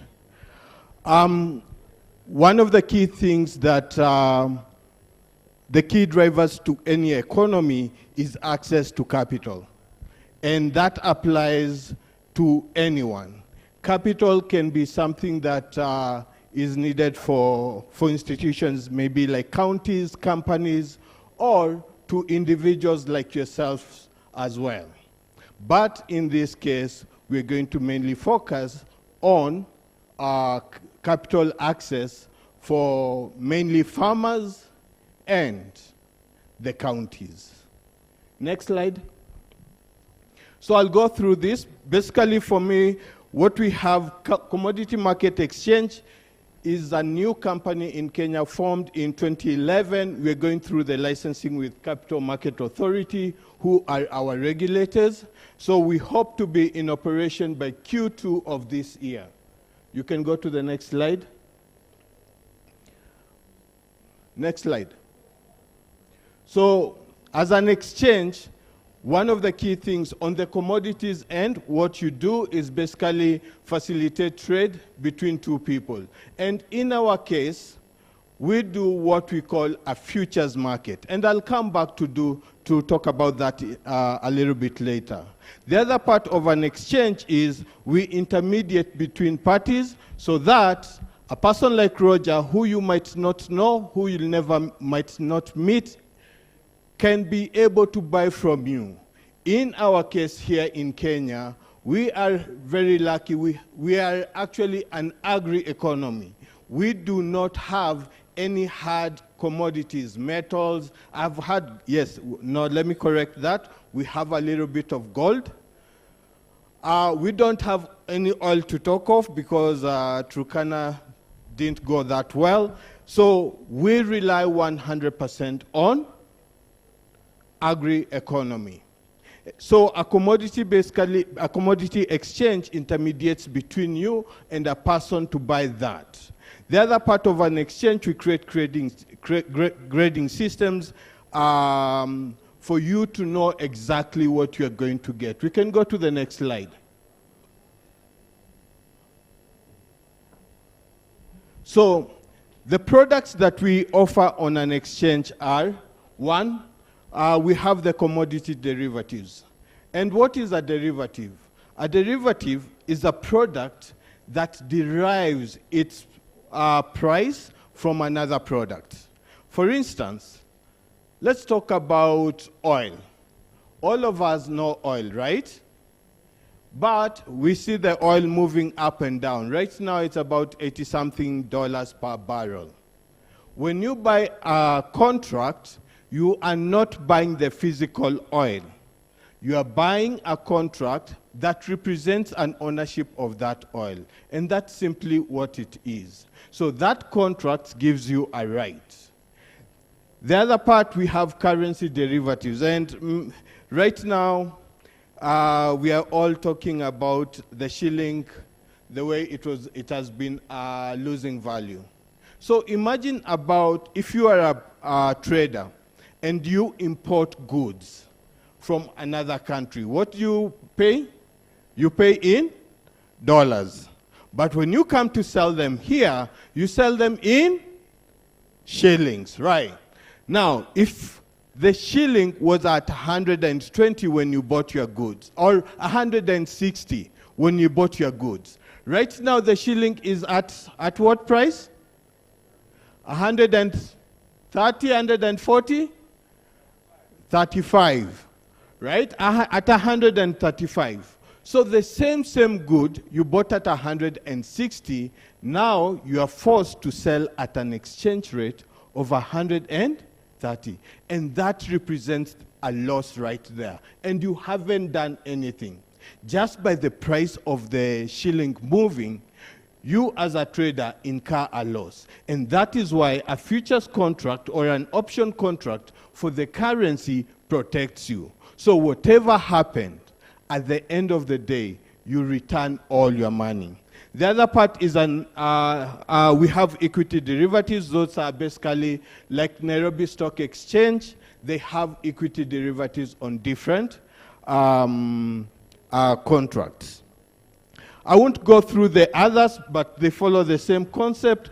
I'm going to dive into the securities. Securities are what are issued by a company that is looking to raise money, and that can go into two categories. Basically, the first one is equity, like the shares that are sold in Nairobi Stock Exchange. Those are equity, or debt. And debt can be multiple versions. We can have bonds, and that is what we're going to talk about today. And a bond, basically, it's a long-term loan that is issued by maybe a county. It can be issued by a government. And for our case, basically, the counties are looking into this process. The others are municipal securities, and then you can have treasury bills. Let's go to the next slide. You heard me talk about the futures contract, right? So a futures contract is very interesting. We've heard about our Kenyan farmers talk about coffee prices and so on, right? The reason they talk about the coffee prices is because they do not determine the prices of coffee. When I was a trader in the flow of the New York Mercantile Exchange, we determined the price of coffee, and we determined what everyone else in the world gets. Unfortunately, our farmers here in Kenya or most parts of Africa do not have those instruments. If you go to the West, most of the farmers know the price of their commodities even before they go to the farm. So, and their prices, they can lock in that price. So a futures contract is a standardized contract between two people to exchange a particular amount of goods, maybe commodities. In our case, let's talk about sugar, at a time in the future. So it can be 2 months, 3 months, 6 months, or even as far as 3 years from today. Okay? So think about it this way. Farmers here in Kenya, they've been talking about the big conversation here today was about sugar, right? Do the farmers know how much money they're going to get next year? They don't, right? The futures contract will give them that opportunity. It will show them, if you deliver 1 ton of sugar next year in December, the exact amount of money that you're going to get. Now, because it's traded on an exchange, that person, whoever the off-taker is, will not default. What does that open? It opens up an opportunity for institutions to come in terms of financing. And I'm sure you've heard about the electronic warehouse receipt. Have you? Anyone? Yes. So the electronic warehouse receipt, in case of something like maize, a farmer takes their maize to a warehouse, maybe National Cereals and Produce Board, or any other entity that is licensed to run the warehouses, and then they're issued a receipt. Now they can use that as a collateral.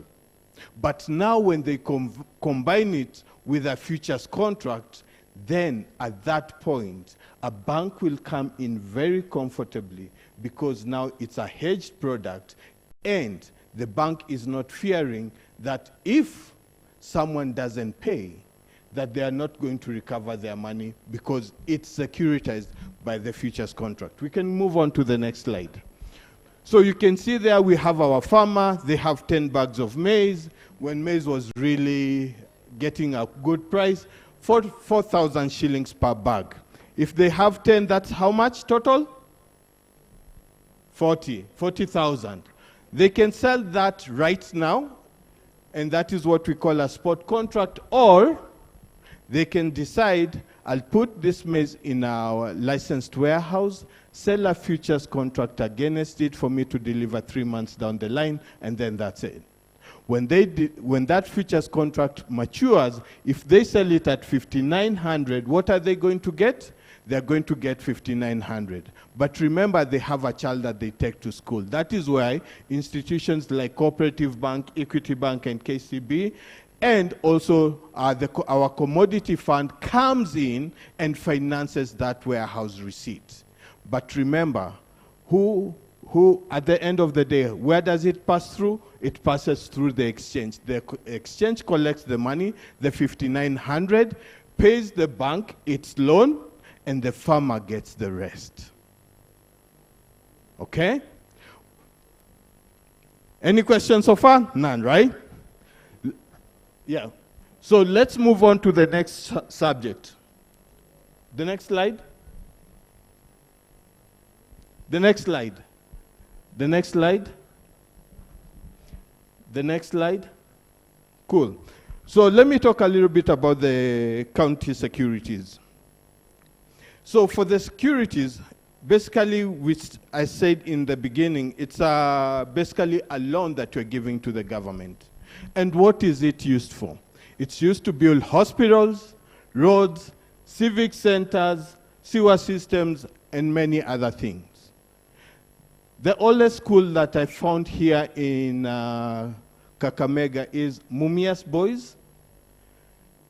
Is it the oldest school? It was established in 1929. Does it still exist today? It does, right? Right now, the way we do things is, if we want to build a school, we pay for it right now. But Roger can attest this, when the Americans want to build the schools, they get a loan from someone else, an investor, they build the school, and they keep paying that amount all the time. And in our case, we have a very good example for our hospital. The hospital was initially designed to be built and finished, right? But has it been finished? No, because the amount of money that is required is very large. But how long is it going to be used for? For the next 50 years. So what is the essence of it, of us paying for it right now? For all of it, there's no need, right? So what we do, we get a financial institution to come in, and for instance, CPF, where we contribute the funds from the municipal employees, they are an ideal investor to come in. And from their presentation, they say they're giving a return of about 8%, right? I'm sure if you issue a municipal bond in the same range, they will come in and buy that. And you will be able to finance your hospital, and after that, you pay for the next 10, 20, or even 50 years. Let me finish it at that. Oh, 2 more minutes.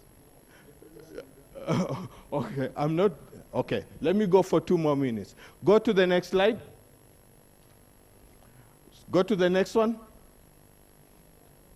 Go to the next one. Now, maybe I'll give you a little bit. the kind of municipal bond. There's a general obligation. That is basically means the county pays. If anything happens, it's the responsibility of the county. Then the next one is revenue.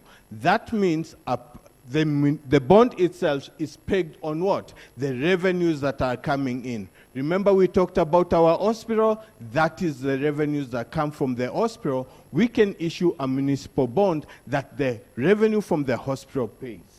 The other part can be structured. It can be a combination of those. I'll have this slide. I'll send it out to anyone, the entire presentation, anyone who needs it, and then we can have a conversation.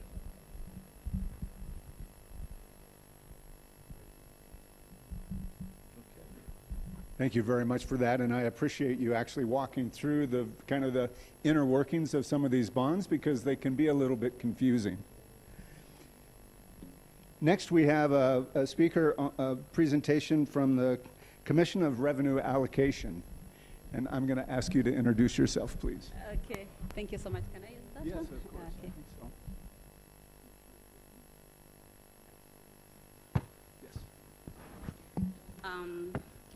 Good afternoon, everyone. I hope my presentation will be able to make you awake, being that it's an afternoon session. But it's a very interesting presentation, so I'm assured that you'll be able to be awake for the next 10 minutes I'll be presenting. I am Hadija Juma, a commissioner from the Commission on Revenue Allocation and the chairperson, Public Finance Management Committee. Today, I'm here to make a presentation on how we can, as a commission, how we can assist county governments on closing the resource mobilization gap. So, my assistant, you can go to the next slide. Yesterday, I was introduced here as a commissioner from KRA. Most of the time, people confuse KRA and CRA. CRA is an independent commission, and we are established under the Constitution of Kenya, Article 215, and our mandates are outlined under Article 216 of the Constitution of Kenya, and our principal mandate is to make a recommendation on the basis of sharing revenue between the national government and the county government. We have other mandates. Another mandate, and that's why we are here today, is a mandate of financing and financial management by county governments. And that's why we are here today in this investment conference.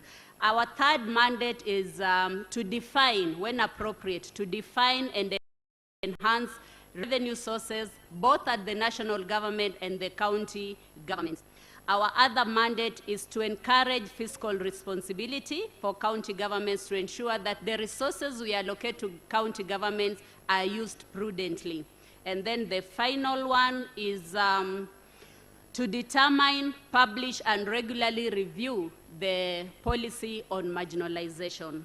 So I hope going forward, we'll be able to be identified correctly as a Commission on Revenue Allocation, whose principal mandate is to share revenue between county government and national government and among national county governments. Revenue sharing is a very emotive topic. And so many people, when you look at the speakers from yesterday, even today, everyone touched about how revenues are allocated between national government and county governments. And it's important to note that the revenues that we share are not the nationally raised revenues. And once they are raised, we do a projection, and then that is how we come up on how we share between the national government and the county government. Whatever we share at the county government, according to the Constitution, it's not supposed to be less than 15% of the total revenues that are raised, while what goes to the national government is not supposed to be more than 84% of the revenues raised, and then the 0.5% is the equalization fund. By the end of the day, All these funds come to the people to serve the people of Kenya, because according to our constitution, our people, sovereignty lies with the people of Kenya. And we always say that we don't have citizens for national government and citizens for county government. All our people or all our citizens deserve services from both the national government and the county government. And it's important to note here that when our president talks about increasing the tax base or expanding the tax base, it is for our own benefits. All he's trying to say is that the more revenues we collect, the more funds that will come to the county government. So when he's talking about expanding the tax base on revenues, let us support him and not throw the stones at him, because by the end of the day, the more revenues we collect, the more funds counties get. Next. This is how revenue has been shared since inception of devolution. For the past 10 years, we've seen gradual increase or progress with revenue sharing among county governments and national government. That dark green or the longest on the graph are the resources that have gone to the national government, looking at the national interest, the issues of public debt and other activities that national government are able to conduct. And then you can see from the graph, when we started devolution, county governments were receiving 190 billion shillings. This financial year, county governments have received 385 billion shillings. That is gradual growth, and we really appreciate that, and we encourage that the more we collect revenues, the more we will have, the bigger the cake we will be, and the more county governments will receive. So we are making progress. When I come back to the next slide, kindly, when we come back to Kakamega County, we'll look at the various sources of funds where county governments receive funds to implement the activities, to run the activities. We have the equitable share, we have the loans and grants, we have on-source revenue, we have borrowing. When you look at the past 11 years of devolution, Kakamega County has been able to receive 101 billion shillings from equitable share.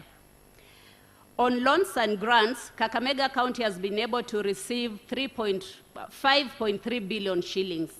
And on source revenue, the county has been able to raise 7.9 billion shillings for the past 11 years.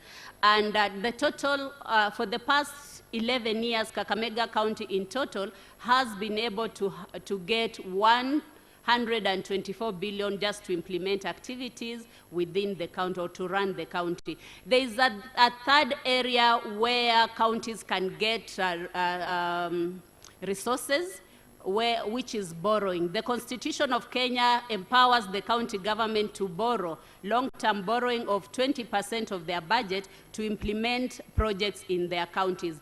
Unfortunately, 11 years after devolution, there is no county that has been able to borrow. Maybe that is a question that we need to ask ourselves. Why is it that the Constitution allows counties to borrow money to implement projects, and yet no county has been able to do that? Could it be because of maybe the stringent measures that have been put in place? That is a question that we need to ask ourselves, and then see how we can help our counties on top of the equitable share, on top of the grants they get, on top of the on-source revenue they collect, if they can as well collect revenues to help reduce the resource gap within county governments. Next slide. Today we are here as a commission because of our constitutional mandate on financing of and financial management. The commission's role is to recommend on matters concerning the financing of and financial management by county governments. That is according to Article 216(2) of the Constitution of Kenya. Also, to define and enhance the revenue sources of the national and county governments. That is according to Article 216(3)(b) of the Constitution of Kenya. Next slide. Okay, thank you.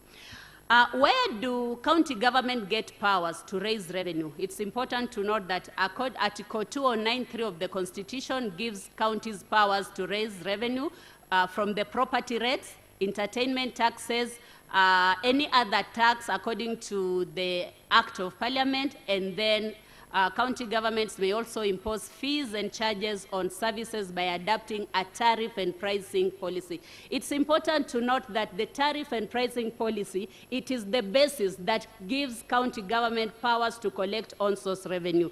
As per now, there is no single county that has a tariff and pricing policy. As a commission, we are proud to announce that we have developed a model that will be launched next month by the President. The model is ready, and after the launch, we will go down to the 47 counties to train all the 47 county assemblies on the tariff and pricing policy to domesticate the policies that will be used to raise on-source revenue, and this will definitely enhance on-source revenue.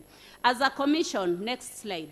As a commission, we were concerned that county governments were not able to raise much on-source revenue, being that it's one of the areas that can help us close the resource gap. We did a study on on-source revenue potential and came up with findings that county governments have a potential to collect up to 216 billion. Unfortunately, as per last financial year, county governments were only able to collect 45 billion. We've put measures in place to work through with county governments to help them raise their on-source revenue, because we believe 216 billion on top of the equitable share can do a lot in terms of development projects for our counties and for our people in the counties. Next slide. On-source revenue collection versus the target. When you look at this slide, you'll realize that the graph in red shows the target, what counties target to collect. And the color in green shows what are the actual, what the counties collect. And when you look at this, you'll realize that no county government has been able to hit the target. They are not meeting their target, and this has been one of the reasons that we have pending bills. Because once the counties make a target of the on-source revenue collections, they budget for that. But if they're not able to meet the target and they have spent or they have made expenditure on that target or the projection, then we end up with pending bills. The next step shows us how on-source revenue growth. The next slide shows us how on-source revenue growth have been with the 47 counties. Unfortunately, counties have been able to grow their revenues by 24%, which is below par. You can see Kakamega County is in red. At least they are among the top 10. And then Homa Bay County is doing very well. You can see it's standing out. And something interesting about Homa Bay County is that for the past 10 years, they were below the par. But when the new governor came in, and I think maybe her passion was on-source revenue, she was able to put in place measures that were able to assist Homa Bay County to triple their on-source revenue. That's why you can see Homa Bay County standing out. This is Kakamega County, some of the areas that we can explore to ensure, the next slide, to ensure that we collect resources. We have the map there. The next one is the Kakamega County town, whereby we believe urban centers are the engine of on-source revenue, and this is where we guide county governments to invest in the urban centers. And according to our formula, when we are allocating resources, we have a specific parameter on urban centers where we allocate resources. You can see there we have tarmac roads. It's important to note that Kakamega County is one of the few counties that have the most tarmac roads within the counties, unlike other counties that are just doing Maram roads. We have our trademark there, the bullfighting. We have our trademark there, the crying stone that can be used to raise on-source revenue, because it's one of the, I can say it's one of the wonders of the world, the crying stone. Then we have our famous Kakamega County Forest, whereby as a commission we are advocating, the forest is a national park. It's managed by the national government. But we are saying, because the counties counties are the people who are conserving these forests. It's only prudent that once national government collects revenues, there is at least a benefit sharing between the county government and national government, so that county governments can be able to get resources because they're the ones who conserve those forests. Okay, next slide, I'm almost done. We are talking about Kakamega County OSR target versus actuals. You can see during the first year of devolution, we were overambitious. We targeted 2.8 billion, but we were only able to collect 325 billion.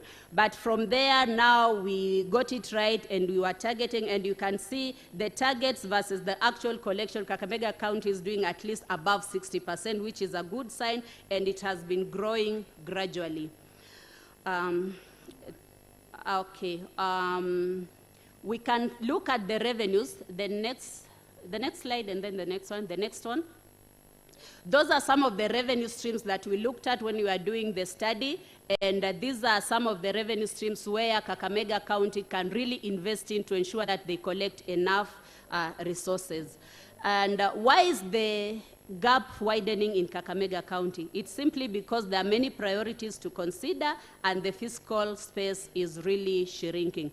What have we done as a commission to help counties increase their own source revenue? One, we've come up with model laws whereby we are working closely with county assemblies to develop laws that will assist them in collecting revenues, like the licensing, the trade licensing.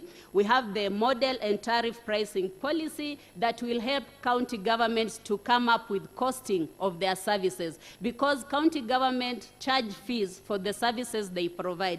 Some of them you may find that they undercharge, and some of the services they overcharge. So the tariff and pricing policy will assist the county governments to be able to charge properly. We have the OSR potential and study gap, where we are disseminating these study findings and helping the counties hit their potential. Mombasa County is doing very well. They're almost hitting their potential, and I believe very soon. They say charity begins at home. I'll hold the hand of Kakamega County, walk them through, help them ensure that they are able to collect their revenues. There's the issue of creditworthiness. We did a rating of creditworthiness for counties. Among the 9 counties, Kakamega County was one of them, and it was rated that it can go ahead and borrow money because they qualify. And then finally, I'm wrapping up in 1 minute. Okay, I'm wrapping up in 1 minute.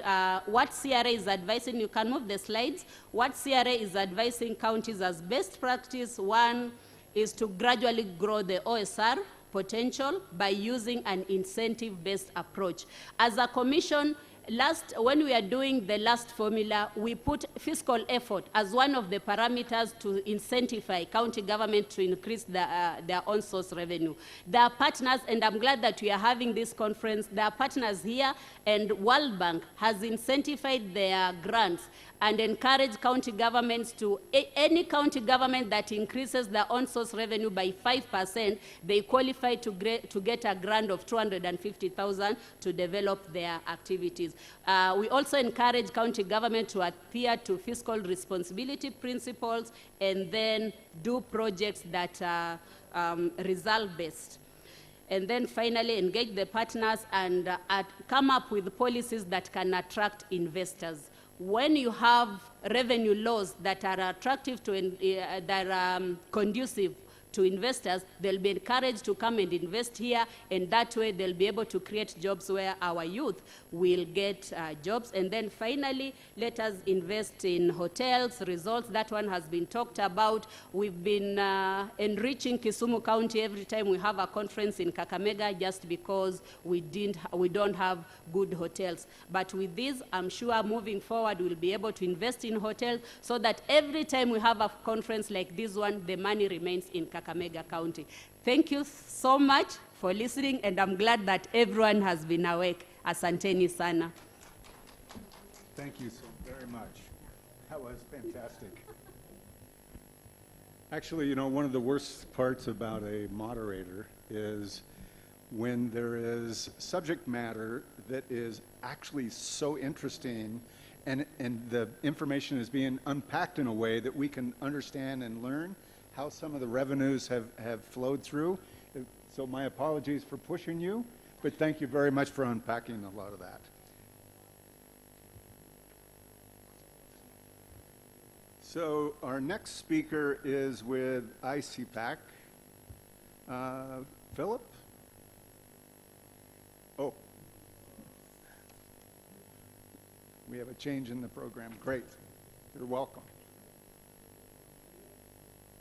And then after this, we'll have the Lake Region Economic Bloc speaker, if you'll just come up as well. Very nice. I'm Rispa. Nice to meet you. Yeah, please introduce yourself. Thank you.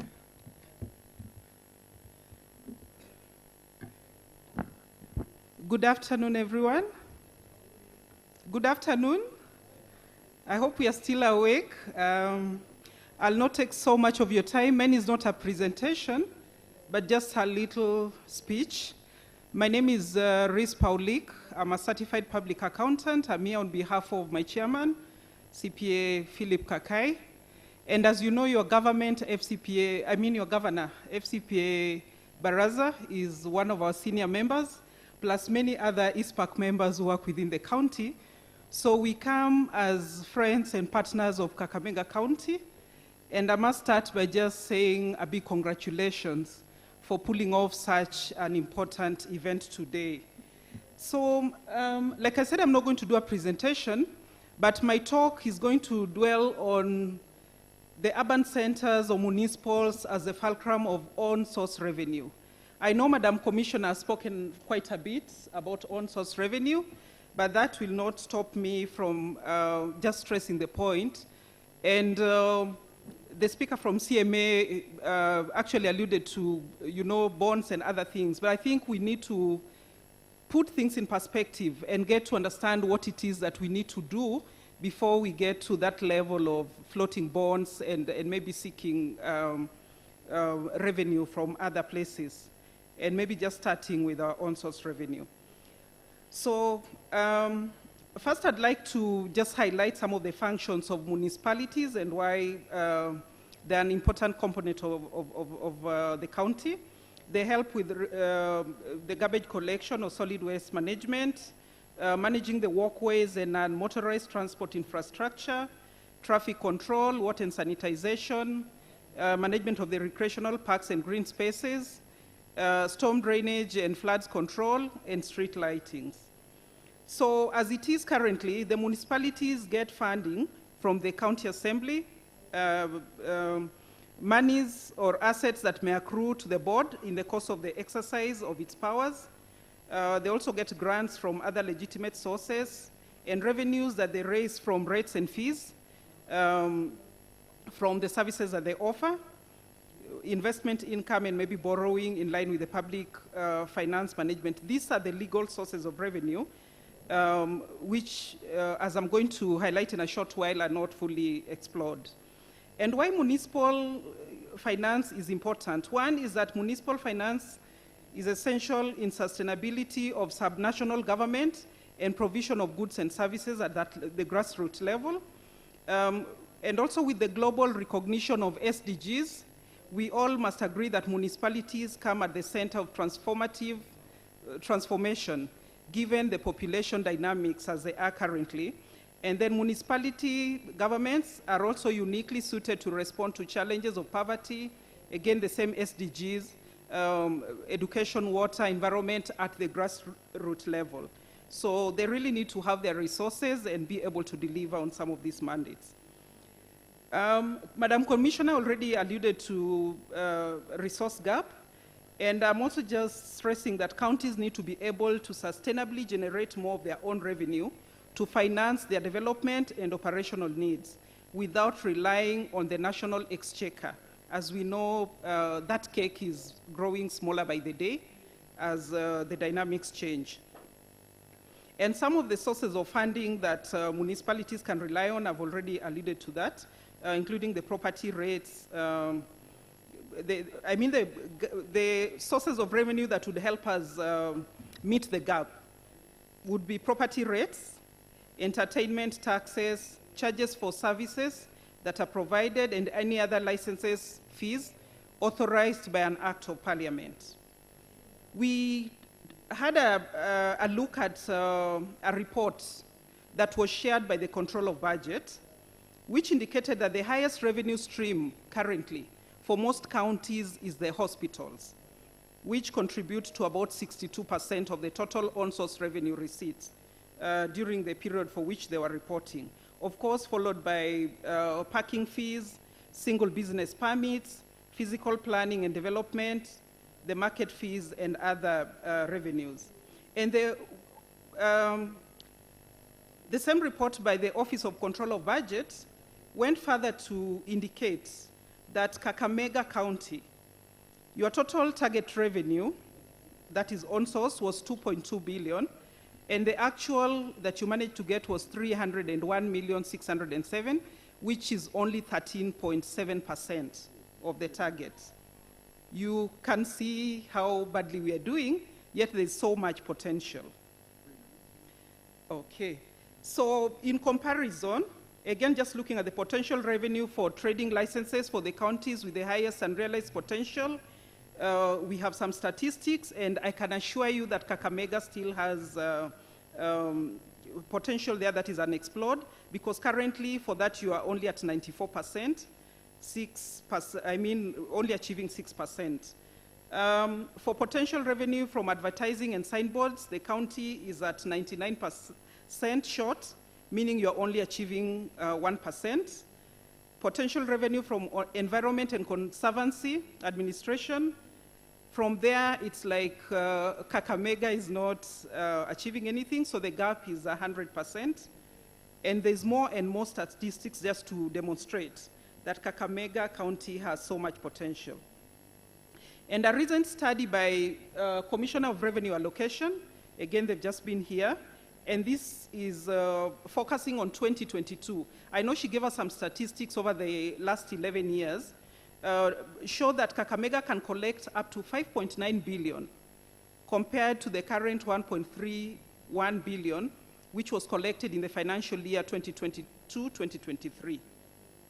So as much as there's also a report showing Kakamega is 7th in Kenya in actual on-source revenue collection, in the last financial year, we need not to relax. There's just so much potential, and we could go ahead.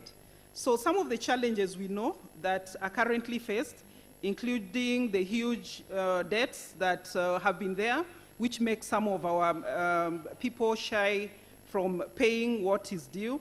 There's a lot of tax evasion and unethical practices among the tax collectors. There's just so much that can still be done to ensure that we meet those needs, because the numbers are growing and we need to ensure that we offer the right services. So I'll just go quickly to conclusion, as I'm reminded time is up, to demonstrate some of the recommendations or to share some of the recommendations from ISPAC. And one is that we should ensure that there's as much citizen engagement as possible. So empower your citizens with revenue information through revenue clinics for the citizens to understand the importance of paying taxes. Because we know currently there's a lot of lethargy, both at local levels and at the national level. We also need to have staffing of revenue department with the right capacity at all cadres, because sometimes we expect too much, but if our staff are not well equipped, then they cannot perform.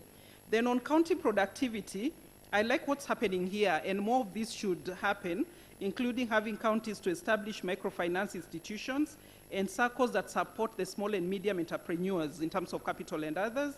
I think the governor earlier in the day talked about automation of revenue collection systems. This cannot be overemphasized. And also just having the right policy and implementation frameworks that will ensure that this is implemented well, and that you have a technical steering committee to oversee all this. So thank you very much. As ISPAC, we wish you well. And once again, like I said, I'm here on behalf of my chairman, who's currently out of the country. He's one of you from this county. Asanteni sana, and God bless. Thank you so much. Excellent. Now we have the CEO of the Lake Region Economic Bloc, Mr. Victor. You're welcome. About 6 minutes. Good afternoon. First, I'll start with my name. My name's Victor Nyagaya. I am the CEO of the Lake Region Economic Bloc.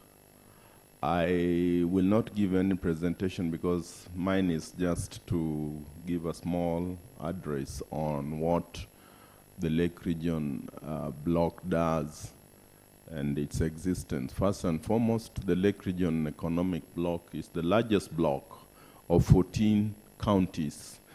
We have in the country 6 blocks, but the list of the blocks are only 2, that is Narok and Kajiado. The others would be around 4, 6, not even beyond 8. But this is the only block that has huge diversity because we have 14 counties, namely Trans Nzoia.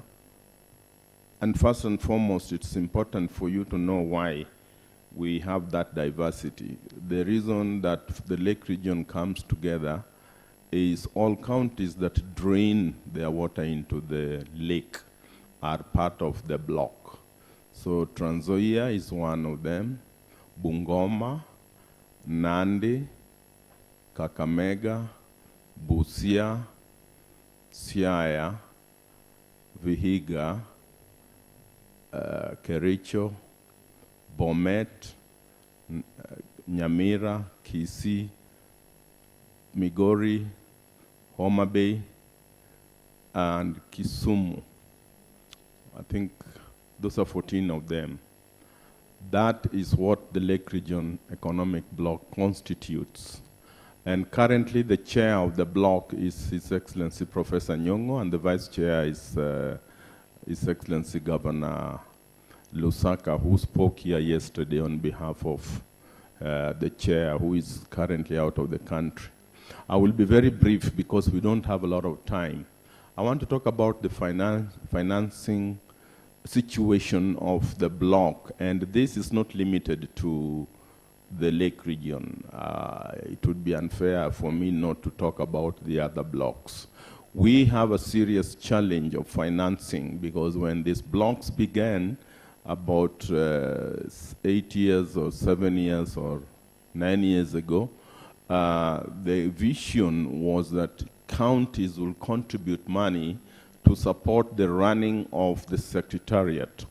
And of course, in the Lake Region Economic Bloc, when I look at the figures that they had already agreed on by that time, it was meant to be each county contributing 20 million to run the secretariat. Well, when that thing started, I think the beginning was good.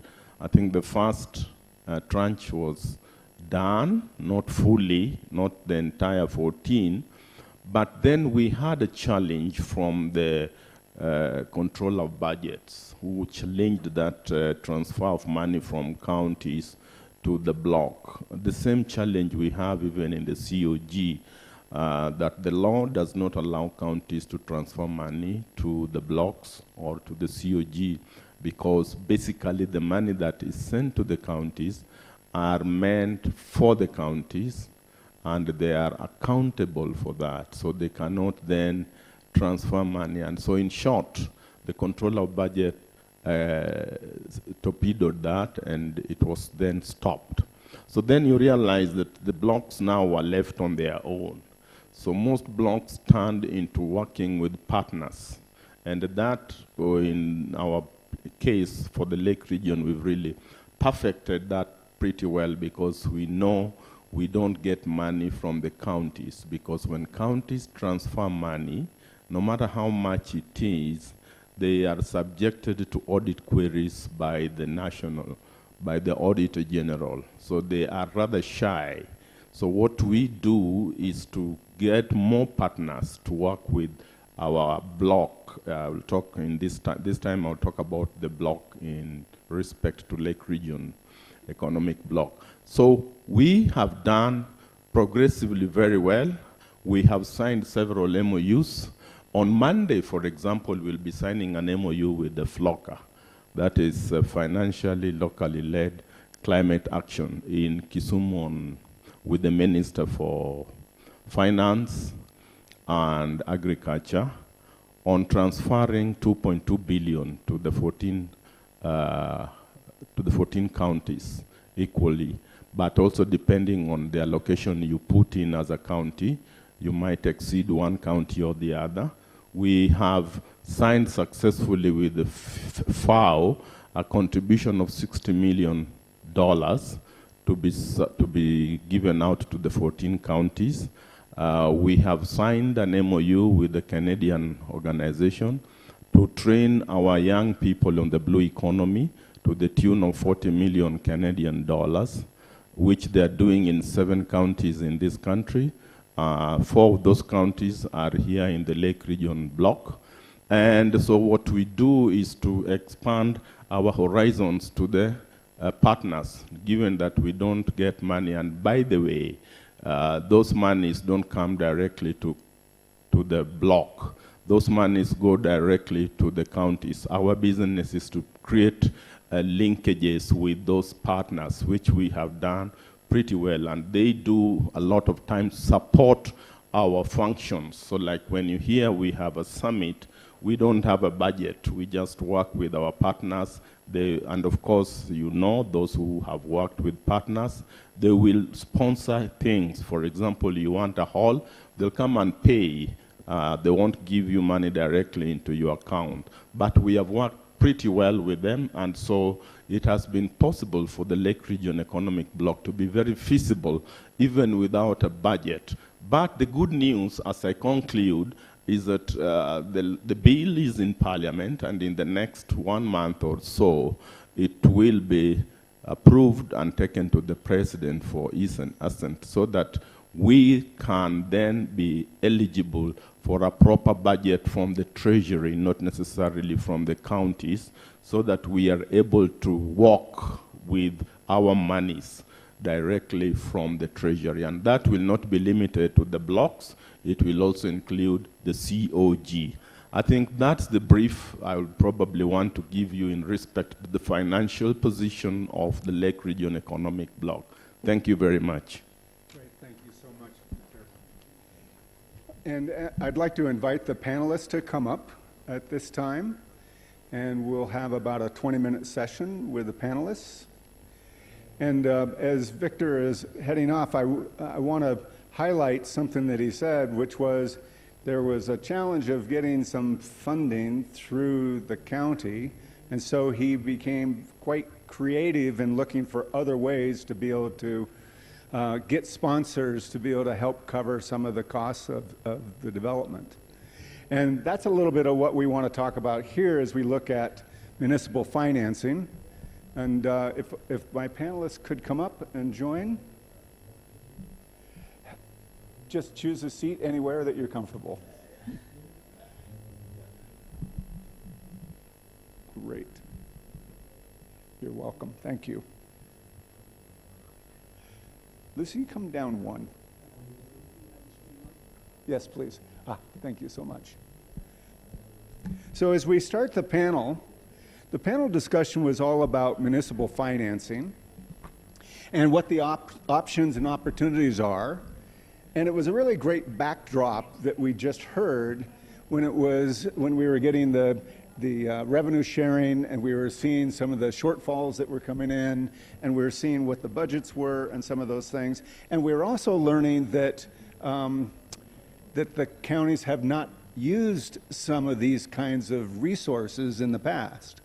So what's interesting here is that we're talking about an opportunity to be able to find ways in which we can be more creative and set the counties in a position so that that financing could be available. And I want to start out just by giving a personal example about a municipal financing and through a bond. So I come from a small community in western Massachusetts, which is on the east coast of the United States. And we moved into this area about 13 years ago, and believe it or not, there was no high-speed internet of any kind. We were out in the country, and what we did have is we did have telephone lines. We did not have cell service. And in fact, I still do not have self-service at my residence because we are so rural.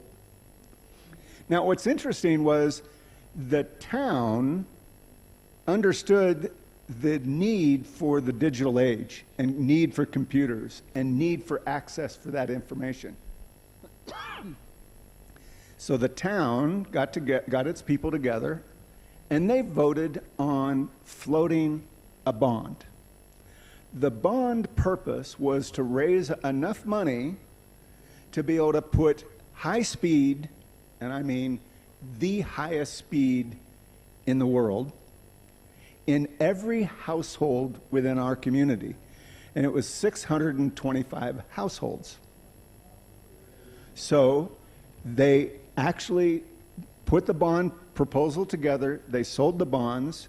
It was actually an initiative that took place during President Obama's administration, who actually recognized the town for its innovative approach. So how does the town now pay that? Well, my taxes went up. But I've never complained about that because my taxes went up 1.3%. Now, in real dollar terms, it doesn't really translate here, and that's not fair. But the point is that my taxes went up 1.3%. And I still am very proud to pay that extra amount every year because I know every household in our town has high-speed internet. And so if we could take that kind of concept and translate it into a new water system, a new hospital, a new power system. It'd be wonderful to see the county go to a net zero for all of its power needs as a county, for example. So let me leave it there. And the first thing I want to do is just ask each of our panelists to give like a 1 minute who you are, where you come from, since I'm meeting them for the first time. And then we can get on with the discussion. Good afternoon, everybody. I am CPA Livingston Mbai, the County Executive Committee member in charge of finance, budget, economic planning, investments, ICT, communication, and e-government.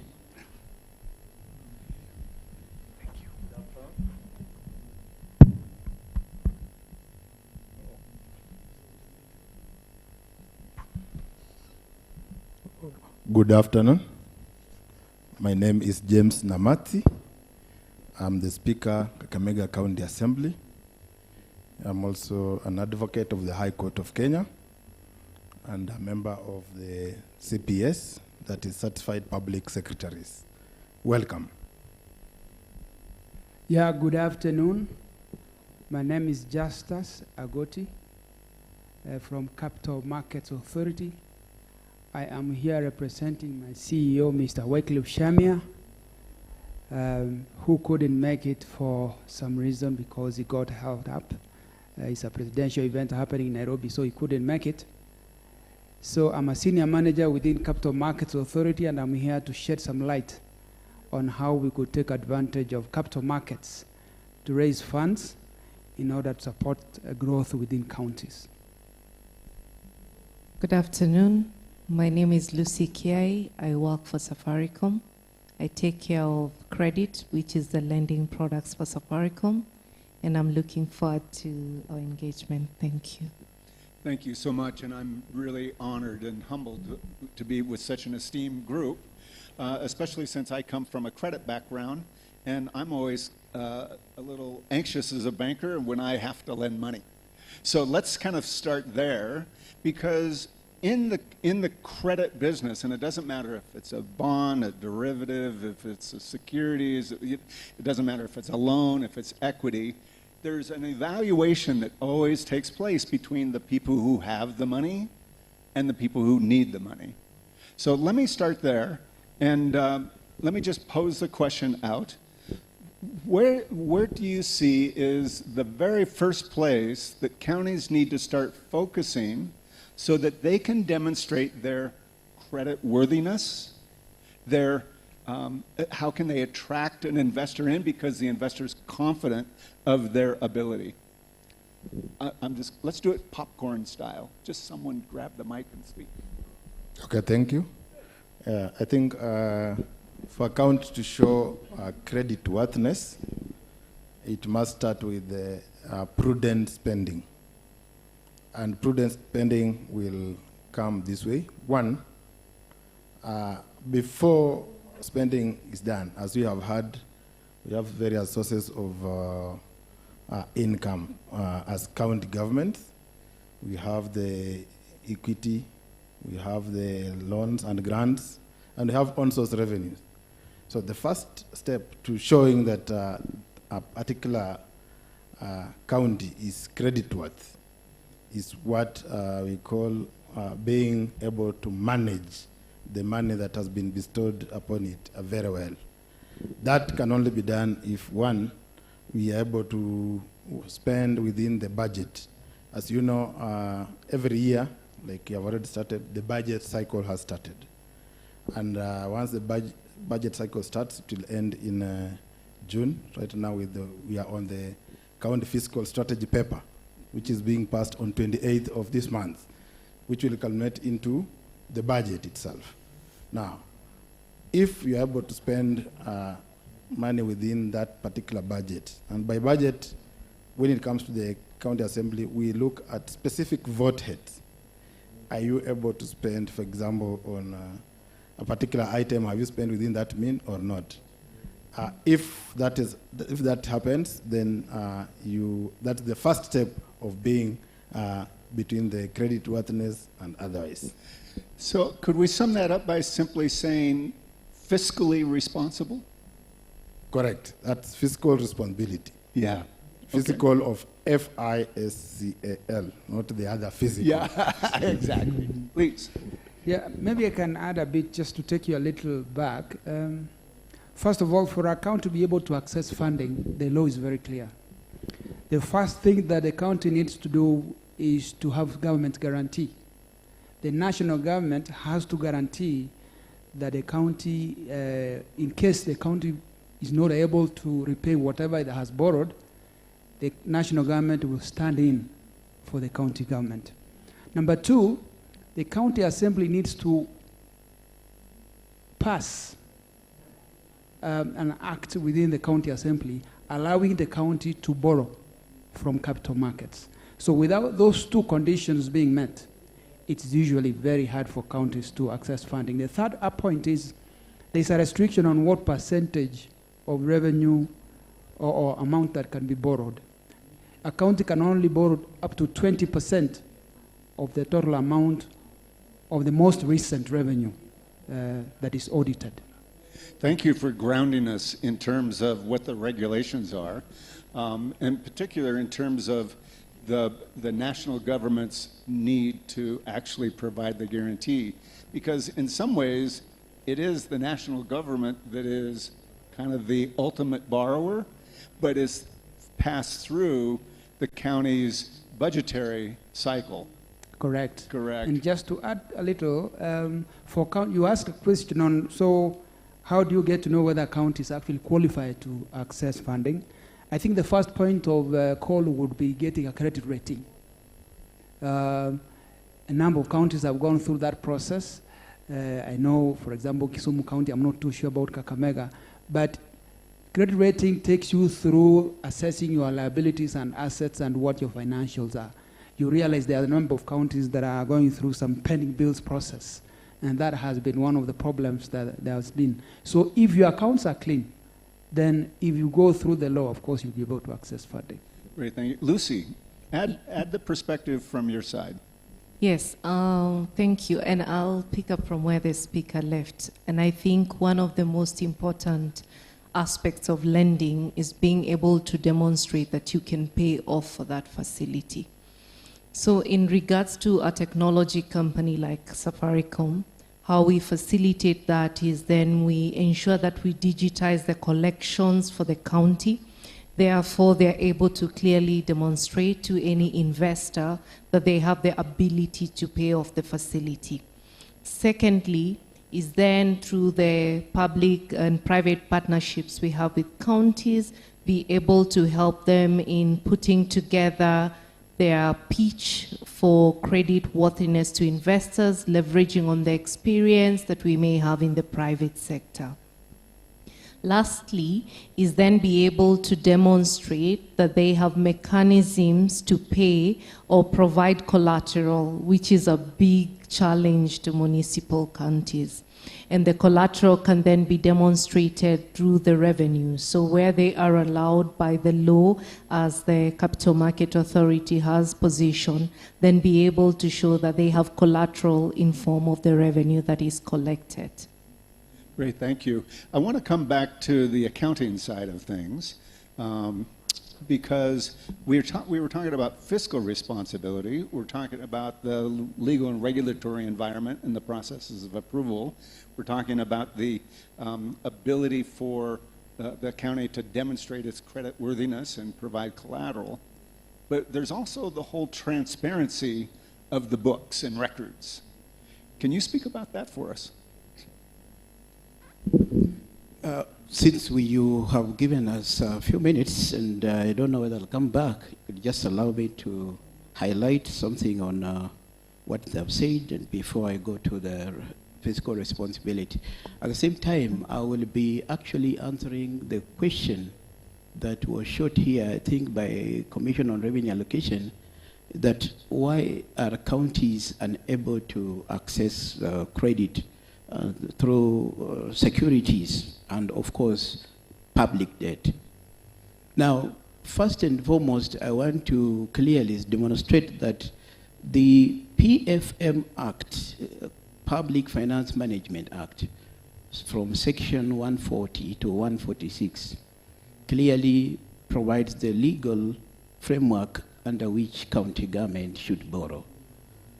Read together with, of course, regulations 176 to 185 of the Public Finance County Government Regulations 2015.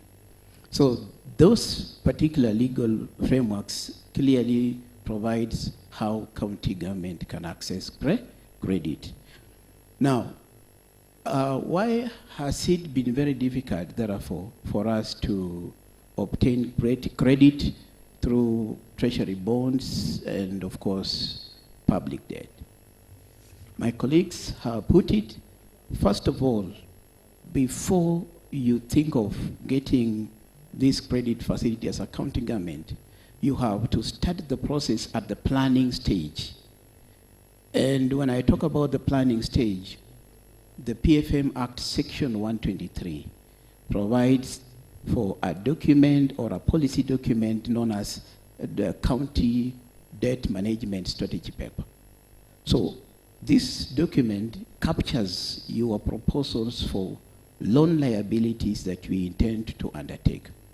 So as a county government, if you don't capture the issue of credit in your planning documents, that is the County Debt Management Strategy Paper and the County Fiscal Strategy Paper, then already you have gotten it wrong. You cannot move forward to seek for any credit facility.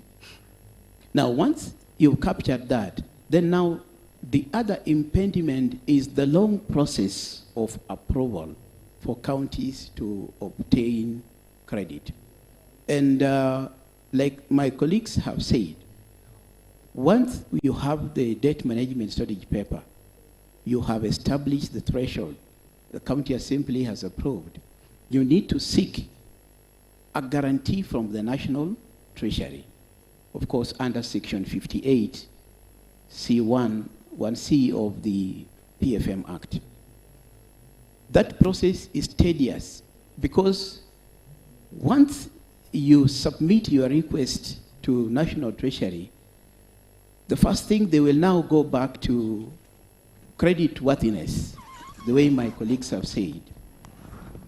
Are you as a county government complying with Section 107, which gives the fiscal responsibility principles. And Mr. Roger, most counties have not been able to fulfill all the fiscal responsibility principles as outlined under Section 107 of the PFM Act. One of the fiscal responsibility principles under that section is that your budget must be balanced, which most counties fulfill, or all counties fulfill, because you cannot operate with a budget that is not balanced. 2, you must allocate at least 70% of your budget, total budget, to recurrent expenditure, and 30% minimum to development. Now, there are many cases where most counties, they don't fulfill that requirement. So, by so doing, National Treasury will look at that and will deny you that guarantee for credit. Now, Roger, where most counties, almost 100%, if not 95%, where they have failed on the fiscal responsibility principles is the fiscal responsibility principle that at least you should allocate 30%, 35% of your total budget to employee compensation. Roger, I want to confidently tell you that most counties are above 35%. Most counties are doing 42, others are even 50%. Most of their budget goes to employee salaries. And that has been a very critical fiscal responsibility principle that has denied most counties getting approval for credit by National Treasury. I will not go into the other fiscal responsibility principles, but after the National Treasury has also gotten the requests from counties, they also have to seek approval from the Intergovernmental Budget and Economic Council, IBEC. Then from IBEC, again, IBEC has to seek another approval from Parliament for you to qualify. So, Mr. Roger, that is why counties have been unable and have found it very difficult to access credit. We have a few counties like Laikipia who tried up to the last end, but again, they did not see the light of the day. So basically, that has been the major problem for us counties. And other than what the law has provided, those criteria, personally, I have 2 more criteria, which even if you were to succeed, then like Madam said, whoever wants to grant you that credit also will be a bit skeptical. Why? These are my reasons. One reason is that we have not done very well in pursuing that funding from securities, because county governments do not have experts in commodity and capital markets. We do not have experts who understand how the capital markets and the commodity markets operate to push the agenda. So most counties need to work on that so that we can get experts who understand how capital markets and commodity markets work. 2, there is always the fear of the unknown, now from the possible lenders. And the fear of the unknown is that most counties, people fear if we grant them loans or credit, they may not be able to pay as much as they have fulfilled all other conditions. Why? One reason is that there is always a change of regime after 5 years. And so somebody will fear like, if I give them this loan, they may not be able to repay when a new governor comes in. Because the new regime will start putting up questions. Why had they to borrow? What have they done with the resources? And we cannot be left with a burden to repay this plus interest. The other fear is we have always witnessed a delay in National Treasury releasing funds to counties. Now, if you read those sections of the law that I've stipulated, one of the security for the loan that you can get, or the treasury bond you will get, is actually the equitable share that we get from national government. And since the treasury has been unable to disperse resources to counties on time, then time value of money comes in, and then there is high interest rates that will accrue on any loan that we will get. And financing those high interest rates, if not captured in our annual budget, becomes a challenge. Thank you, Mr. Roy. So, just one second. So what you're saying is the challenge is not only at the county level, but it's also at the national level. So we have two problems that we actually need to start solving before we can move forward. Please. Yes, and just to finish off from where my able CPA has said, is that, you know, among those challenges, Kakamega, especially that one of a change of government within, after every 5 years. I think we as Kakamega County Assembly have cushioned our investors who are coming in. As you can see, now I see that what we have come here for is actually a product of an independent body. It's called Kakamega Investment Agency. It has its own perpetual succession. It's independent. So to be able to achieve this, we have established, legislated an act of the County Assembly, which has enabled that this particular agency is able now to deal with the investors directly, independent of the county government. So investors will not be able to fear in case of a change of government. After the 5 years, what will I do? And it's not only that act, we've passed several legislations. We have the Microfinance, Kakamega Microfinance Act. It's one of the acts that has been passed, and it has established the Kakamega Microfinance Agency. It is here with us, and it's also doing very well, independently of the county government. And of course, you've seen the Lake Economic Region Block. We have had it here. We have also entrenched that into our own act that Kakamega has established and recognized the Lake Region Economic Block as an independent entity. And this will go a long way, actually, to cushion any of those fears that have been there. So it's now upon us to ensure that now we venture into these equities that have been talked about here, these papers, these bonds that can actually ensure that we move forward. Then nextly, the other challenge which was not mentioned by my CEC is there's that, especially on the issue of municipal financing. Remember, in Kakamega, we have two municipalities. That's Kakamega Municipality and Mumias Municipality. I've seen my chair of Mumias Municipality around. I think he's around. Now, what happens is that because of some clear legislation and clear legislations, these municipalities are supposed to be semi-autonomous and next to autonomous. However, they have not been given that autonomy, and you'll find that they will always depend on the county government for most of these operations, which is not a good thing. We want to have to move away from that, so that we have legislation from the national legislature, that's parliament, so that these bodies are given complete autonomy. Once they do that, they'll be able to also give out their own papers and bonds, which people can take up, and they're able to create their own funds. And we, as the Assembly, will always be able to assist you to legislate whatever that is required to ensure that we have a smooth operation of at the municipal boards as well as the county executive. Thank you.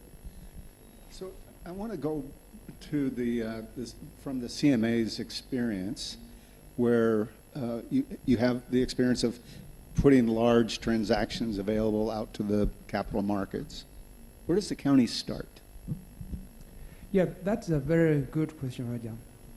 I think the first point, because they usually say, you know, if we want to start a journey, you start with the first step, and then you realize the fears that you had were not based on anything.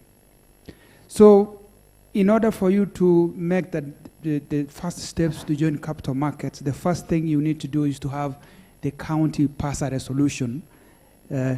Even before that, you need to have that in the strategy as indicated, that you have an intention to raise capital through alternative channels other than the usual one, including what we already mentioned here, on revenue sources, or even the equitable share.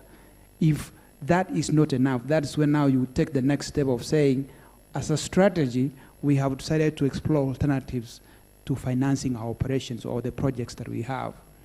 There was a mention here of a gold refinery factory, for example. Capital markets can very easily finance such projects. The only thing that needs to happen is have a strategy. The number two, pass a resolution at the county level that you have an intention to do that. Then number three, prepare the documentation. So before you prepare the documentation, you need to have a transaction advisor. All right? So the transaction advisor will come in, and the assumption here is, for example, members of the county assembly have the knowledge as to how the instrument works. What are the processes? Which are the institutions you require? How are you going to repay whatever you're getting? Because for capital markets, your projects have to be bankable, meaning you need to have a thought process of how you're going to repay whatever you're borrowing. Otherwise, you can have a challenge of credibility, because investors will always give you more money or funds once you establish that level of trust in them, which is why you need to be credible. And somebody was mentioning here that time value of money is so important. If you have promised investors that on the 13th of January, you are going to pay a certain amount, you need to meet that objective. You cannot run away from it, because the moment you do that, that trust is lost, and it is going to be very hard for you to be able to raise funds in future. So after there is a passage of the county assembly from the strategy, the next thing to do is you've gotten your transaction advisors in place and you're okay with that. Then they take you through the process of preparing the documentation, justifying why you are raising the funds, where you're going to apply the funds, how you're going to be able to repay whatever you're borrowing. You know, is your project bankable? What are the likely risks you are likely to face, and how are you planning to mitigate them? So once you prepare that document, which we call an information memorandum, in capital markets, that's a kind of comfort you give to investors, because that document, once they read, they can either get convinced that your project is bankable, they can give you money, or they are going to say, pass, this we cannot invest in. Now, assume that investors have actually made a decision that out of the booklet you prepared and the justification you are given, they are convinced that you're actually going to deploy those funds, and then you are able to repay whatever you have borrowed. So once you have that booklet, you bring it to the Nairobi Securities Exchange and Capital Markets Authority for evaluation. We will call you once in a while to get clarification from you, your county government, just to find out, so is what you are saying in that booklet the same as what is on the ground? So once that is established, then we give you an approval saying Kakamega County today has been given the approval to raise 10 billion shillings from the public at the rate of, say, 13%. It is a loan that is going to be 13 years, for example, and they are going to be repaying this period for this period. Once that happens and there's a press release from the CMA, you take that document, there is usually a window open for you to raise those funds. And because there is what we call floating the instrument, it means that, for example, within a week is when you are allowed to raise the funds. In case you raise funds that are more than what you had anticipated, you are supposed to indicate in that booklet what you're going to do with those funds that could be extra, above, or can I say a surplus, above what you had actually indicated you would raise. You can either refund that money back to the investors or absorb it, depending on what you're promised in that booklet. The most important thing here is, even as you do this, every time those repayments are due, you are supposed to repay them. And that is the only way that investors are going to trust you over time, and that is the only way that you can come back again to the market to even borrow more. I have to indicate here that the national government, for example, borrows on a monthly basis from capital markets. The other day we had an infrastructure bond where over 200 billion was raised. In fact, about 250 billion. So the capital is there, the money is there, you just need to take that first step, engage. There was an indication here that KAIICO was almost getting into it, but because of change of government, the new governor who came in, of course, could have had other views of the raising of capital, so that affected the raising of the capital. Otherwise, KAIICO would have been the first country to raise capital through capital markets. The long and short of it, take the first step, understand the concepts. For capital markets, we're even willing to come and take the county assembly through the process just to make them appreciate exactly what happens. So that even as you take in a transactional advisor, you are able to appreciate some of the steps that one has to go through. Because what we are giving you are public funds. And we are standing in as a referee to ensure that everybody is playing by the rules. And I think once that happens, the first issuance or raising of capital that happens that is successful will provide a platform for more raisings in future. I think that there's a roadshow that is going to come out of this from CMA to go speak to all the assemblies now and give a little presentation on what the opportunities are. So in closing, I kind of want to bring kind of a summary to this in terms of how we would take some next steps. And then I will just ask each person to reflect on that just for a moment, and then one quick closing comment. So when I think about resources at a county level, even a national government level, you know, the needs are many and the resources are few.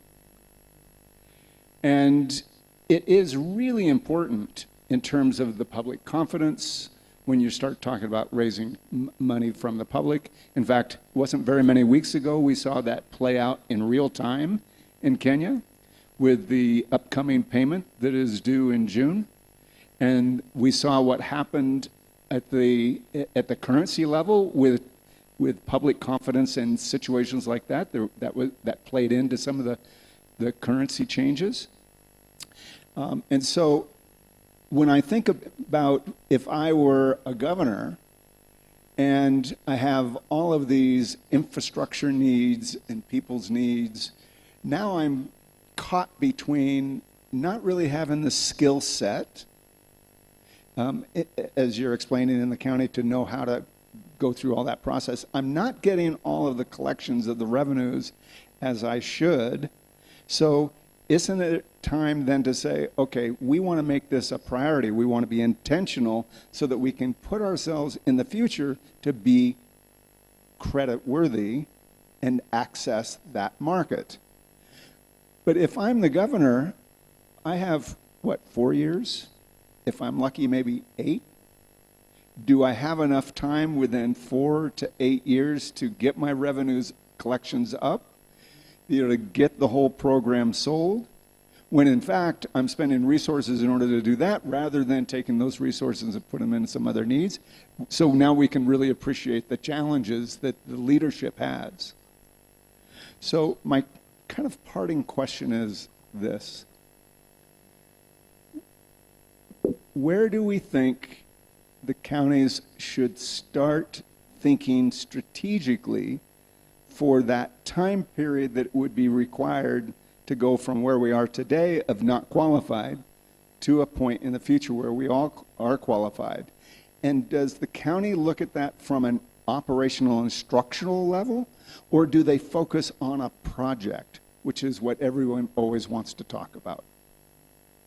So with that, a parting comment, just a couple of minutes. Thank you very much.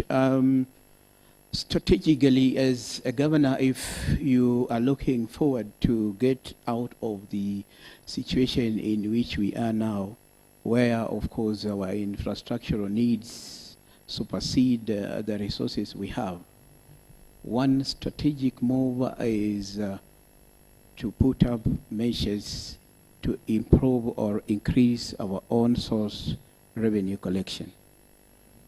That will tremendously beef the gap, the resource gap that we have, And as Kakamega, we have started the journey. The Commission on Revenue Allocation has already put us at 5.8 billion annually, which we are able to collect ourselves. Last year, we collected 1.3. This year, because of the measures we have put in place, we are targeting about 2 billion. And next year, we are targeting about 3 billion. And in the next 5 years, we'll be at 5.8 billion. So the first thing is to put in place serious strategies to improve on source revenue generation. So as Kakamega, what are we doing? We have employed an automated revenue collection system across all our revenue centers, both at the markets and also in the hospitals. And we have enhanced what we call enforcement of revenue collection. We are increasing capacity of our revenue collectors by subjecting them to various trainings, like the tattered tool that the presenter from IMF talked about yesterday, and many, many other strategies. Then two, you as a governor now, you must be working on strategies, particularly to comply with Section 107 of the PFM Act on fiscal responsibility principles. You realize that expenditures on recurrent outweigh expenditures on development in counties. So how do we get out of this situation so that we allocate more resources on development as well as recurrent in line with the fiscal responsibility principle? One of the key areas is management of human resource, because you realize that most counties have a plotted wage bill. So, and of course, once staff have been employed, it becomes very difficult for you to send them home, because they will always run to the labor and employment court and they will get back. So we go slow on recruitment of new staff, and we allow natural attrition to lay off people, but we don't replace them because the staff we have in counties are more than enough. Thank you. Briefly, please. I think as Kakamega, we have started. The first thing is what we are here, Kakamega International Investment Conference. This will assist us in this manner. One, our on-source revenue is going to rise up, because remember, we have, as of today, signed 22 agreements where investors are coming in order to establish their business around Kakamega. That's a big and leap forward into the future, because what will happen is once these investors have set base, our people are going to get employed. We are going to get income from this. They are going to get income from Kakamega County. Visitors will continue coming in. There will be revenue generated from the activities. Our on-source revenue is going to shoot up. And when we do this, as we've said, as we heard our governor say, this is the first conference.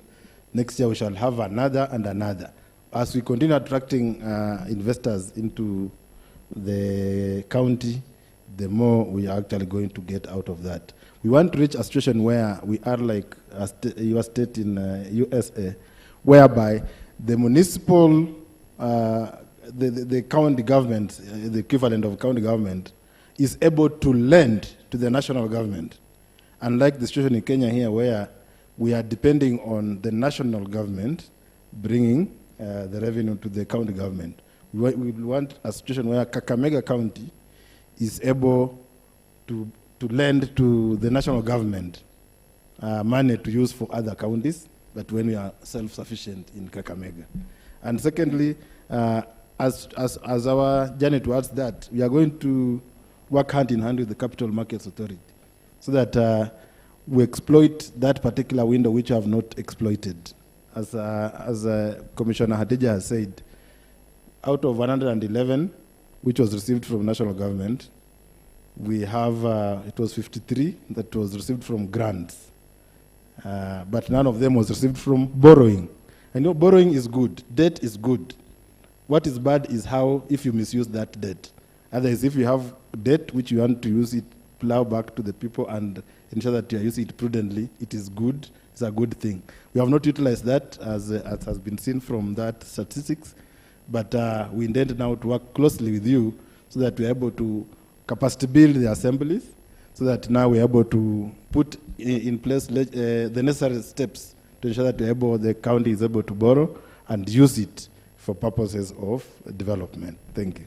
Thank you very much. Okay, I have 2 points. One, we said resources are scarce, definitely, and that is where we start. That's a platform we start with. So what we do to ensure resources are available is we have to use the alternatives we have. For Kakamega County, there is a limit on source revenue and other reliable sources. And that's why capital markets could come in to assist. The only thing that one needs to do is, first of all, to appreciate that the knowledge base there is room for improvement. Once the county government realizes that, then it can seek out talent that can guide on how this can be done. The second point is on change of law. If it's realized that the process of doing, raising capital through capital markets, for example, is too long, the county governments have a way of collaborating between themselves to say, this section of the law needs to be amended for us to be able to raise capital. So I'm throwing a challenge to Kakamega County, to the other 46 counties that we have in the country. Which are those sections of the law that you feel are not enabling you to raise capital, and what can be done about them for that facilitation to be done? Finally, I want to say that there is nothing to fear. Because again, the moment you take the first steps, you realize how easy it is. I would want to end there. Thank you so much. Lucy, the final thought here. Thank you, Robert. I think I want to bring into perspective the role of awareness and advocacy, especially for the citizens.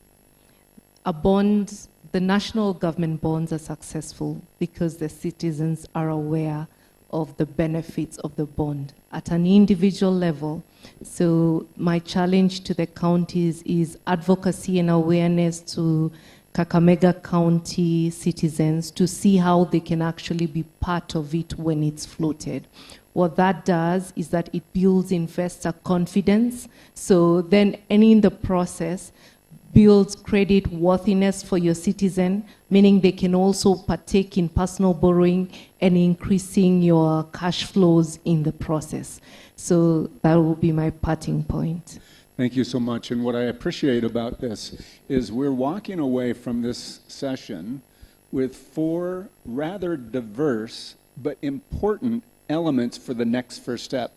And what I find most fascinating is all 4 of them can all be implemented simultaneously. It doesn't have to become a sequential thing. So I see the possibility. I really appreciate the optimism that Kakamega County is going to start lending money to the national government. That's an interesting optimism. But that's the place where we start, and it's at conferences like this that get it going. So everyone, if you could appreciate the panel and our previous speakers, thank you so much for staying with us. Thank you.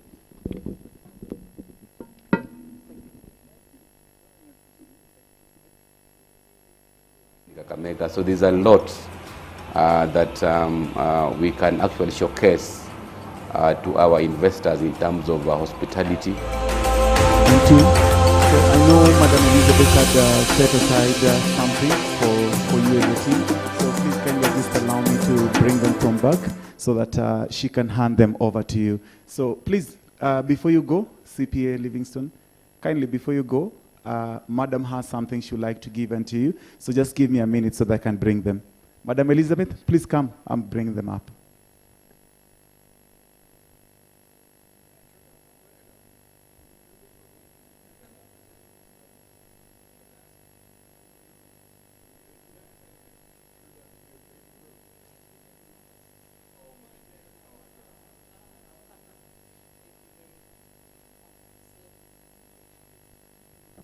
Thank you, and all the speakers for this session kindly come up for a photo. And also we want to say thank you We do it from down? Okay, so maybe I hand this over, is when they come down? Okay.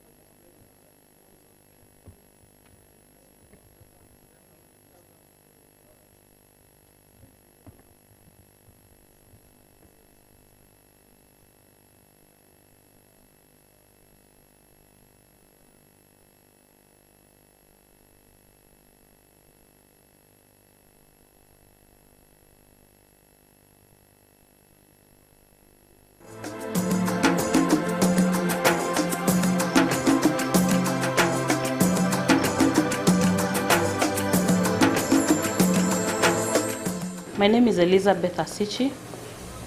I'm the Chief Executive Officer, Kakamega.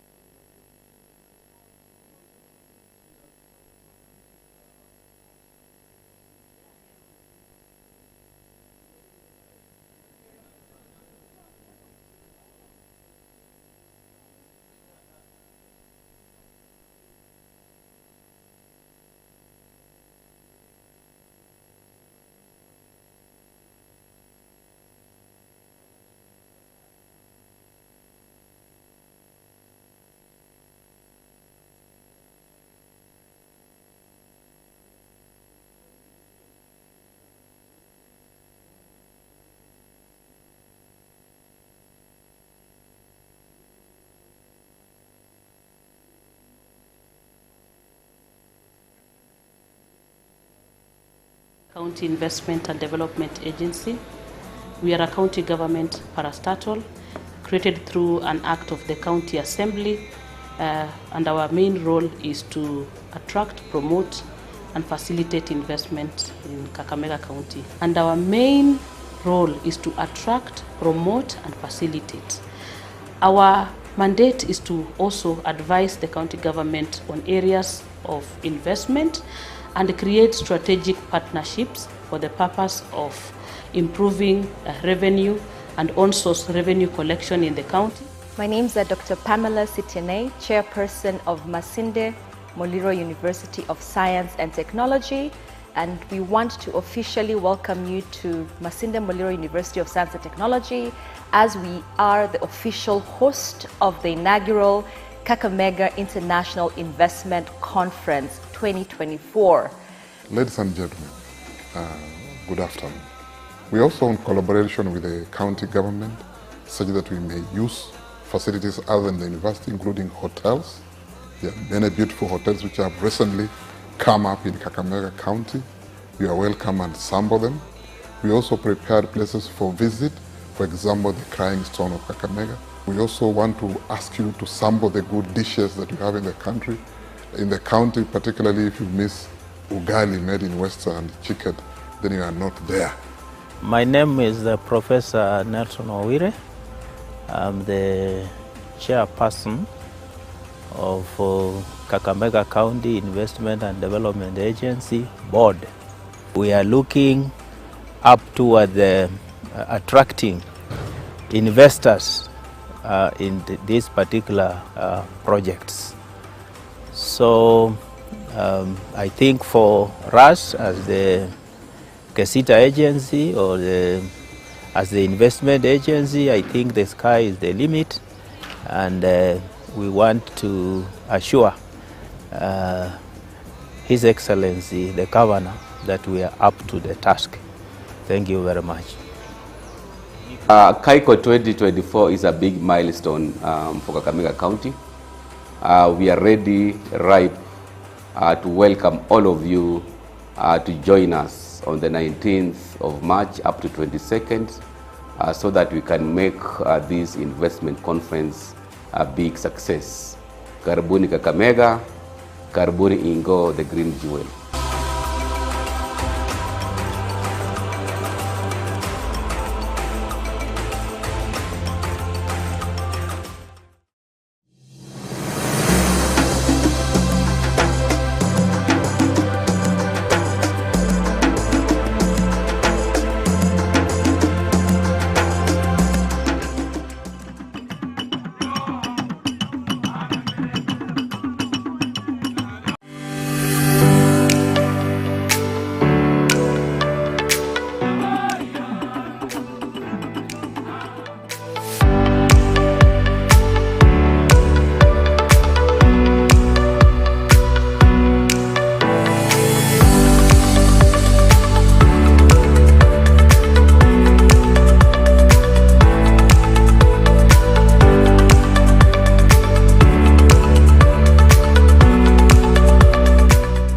Kakamega's huge economic potential which has been untapped, and that is why this is the time that you want to showcase what Kakamega has in terms of agriculture value chains, in terms of dairy value chains, poultry value chains.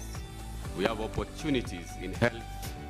We are looking forward to seeing our level 6 hospital being completed, equipped and operationalized. So that is an opportunity to our investors.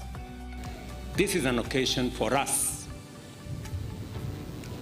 to put our best foot forward as the people of Kakamega and showcase what Kakamega is made of and what Kakamega and its opportunities portend for those who want to engage with this county. The theme of this conference, opening up counties for investment and development, thus speaks directly to the heart and the implicit strategic agenda that we've come here to accomplish, unifying our national and county governments in the pursuit of higher productivity, greater development, and faster growth.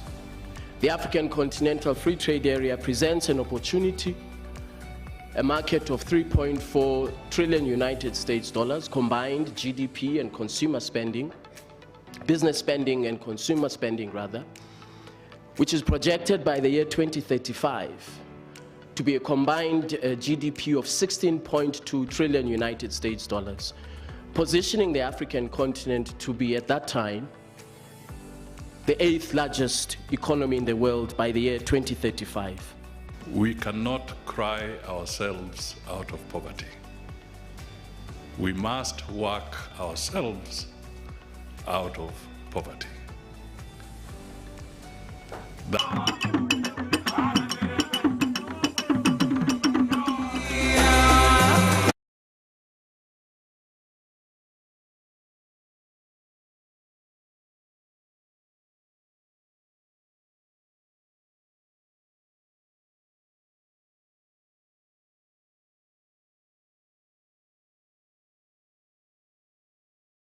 Over to you, AV, and thank you for supporting us with audiovisual today. Much appreciated.